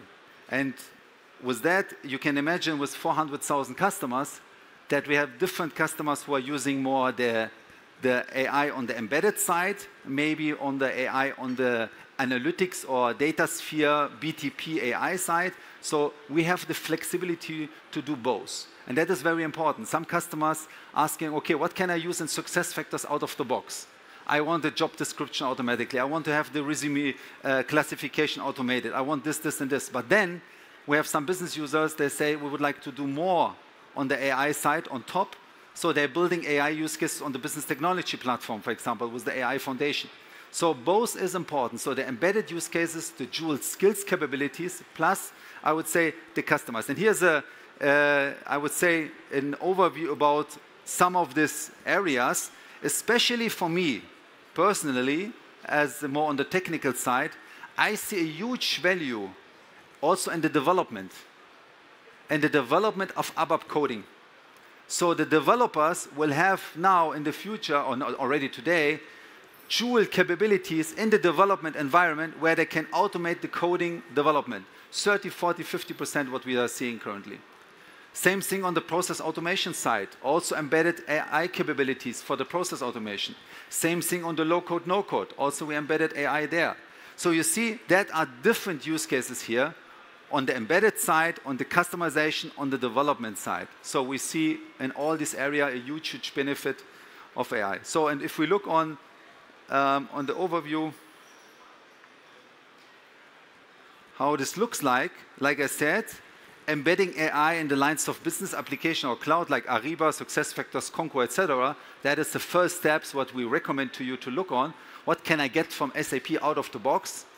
The second thing, where can I use Joule today already with the skills and tasks which I already get delivered? Is that something which helps me, or can I roll that out to one business department? And what we saw also in the morning from Zara and other speakers, what kind of agents is SAP delivering? A finance agent talking to an HR agent. What kind of agents we can leverage for a complicated business process? So the Joule agents is definitely for complex workflows. And I talk to a lot of CIOs, and they say, Mo, how can we really manage the HR process? This is disconnect. I get an email here, somebody is on vacation, somebody is not available, they're waiting 3 weeks, nothing happened, there's a document, manual document sitting there. These are the steps which we are, of course, can do also with process automation. But this kind of things, there's a lot of dependencies also to other areas, like finance, where these agents need to talk to each other. And we at SAP have a very good, I would say, standpoint, because we know the processes and we know the data and we know exactly which processes are complicated and complex, which we will automate. This is an example of a spare part demo where exactly these agents work together, where I get a picture from pumps, and this picture is where the system needs to identify different steps to make a solution. So there is a classification agent, for example, who looks what kind of spare part is it. Yeah, so the first agent will run. The second one is the structuring agent. He will look the serial number and additional information. Then the customer agent in the background will run and do the mapping of the customer data inside S/4HANA, for example, inside my customer list. So then he's jumping on the bill of material and do some lookups.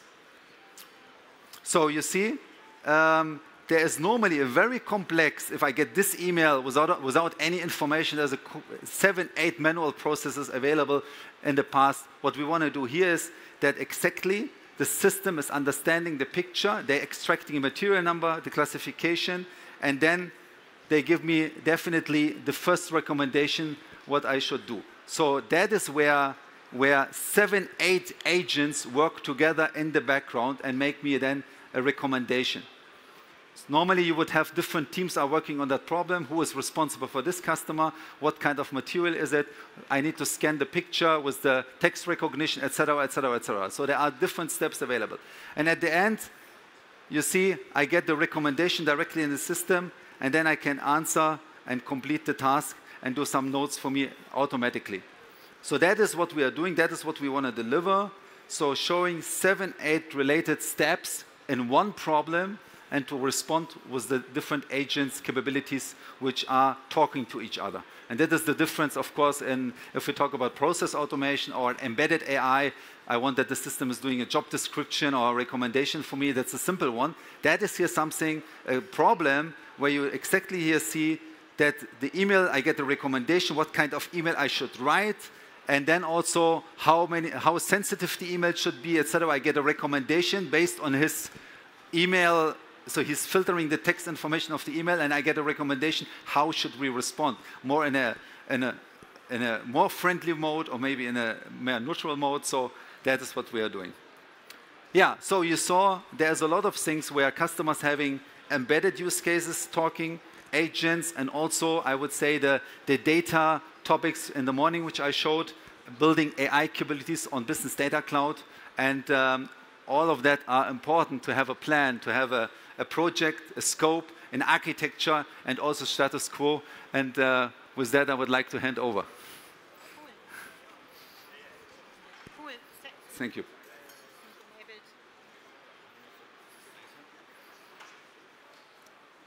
Okay. This was really interesting. Thank you so much, Jens, for telling us why it is so important to embed agents into your processes. Mo, it was great to see what SAP is delivering out of the box. 1,800 skills. Now I ask you, who is already benefiting from it? So in my role as AI lead for Northern and Central Europe from Capgemini, I have now the pleasure to tell you how we are supporting you guys in order to benefit really out of the investment you have already made today. So what does that mean? Maybe you are still on ECC, but you already have a BTP in place. So are you really using already the beauty and the benefits and the possibilities of the BTP? You might, but if not, you have us to support you to build applications on the BTP and to support you building a nice and clear roadmap on how to transform more and to benefit more from the agent capabilities. So we as Capgemini, we for sure consult you also on everything what is coming from SAP out of the box, all the premium services you might not yet know, which you already can benefit from, but we help you really to build that business AI transformation roadmap. So we sit together with you and really look into your business processes and see where might be still some automation potentials. We validate that. We look on the business potential. We also are the ones who are building little small proof of concepts with you. Then we do an MVP, and with that MVP in place, we decide we support you in your decision process in order to really set that to production in order to scale for lasting impact. So this is how we also did that with one of our clients here in the room, Mr. Lai. I think you are here from Brose. Hi, nice to meet you. Yeah, exactly, we supported you to benefit from that BTP and to have a first supplier GPT in place where you are supported in executing your business processes in the supplier management. So we would love to do that also for you. We work here with all the key hyperscalers, but also for sure with Mistral to have solutions for the European market and to have really the right solution fitting to your needs. So is it in the business AI, as I said, or is it also in terms of accelerating your current transformation journey? So you might be on ECC, you want to move to S4, you are on S4 on-prem, you want to go in the cloud. So wherever you stand in your transformation journey, we are there to support you also in order to accelerate and to be faster in that transformation. So how do we do that? You see here on the left-hand corner on the bottom, you see all the accelerators we are using, supporting our clients to make the transformation faster. Is it with the Dev Cockpit to accelerate development services? Is it to use Joule for consultants or Joule for developer, which is definitely a time booster? Or is it to really accelerate your current rollout endeavors? So this is what we are doing in terms of productivity AI, how I call it. And then you see all the other three boxes where we can support you, showing everything what is coming out of the box, all the 1,800 skills from SAP, the premium services, to activate them in your systems, but also benefiting from the Joule capabilities. Is it transactional, navigational, is it informational, or is it analytical with the right dashboards for better decision making? Or even, as I said in the beginning, like we did that for Brose, when we build our own application on the BTP in order to benefit from the existing investments you already did, even though being still on ECC. So I think with that, we still have a magic here, I think. Mo, you have... Before you're all running home to implement all the new skills, we also have one more thing, which is the balloon that we introduced in the beginning. Yeah, where was the balloon? So it's still with us. Are you feeling comfortable to come on stage? I need to ask. Please, give him a big hand. Give him an applause. So, let me look if I can plug in my mobile phone. So, hello, I'm Mo. Hello. You are? Might, nice to meet you. Nice to meet you. Give me only a second to plug this mobile. You can come in the middle, maybe? Is it okay? Take it. Okay, so... Ja, super. Can you show us the screen? My mobile phone? Oh, okay, maybe the other one. Okay. Now?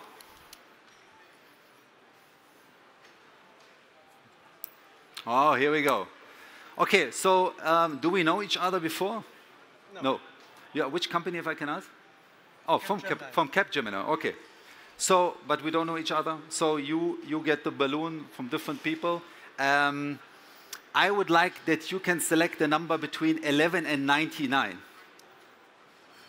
50. 50. Okay. So let me go to my notes. So you see here there are 18 notes. Birthday list, family, the world of SAP stars. I need Obst and Gemüse, sorry, it's a German. And playing cards. So I have in the middle the world of SAP. Let me go there. And you said, you see there's a lot of SAP products here, and we know we have a lot. And you said 50. 50. But you could also say 59 SAP built or 52 SAP built apps, right? Right. Can I ask you to open the balloon and show what's on the paper? But I have to destroy it. You have to destroy it, please.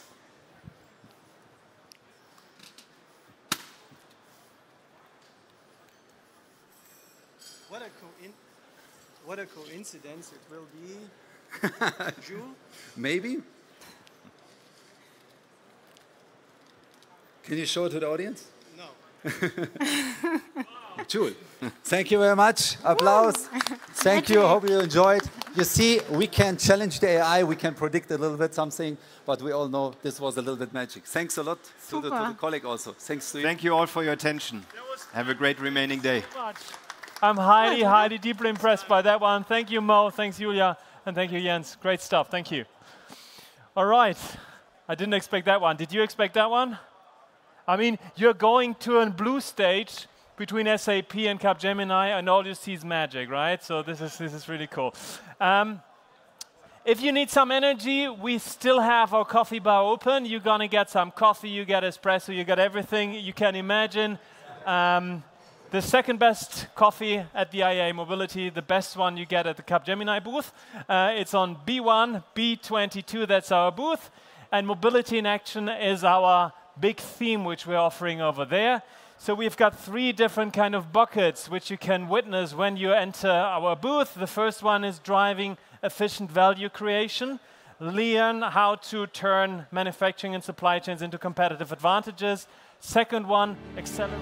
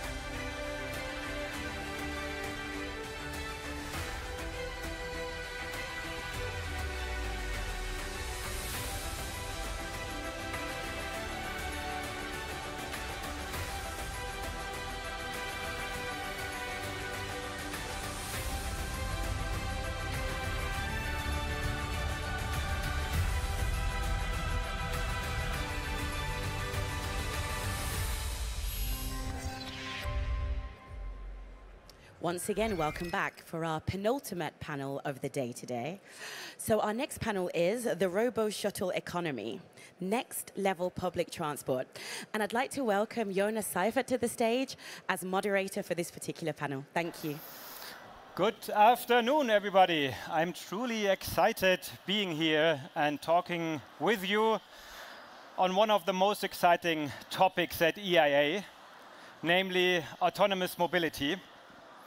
And the panel has phrased the Robo-Shuttle economy, next level public transport. And there are a few aspects in this title. One is we want to talk about the economy, because we need to find a way how to finance these models in the future and not only think about the benefits it can bring. And second, we want to talk about how can we integrate that in public transport, where we believe that will be a key driver to accelerate the adoption. So while we see in the US that robo-fleets are already scaling, some of you might have heard that Waymo is operating more than 250,000 rides every week already in driver-out operations. Or also in China, where we see that Apollo Go alone has driven more than 100 million kilometers already fully autonomous in the last quarter. Europe is still in a prototyping and piloting phase, and we want to explore, what does it take to really scale it finally up in Europe.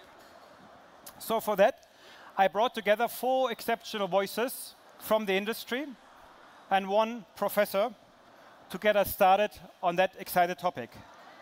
So with no further ado, let me introduce my panelists, and I will now ask everyone to come on stage. Please come on stage and have a seat.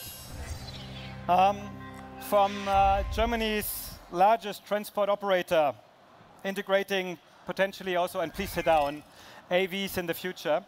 Welcome, Thomas Dreves, Head of Autonomous Mobility.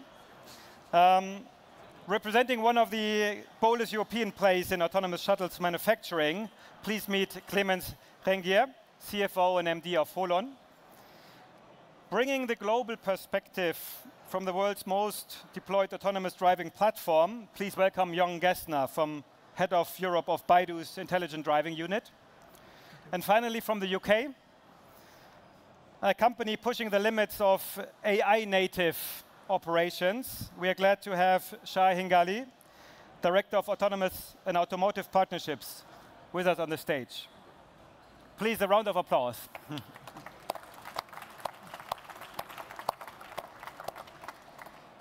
Before we zoom in the discussion, I want, however, give the floor to Professor Andreas Hermann. He is the director of the St. Gallen Institute for Mobility, and clearly one of the leading minds, I would say, researching with his teams on the transformation of the mobility ecosystem and the role autonomous driving can play in that. Welcome as well. Andreas, the floor is yours. Yeah, thank you. Thank you very much for having us. Let me share as an opener some insights with you. We do a lot of joint research with PAVE Europe. PAVE Europe is the organization bringing together all companies in the area of autonomous mobility. And we came up with a question, what's going on in Europe in terms of autonomous mobility? We tried to build a kind of a landscape for Europe. And we found out that so far the European Commission has supported 80 projects, 80 autonomous mobility projects scattered across Europe, and 38 of those projects are still in operation. But the majority of those projects just consist of one vehicle moving from A to B and from B to A.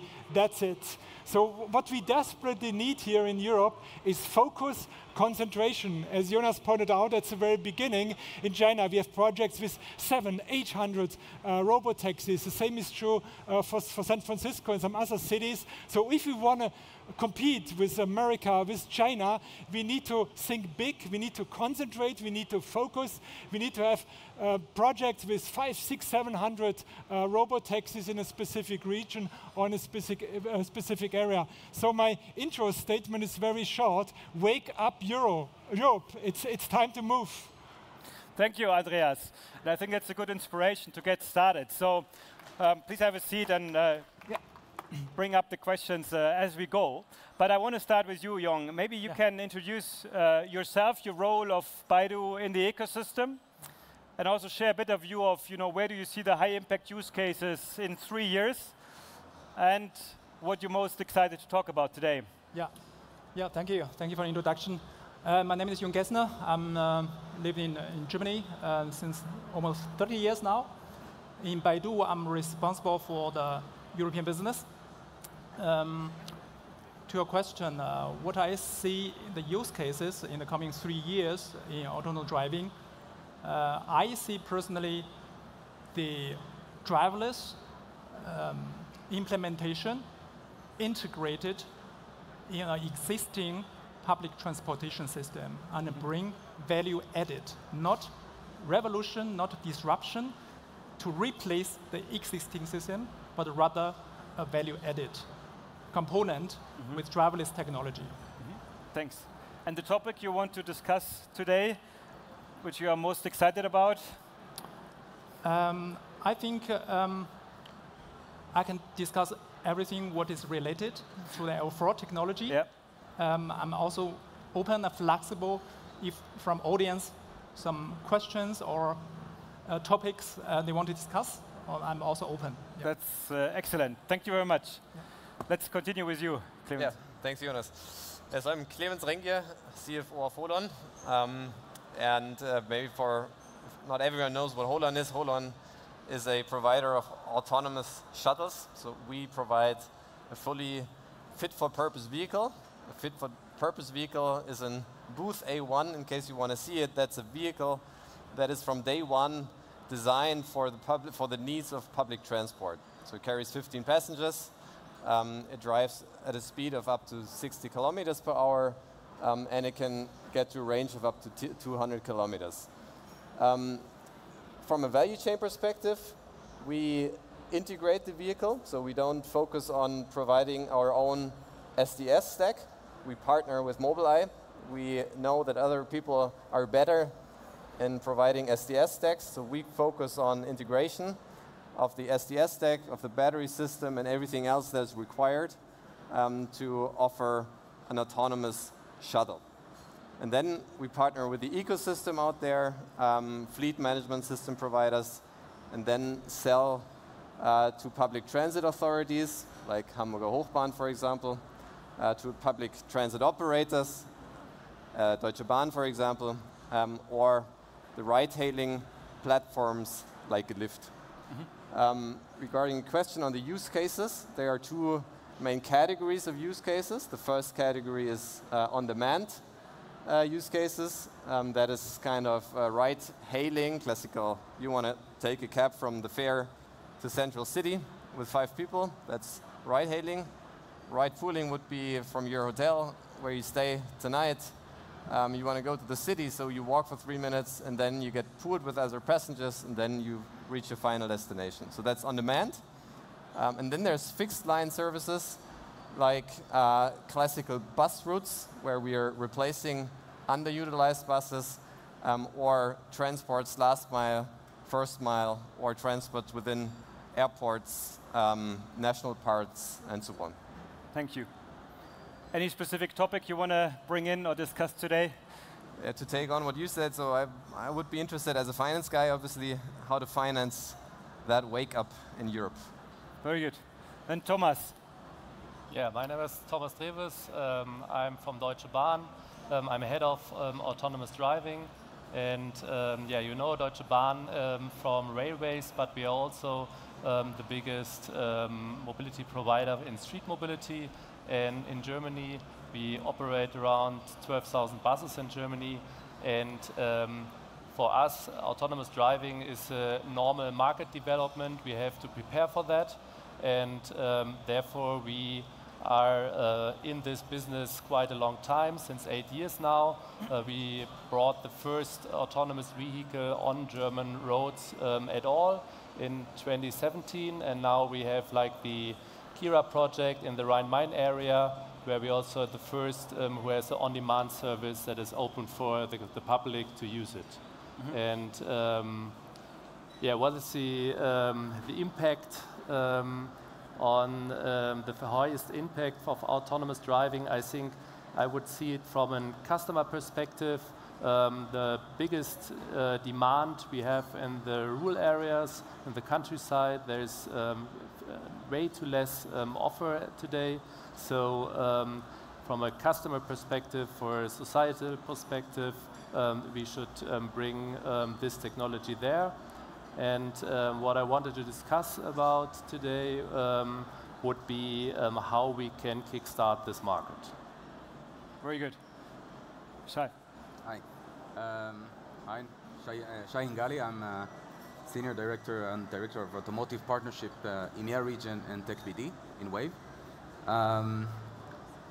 Wave, at least as you presented correctly, is part of or leading the revolution of AI first, and how AI and embodied AI in specific can make the real jump for full autonomy. So I think this is exactly what we are bringing today into the market.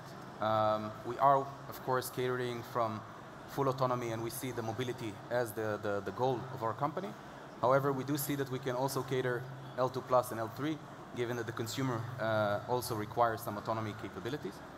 I think what I would like to discuss today is how AI can be the enabler, and Wave in specific can be the enabler to reach all of these goals that my colleagues just described to the European market in specific. So, and coming back to the question, highest impact in 3 years, I understand you also offer solutions in level 2, level 3. So is that an indication that you, as a company, expect higher impact in these areas in 3 years, and therefore try to offer this as well? It's a good point. We do see that there is traction on both ends. So we do see that there are a lot of partners, and similar to our partnership with Uber, that we are going to deploy L4 capabilities within London, given the new regulation of the Ministry of Transport in London of enabling such a deployment. On the other hand, we do see ourselves as a partner to the automotive industry, so also coming from the consumer AV. But then again, I think the scale or the ecosystem is wide enough for catering both. Yeah.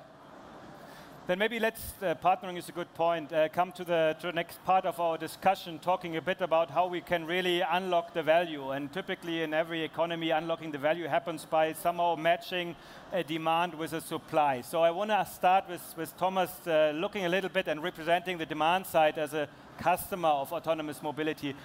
What do you expect from autonomous mobility, and what needs to happen that you can bring it on the street? Yeah, attractive mobility system works for us as an integrated system of railways, line buses, and on-demand shuttles. So we have a fast system where you, today we have like buses that go in circles and collect everybody. So the on-demand service would enhance this service, so the line buses go on straight lines in high frequency. So we have a lot better system in total.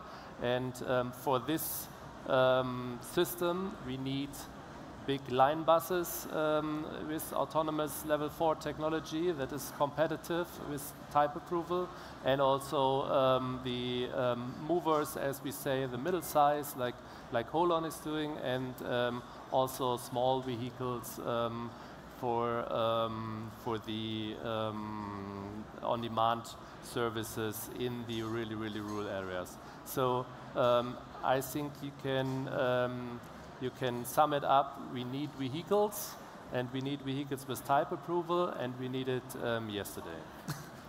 And in terms of the partner or the supplier who is providing this, are you more looking for someone who is providing the full platform solution, as I understand Apollo is doing in parts?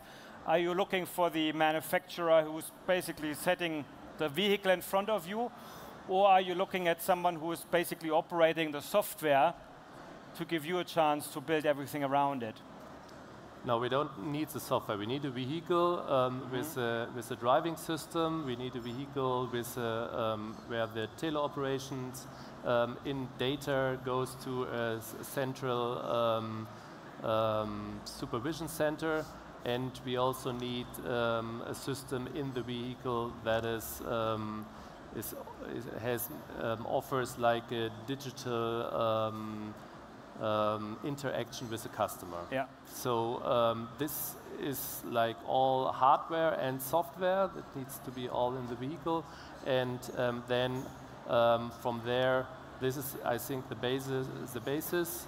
And whatever there is, we take it. We are not a software company. We are just an operator. We can find other software companies who make the operational system, or if somebody is providing it, we take it. So for us, just give us the vehicles, please. Okay, but you would operate the vehicles? Yeah, okay. Exactly. Then maybe Young, because I think you didn't have a chance in the beginning to explain a little bit more about Apollo, the origin with Baidu. You know, what's the DNA of your company, and you know, how do you want to position yourself also in Europe? Yeah, thank you for reminding me for that. I think Baidu, in Europe you can call it the Chinese Google. I mean, in China, people tend to call it Google to be the American Baidu. So it's kind of comparable with Google. Apollo is the brand for the autonomous driving. Yeah, in Baidu, we are operating more than 2,000 fully driverless vehicles commercially in different cities. 2,000. More than 2,000. So you are even, because Waymo's latest figures are, I think, also 2,000 vehicles. Yeah. So you would consider yourself on par or even... I mean, the technology is more than mature and ready, also the commercialization. Yeah. I think the thing is how to build up, transfer, as we are eager to, how to say, share this technology to benefits the people in Europe. Yeah, this is my mission. The way is how to find a sustainable ecosystem here to embed the technology here in the existing transportation system. Yeah, I hope that's... yeah, and maybe still talk a little bit about, as I understood now, you started your operations in, or plan to start your operation in Switzerland, right? Is that correct? Can you talk a little bit about that? Yeah.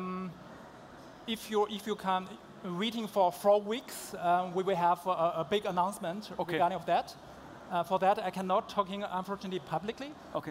Our strategy is to really long-term with local established partners to bring this L4 technology into the daily life of people. Currently in the world, I think only 2 companies operating end-to-end these driverless commercially, more than 1,000, 2,000 vehicles. And I mean, Baidu is one of them. We have kind of competitive advantages. On that is, we want to build that also in Europe. I think we will have the first step, and then we will fastly scaling up here. So Clemens, maybe you can share a bit about Holland's approach. You said already you consider yourself as a vehicle manufacturer. And so when I listen to Thomas' demand, he just wants to have the vehicle. It seems like a good match. I mean, are there other customers who have different requirements? What's your view? Or do you focus really on this type of demand, which Thomas phrased from Deutsche Bahn? Yeah, that's a good question. So, as I said before, there are 3 types of customers: ride-hailing platforms, public transit authorities, public transit operators. And now, Thomas just shared the PTO, public transit operator view. But then if you look at ride-hailing platforms, for example, they might more want to have kind of a turnkey solution. Then there are other players who want to have more of a vehicle plus some additional services kind of solution. So it really depends. And for us, as a Holland, it really doesn't matter, because either we just sell the vehicle, then that's one option, or we partner together, how we do it, for example, in Hamburg with Moja, with the Hamburger Hochbahn. Then we together form an ecosystem and bring it to life. So for us, it doesn't matter what the customer wants. We react to what the customer wants, and then we have some kind of an ecosystem or consortium type of approach if we need to involve partners, and then we deliver together with the partners. Now, Shai, I mean, maybe you can also talk a little bit, and I would now consider yourself more than as an AD supplier. And if you look into the supplier landscape for AD kits, I would say there are some who provide the full AD kit, which maybe also your former employer, Mobileye, would consider themselves. And now with Wave only on the software. So can you talk a little bit about what's really your business model or your customers? So it's an excellent question. I would say at Wave we see ourselves as partners. And again, I share some of the view with my colleagues, but I do share some change in that, in the fact that we do see a lot of players, new players, coming into this domain, like ride-hailing services, which are not looking for a turnkey solution, but want to be part of this, I would call it revolution, but part of this business model. And it can be the OEMs, it can be ride-hailing, it can be transport and manufacturers, can be PTOs. Each one has its own different strategy.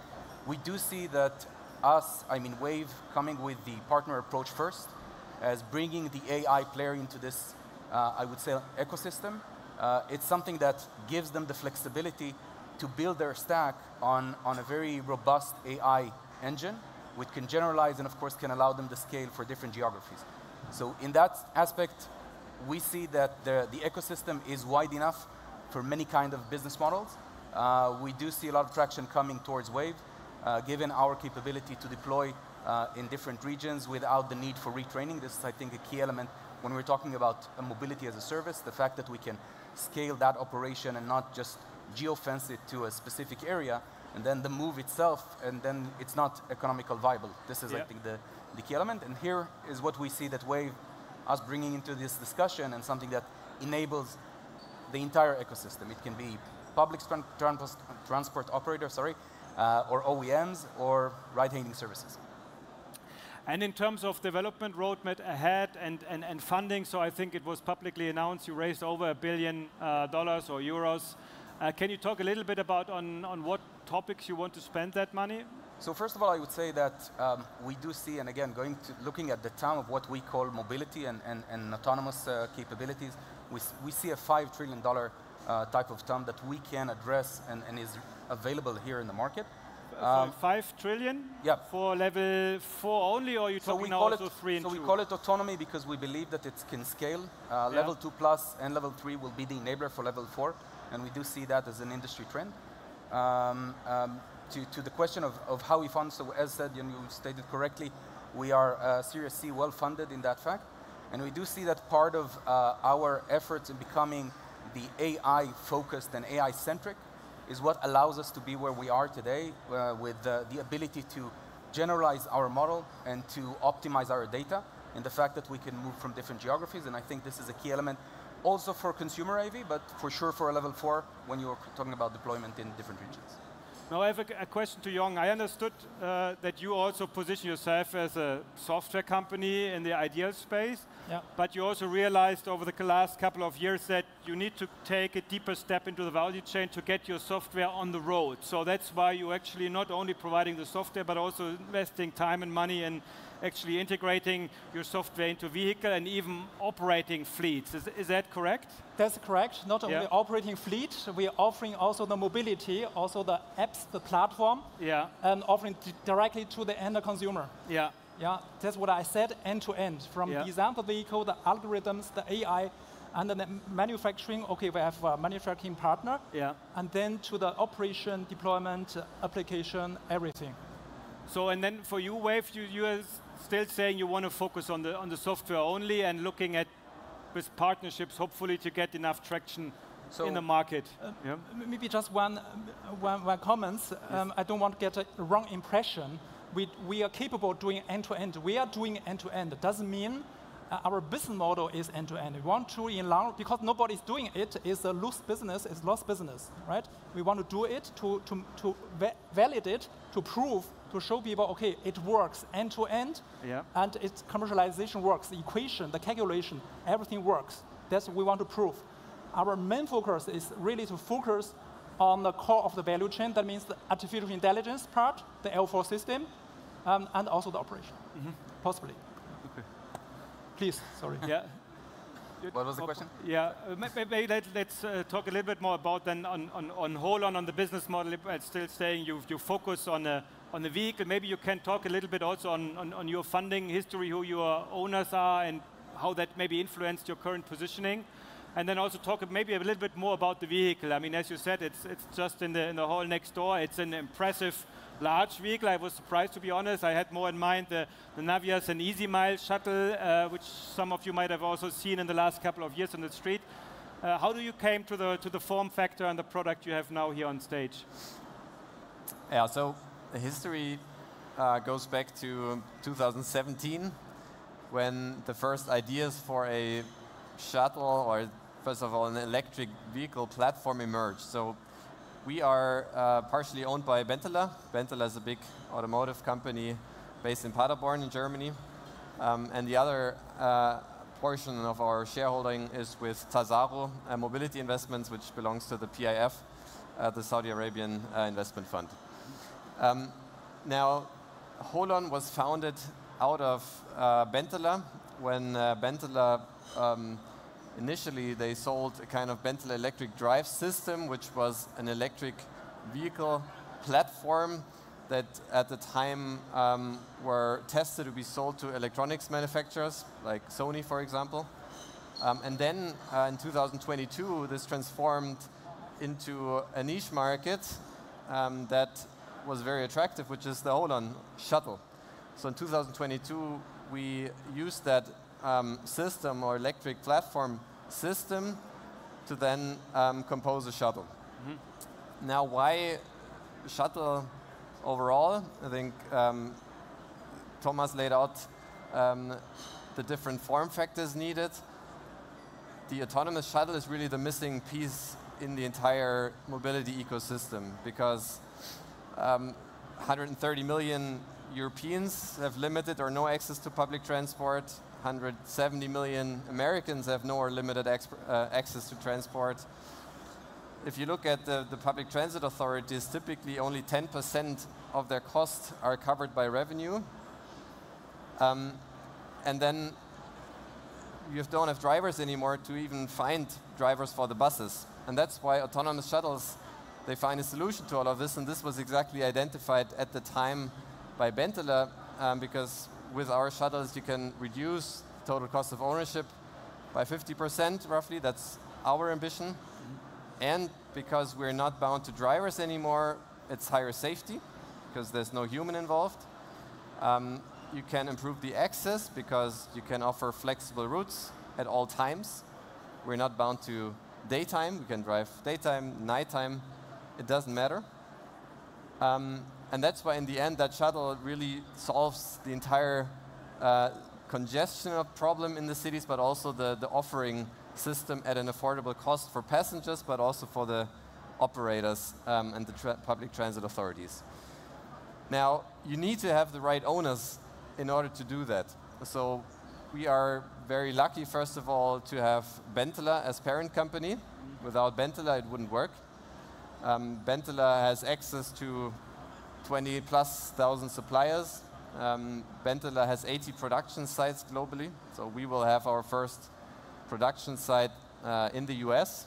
So we can benefit from all that automotive ecosystem, where I argue, as a startup, you would barely get an access to becoming an integrator, because you don't get access to all these suppliers that we have. The second investor is, as I said, Tazaru. And we're also very lucky to have Tazaru, obviously as a financial backbone on the one hand side, but on the other hand side also as a strategic investor, because the Middle East is a very visionary market when it comes to autonomous mobility. They want to be really a front runner when it comes to deployment of large scale of autonomous shuttles. And that's exactly what we need. We don't need hundreds of pilots that we also have seen a bit in the last couple of years. What we now need is 2-3 big scale regions in Germany, in Europe, in the US, in the Middle East. That really drives the unit economics, and that really drives the adoption and the profitability of autonomous shuttles. So if you talk about this region and the demand, maybe over to Thomas again, what's the number of shuttles you would like to deploy maybe by 2030? Is that something you can already communicate? And if yes, what type of business model would you look at in terms of would you really like to procure these in a traditional CapEx model, like you probably also procure trains? Or would you also look in alternative financing and type of leasing options? Yeah, the number, we would use every number that is tendered to us, because we don't do it on our own account, mobility services. We are in a tender business, so when the local government is willing to tender it, then we apply for it. When we win, then we deploy this number of vehicles. And so you have, so maybe I missed it in the beginning, how many buses then currently in operations? 12,000. 12,000. Yeah. So what we are actually doing is to get a more closer in view on this number topic.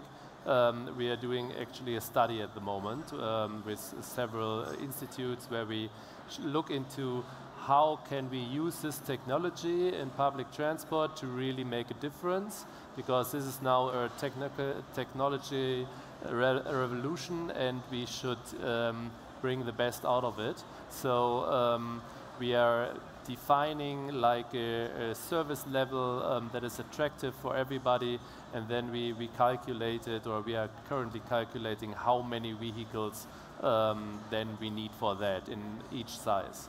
So I don't say the number now because the study is not public yet, but to the end of the year we will public that. And but it's a really high number. It's a really interesting number for the industry, and it's really worth to go into this level for market. What was the second question?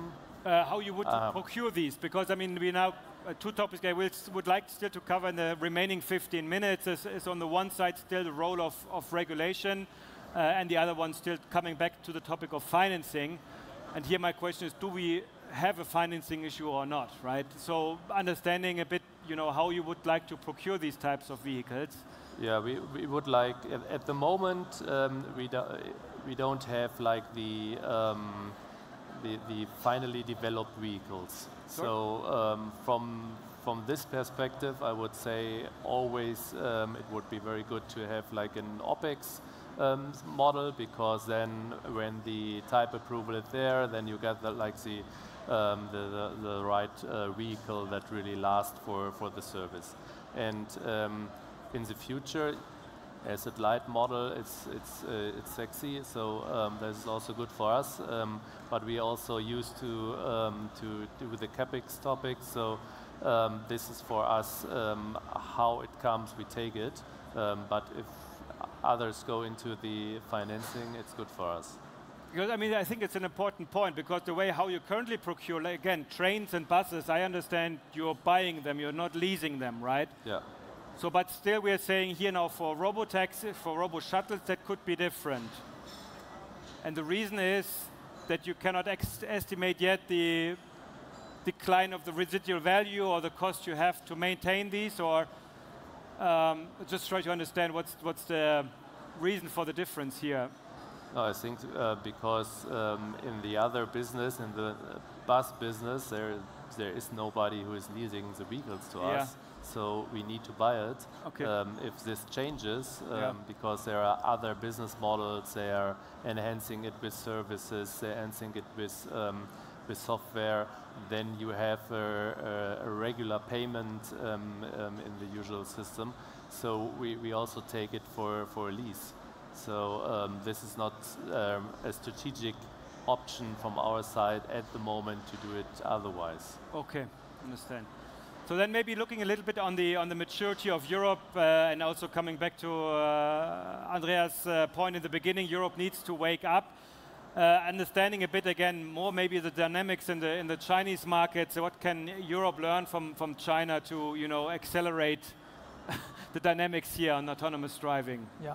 So thank you for asking me. I think Andreas is not wake up. I think if you miss the train, don't try to run after to catch the train. Rather make sure you don't miss the next train. So that would be my advice. But that, what does it mean specifically? So firstly, I think don't invite the wheel twice, right? Try to be open-minded. I mean, the time is changing, and also the technology is also developing, right? Today, you miss this technology, and I think after 10 years, there's another technology, right? So if you run after, you will always behind. I think regarding the value chain, I mean, AI technology is only part of the value chain. At the end, the market share needs to be regulated. There are a lot of partners. Yeah, we talked about operation. Don't underestimate an operation for L4. With really daily commercialized operation, there needs a lot of expertise, a lot of staff and manpower and resources. Yeah. So if you ask me what can we learn, I think because different people has different, how to say, background, and our different region has different historical. I think to be open-minded, to be agile. I think this is the only thing I can. So in terms of, again, my observation is a bit, at least what I read also in the press, is that it's often stated in China, there's a different mindset in general about new technology. So in general, more open to embrace new things. But then also a more pragmatic approach about regulation, adapting to how things evolve. So I also understood there was like a pullback recently on the marketing and automotive space that you are not allowed to call your systems Autopilot anymore because there was some confusion on the customer. So I think it was an indication Chinese government is also, again, tightening regulation. But overall, I feel, at least that's the assumption here in Europe, is that China is there more relaxed and therefore accelerating autonomous mobility faster in China. What's your view? Is that the case? Or is the regulation in China equally complex as you would see here in Europe? I think people will not change. You will not change. You can try to change, but you will not change. Also, the big culture, big countries, they can try to change. They will not change unless there is some big event. If you lose a war, you will change. Yeah, if you're totally on the ground, you will change. Otherwise, if not this big historical event, you will not change. Yeah, this my view on this. Regarding regulation, of course, there's different dynamics. It's easier, I think, to commercialize the innovation in China or in the US because the acceptance, the mindset of the people, they get used to such kind of innovation is much easier. You cannot change the people here. You cannot change the government, also the politics. You cannot change overnight. It's not realistic. Yeah. So we need to see, given the existing frame, how can we move forward, generate values? Yeah. Nonetheless, I would argue there's also now currently with the overall crisis of the automotive industry, increasing dialogue between the automotive leaders and also the European Commission. We all know, I think on Friday is the next meeting in Brussels. If you remember back the first meeting on the automotive future in Europe, when Ursula von der Leyen debriefed on the findings, she was pointing or making the point innovation is the most important point for the European automotive industry in the future, and that automated driving will be a key element of that innovation. So she was pushing that topic on top of the agenda for the overall automotive industry. Now, Clemens, if you could, tell Ursula von der Leyen what are the top 2 regulations that need to change, what would you tell her? Well, the first thing I would tell her is, in the stage where we are, is to harmonize the permits for operating design domains. Not sure if everyone is familiar with it, but you need to have the test approval for every city where you want to go.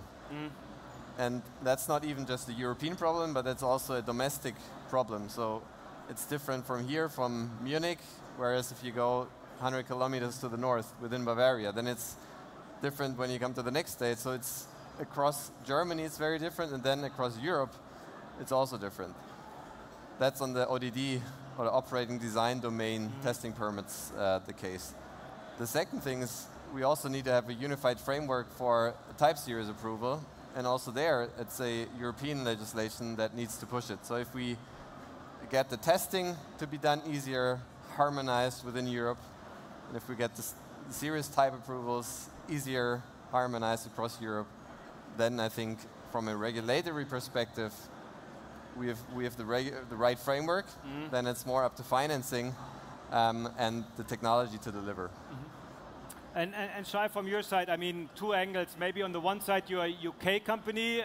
These days, it's sometimes unclear if the UK is part of Europe or not, depending on how you define Europe, European Union. Can you shed a little bit of light on, what's the regulatory situation in the UK, how it's adapting to the European Union, and what are the opportunities also for you or challenges? So as I mentioned before, there is the regulation within the Ministry of Transport in London, which enables testing for autonomy in beginning of 2026, which of course helps us to promote our capabilities within and bring them into the market. I want to state 2 points. I think there is a change now. I agree with Dr. Young saying that there's something needs to change, and I think we are in the change. We see OEMs coming more and more into the game. We see more tier 1s. We see more public transport operators looking for that structure. And again, connecting that to the question about financing. So this is exactly why we believe that building an ecosystem is much more suitable and will have better success rate. And that's why we are where we are today. And I would also state, as Clement said, for us, what we see in terms of, and again, this is related to what you just asked about now, the move from, or what we see that is missing within the European regulation is exactly the fact that it's fragmented today, meaning each city, each country that you want to deploy, you don't have the same framework to be able to deploy such a service or to build such a service, and you're required to do it country by country, even city by city, as said, and this is a real challenge. Now, we do see us as a, although UK company, but we are operating in globally, also not only in Europe, but we do see Europe as a testing bed, and we see there is, as said before, there is a requirement for change, and we believe that it can come in the coming years. And in terms of regulation on artificial intelligence, I could imagine that's particularly for your business also another key hurdle.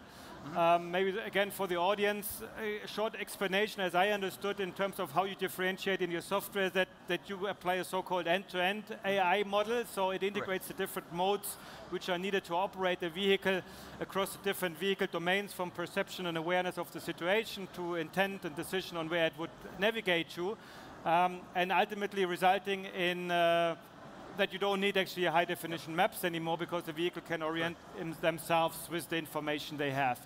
Correct. And it sounds fantastic. At the same time, there are some critics about that, saying these type of end-to-end models have some explainability issues, because the model is not creating a 100% repeatable decision every time. So there is also a lobby against these types of model. How are you looking at this?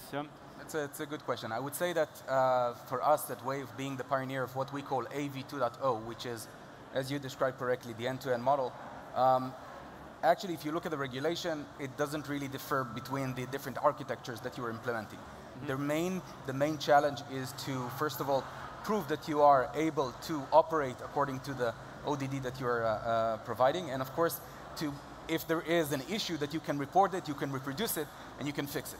So in that aspect, there is no real change between the different modalities as you just described. However, we are working very closely with all regulators in the European, for all regulatory bodies, exactly to that, to show that this model and this foundation model and this end-to-end approach is capable to handle that. And again, I think the regulation-wise, as maybe what you heard is noise coming from maybe other players within the industry, which we challenge them with our approach. But the fact is that the regulation itself is looking only on the capabilities to, first of all, record if you encounter a problem, and then show that you can solve that problem. So this is exactly what we're doing. We're working very closely with the regulation. Maybe one last point on regulation, looking a bit more at the geopolitical dimension of it. Again, coming to you, Young. Yeah. I mean, how much do you fear that at the European Union there will be some sudden moves again to isolate the market and try to protect basically the European market much more rigorously? I mean, this morning there was a speech from Valeo CEO on the main stage. Yeah. He was clearly making the point that the current tariff discussion, which is perceived as an anti-China politic, is hurting everybody. He was making the point, which is much more constructive, is to have a pro-European policy by having a European and local content directive to try to bring more value creation into Europe and forcing players to produce hardware or potentially also software more locally in Europe. While I think it's still way out to see what's happening there, I could imagine from a strategic point of view, you somehow need to keep an eye on these dynamics. How are you looking at these dynamics? Yeah, thank you for bringing that topic up. I'm not a politician, so I'm a businessman, firstly. And secondly, for my person, I forgot to mention in the introduction, so myself, I'm a German citizen, so I'm part of the European interest group.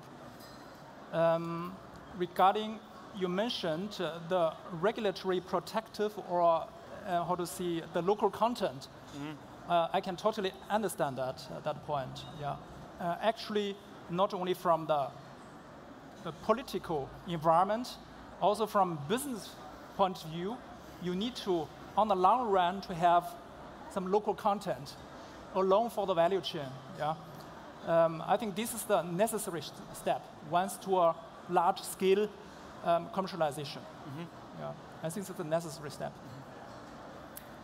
So maybe with that, coming a little bit to the last round, and then also opening up to you. I hope you have some exciting questions to the panelists, and you can already start thinking about these. We still have 15 minutes reserved for the discussions, and I'm also sure Andreas will have some questions in the end. But maybe let's end with a brief closing statement, and I want to ask every panelist to share his view on what's a headline which you are most excited or most afraid to read about on autonomous driving by 2030. And maybe let's start again, Shai, with you on the left, and then go around, and you are free to choose. Yeah? So I would say, thanks. I would start with the excitement. I would like to see a headline of Europe heavy deployment or mass deployment of robotaxis across Europe, which of course spearheaded by Wave technology. What am I fearing for? I'm fearing for the fact that we will see regulation hurdles are blocking Europe to become or to reach the post, and different region, different country reach that goal, and we are way behind. Thomas? Yeah, what I'm aiming for, I think, would be a headline like the model region idea was very good, and we have now a market that is developing even in the rural areas with autonomous driving. And what I would fear for is, we didn't had the courage to do it in the public transport, and we see only in the big cities robo-taxis, and the countryside is left out.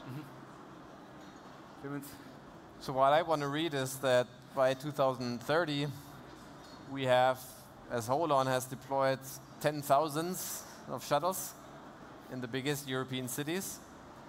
And with that, we have improved the access for European citizens. We have reduced the cost for the operators by more than 50%. And in the end, we have solved the problem, the European problem of mobility in the cities, of decongestion, have provided an inclusive, an emission-free, and an exciting experience to travel through the cities. Yeah, for me, I would say 2030, if there is IAA mobility and people using driverless, doesn't matter if it's Robo-taxi, Robo-Shuttle, in addition to using the metro, also using driverless mobility, truly driverless, from airport, from railway station, travel to this mobility exhibition. And anything you're scared of to read in the news?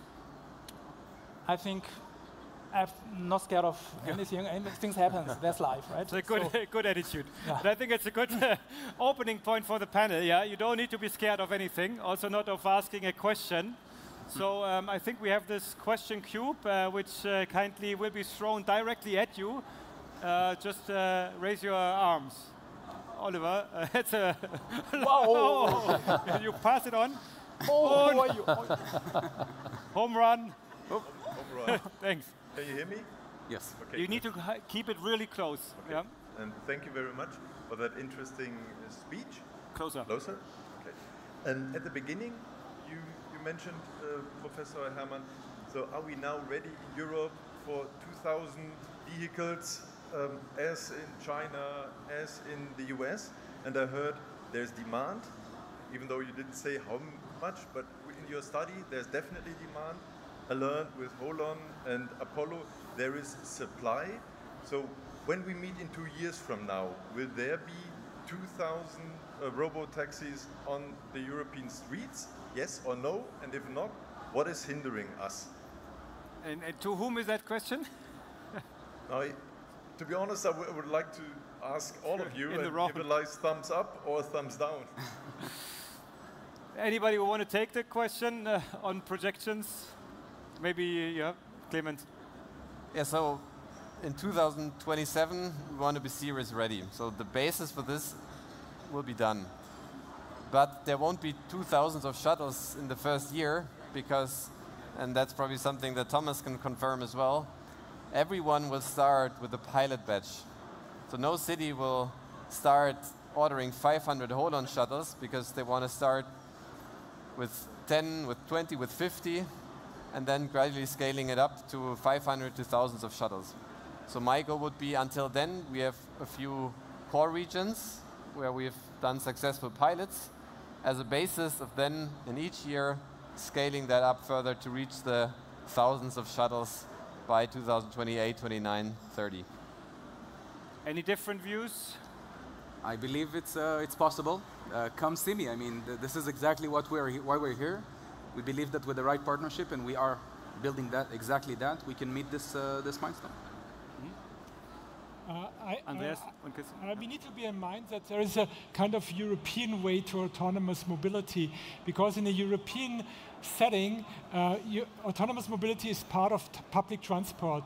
The project in Oslo and Hamburg is part of public transport. In US and China, it's private ride-hailing, basically. So what we need to have built this ecosystem consisting of Holon, of Mobileye, of cities, of public transport authorities. So it's a little bit more complicated than we have the situation in China or in the US. So your point is, again, it will take longer. It will take longer, yeah, unfortunately. Okay. Other questions? Yeah. I will throw it carefully, and you need to keep it really close. Yeah. Yes. So maybe this question is to Thomas. I come from Lotus. So actually, we have an email contact already before. And my question is, how do you see the risk sharing between the operators like Deutsche Bahn and like the technic providers, like a car manufacturer or ADAS developer, like companies? So how the risk sharing? Like normally the operator takes a risk, or like our ADAS developer or car manufacturer takes a risk. In case of accidents? In case of accident or during the operation. Maybe you can help. Yeah, so the question was about what's your view on the risk sharing? If you contract the vehicles, maybe you don't even buy it, but lease them. Would you presume that the risk in case of malfunctioning in the operations and accidents, or would the manufacturer has to bear that risk? Yeah, I think it's on the part of the manufacturer. If they provide a product, it needs to work and needs to be safe in terms of performance, in terms of data, in all of those terms.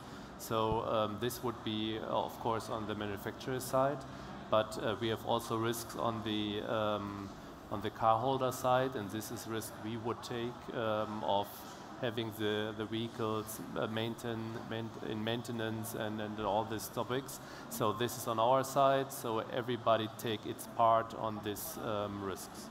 Mm-hmm. Next question. Yeah.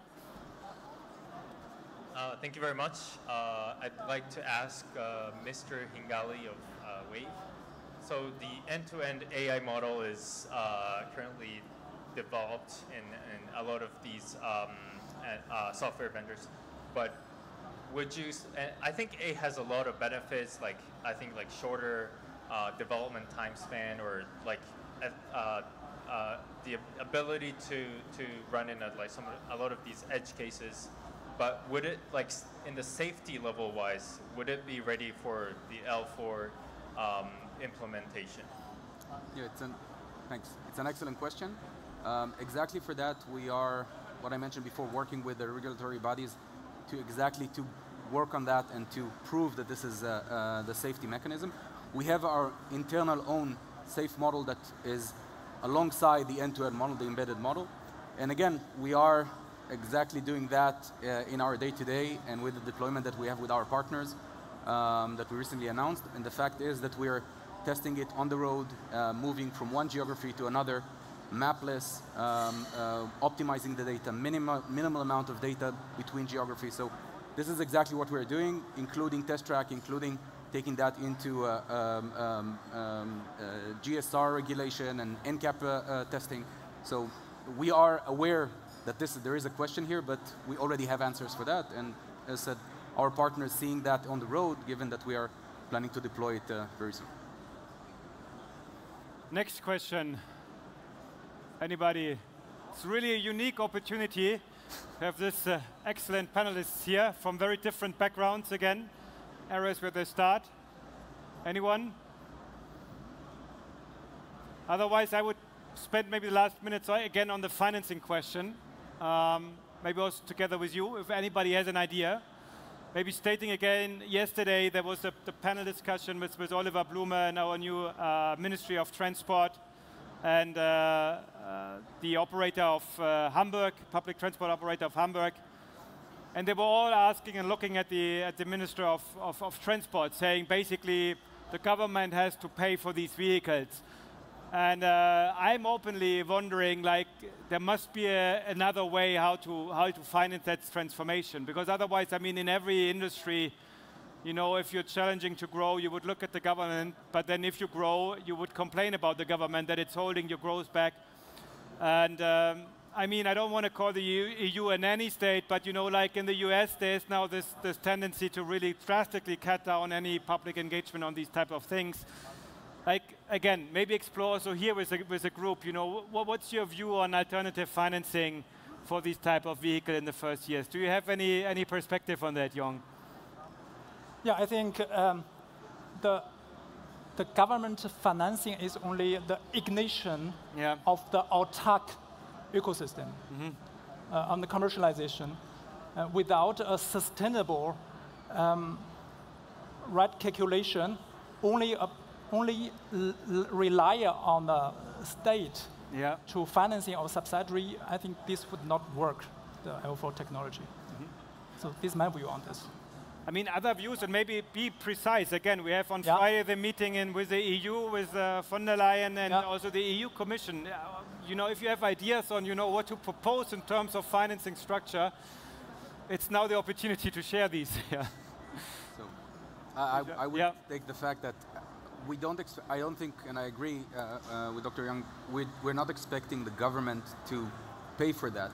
We do expect the government to give the foundation rules and the regulation to deploy in different areas without putting more hurdles or doing some kind of or removing the fragmentation between different countries and different cities. And part of the reason what I mentioned before about our approach becoming a partner, so we do believe that the ecosystem within Europe and globally as well is vast enough that you can have enough players which can benefit from such a business model, and you don't need to expect government to fund it. So I agree with what Jong said regarding private capital or public capital needs to come on top of private capital. However, I see one addition, and this is public money needs to come in where private capital fails. And this is exactly what we have in our German or European ecosystem with the public transit authorities. Who would finance hold-on shuttles, or who would finance it for a public transit authority to finance autonomous shuttles, hundreds or 500s and thousands? They don't have the money for it, and no private company will come in and take the financing for a Hamburger Hochbahn, for example. So in the end, for the scaling regions, for the beginning, until we can show that it's profitable, that's where private capital fails for the public transit authority, and that's where we need the financing from Blume, from Schneider, from the ministries at the government level. Without that, it won't work. Yeah. From my point of view, we have to look on where we want to deploy those vehicles. If we're talking about big cities like Munich, where you have a high density of population, then you have a business case that works. If you look onto the countryside, it's not working because there's not enough demand at the moment. And so the question is, and there is a need or a duty of the government to provide their service because the nurse needs to get to the hospital. So this is also an area where we have the financing today of those services. And autonomous driving will make it cheaper because it's more efficient.